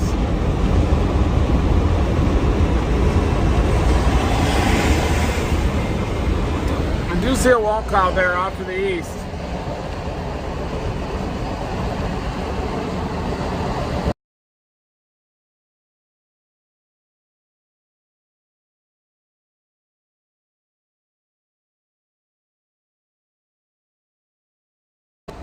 Here comes the shelf. Look at the shelf. Squeezing it out. Shelf is approaching. Storm off to the east that dumped all the hail, triggering flash flood warnings all around. Panhandle magic out here.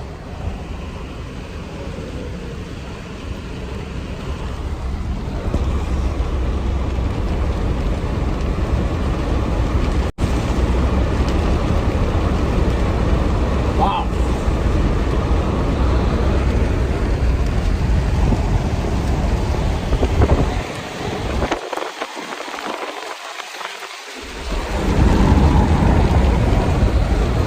shelf coming in there.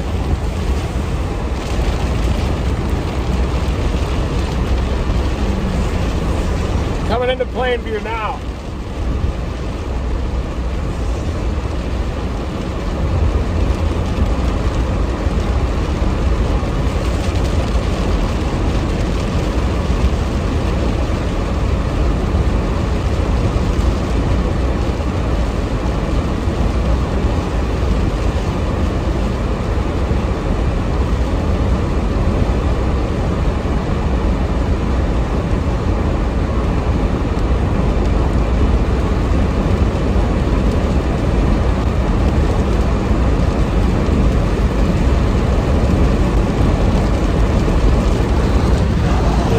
Side of the storm, there it is.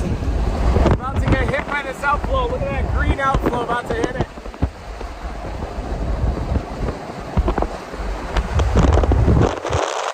Oh yeah,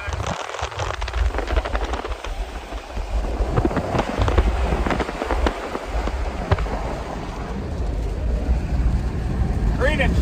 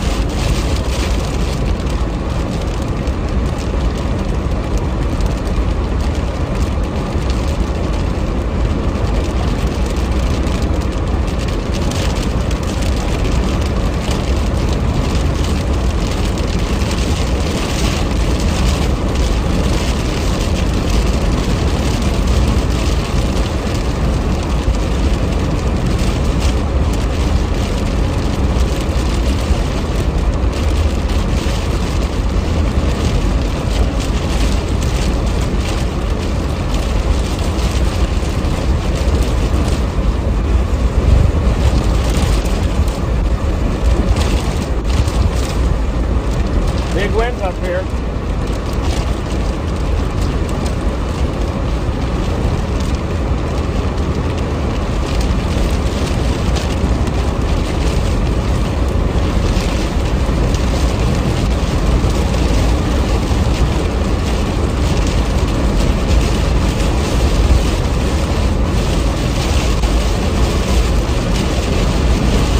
Comes big wind.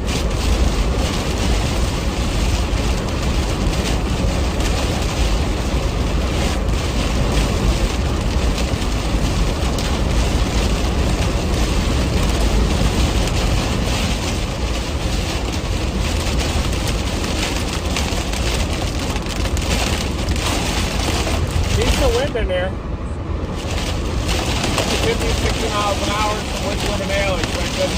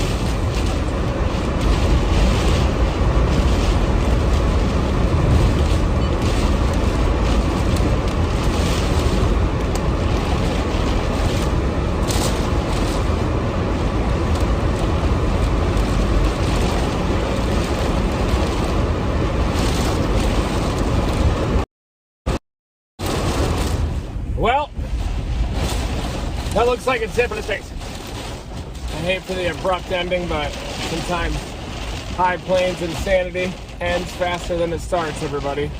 Punched into that core. The hail core dumps, got hit by this line. Not really any tornadoes. A lot of big hail. Big time rain coming in here to Plainview. Flash flood warnings all over the place.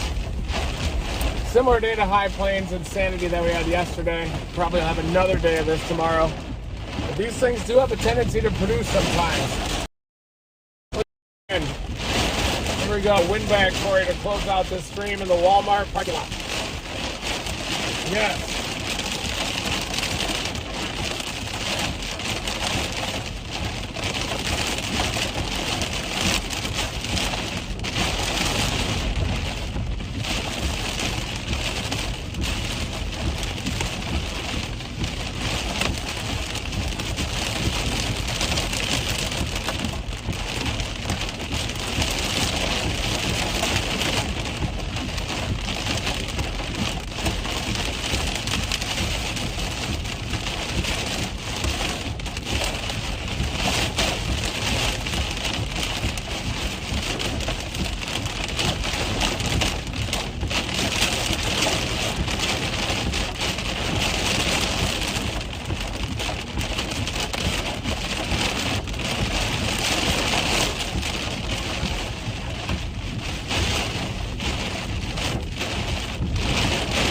Windbag here for you.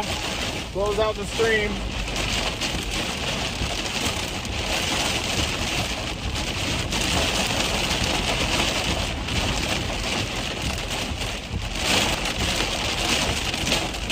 Hardest part showing up every single day out here. Yes.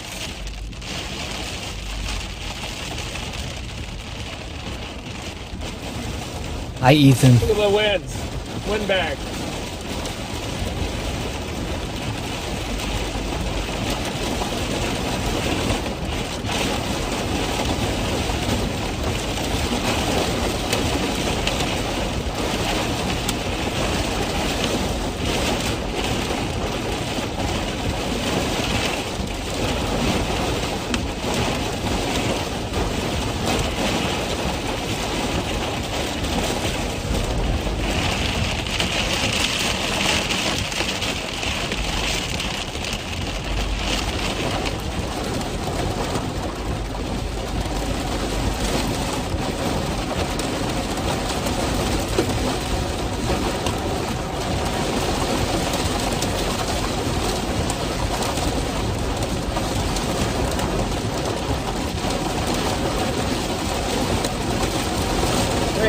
Farmer.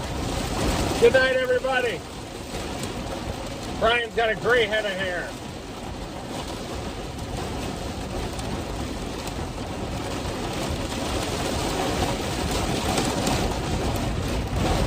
Thank you, Jessica Ward.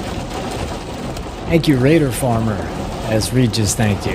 Jessica Ward dominating a $200 donation. Thank you, Jessica Ward. Yeah, the turkey is when I get real excited, and honestly, it's been such a crazy tornado season. My adrenaline receptors are worn out. My adrenal glands are worn out, so I'm trying to build them back. This kind of happens. Comes with the territory. Hi, Emery. Oh, look at his hair. It's nice. What a rock-solid hairline he has. Just a rock-solid hairline. Look at that. Wow. That's a man with a master plan. Wish I had a hairline like that. Reed's got a great hairline. Great jaw. One of the all-time jaws.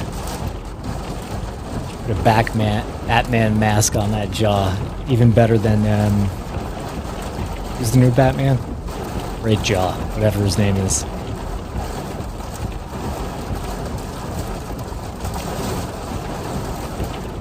Definitely got a major windbag here. We were right up in there. Probably a major flood.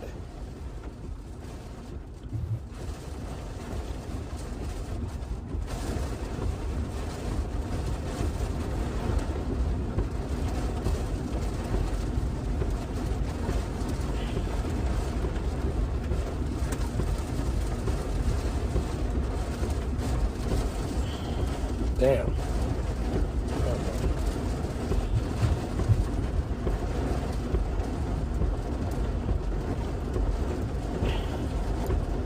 Tons of rain. 8 inches being indicated up there, but a lot of that's hail.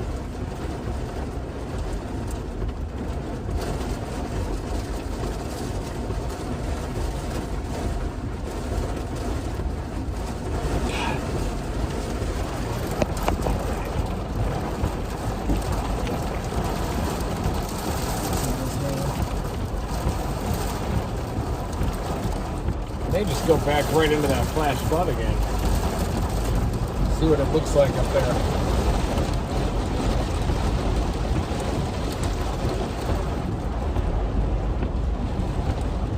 A lot of water falling up there on I-27.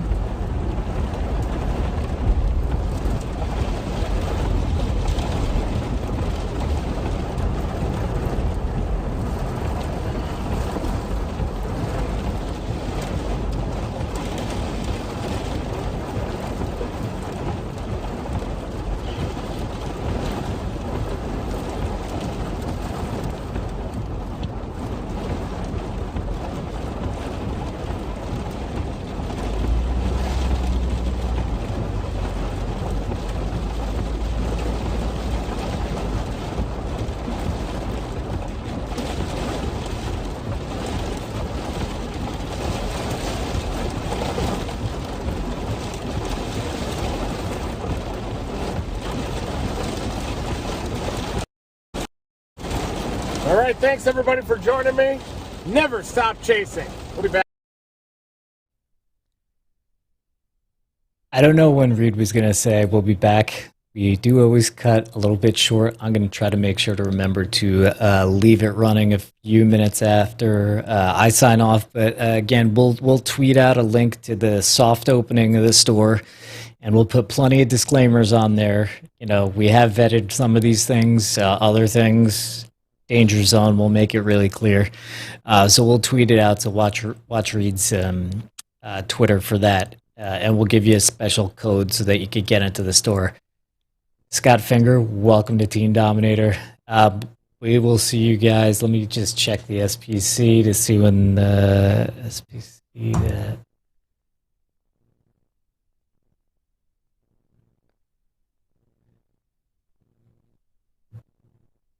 Yeah, tomorrow's another slight risk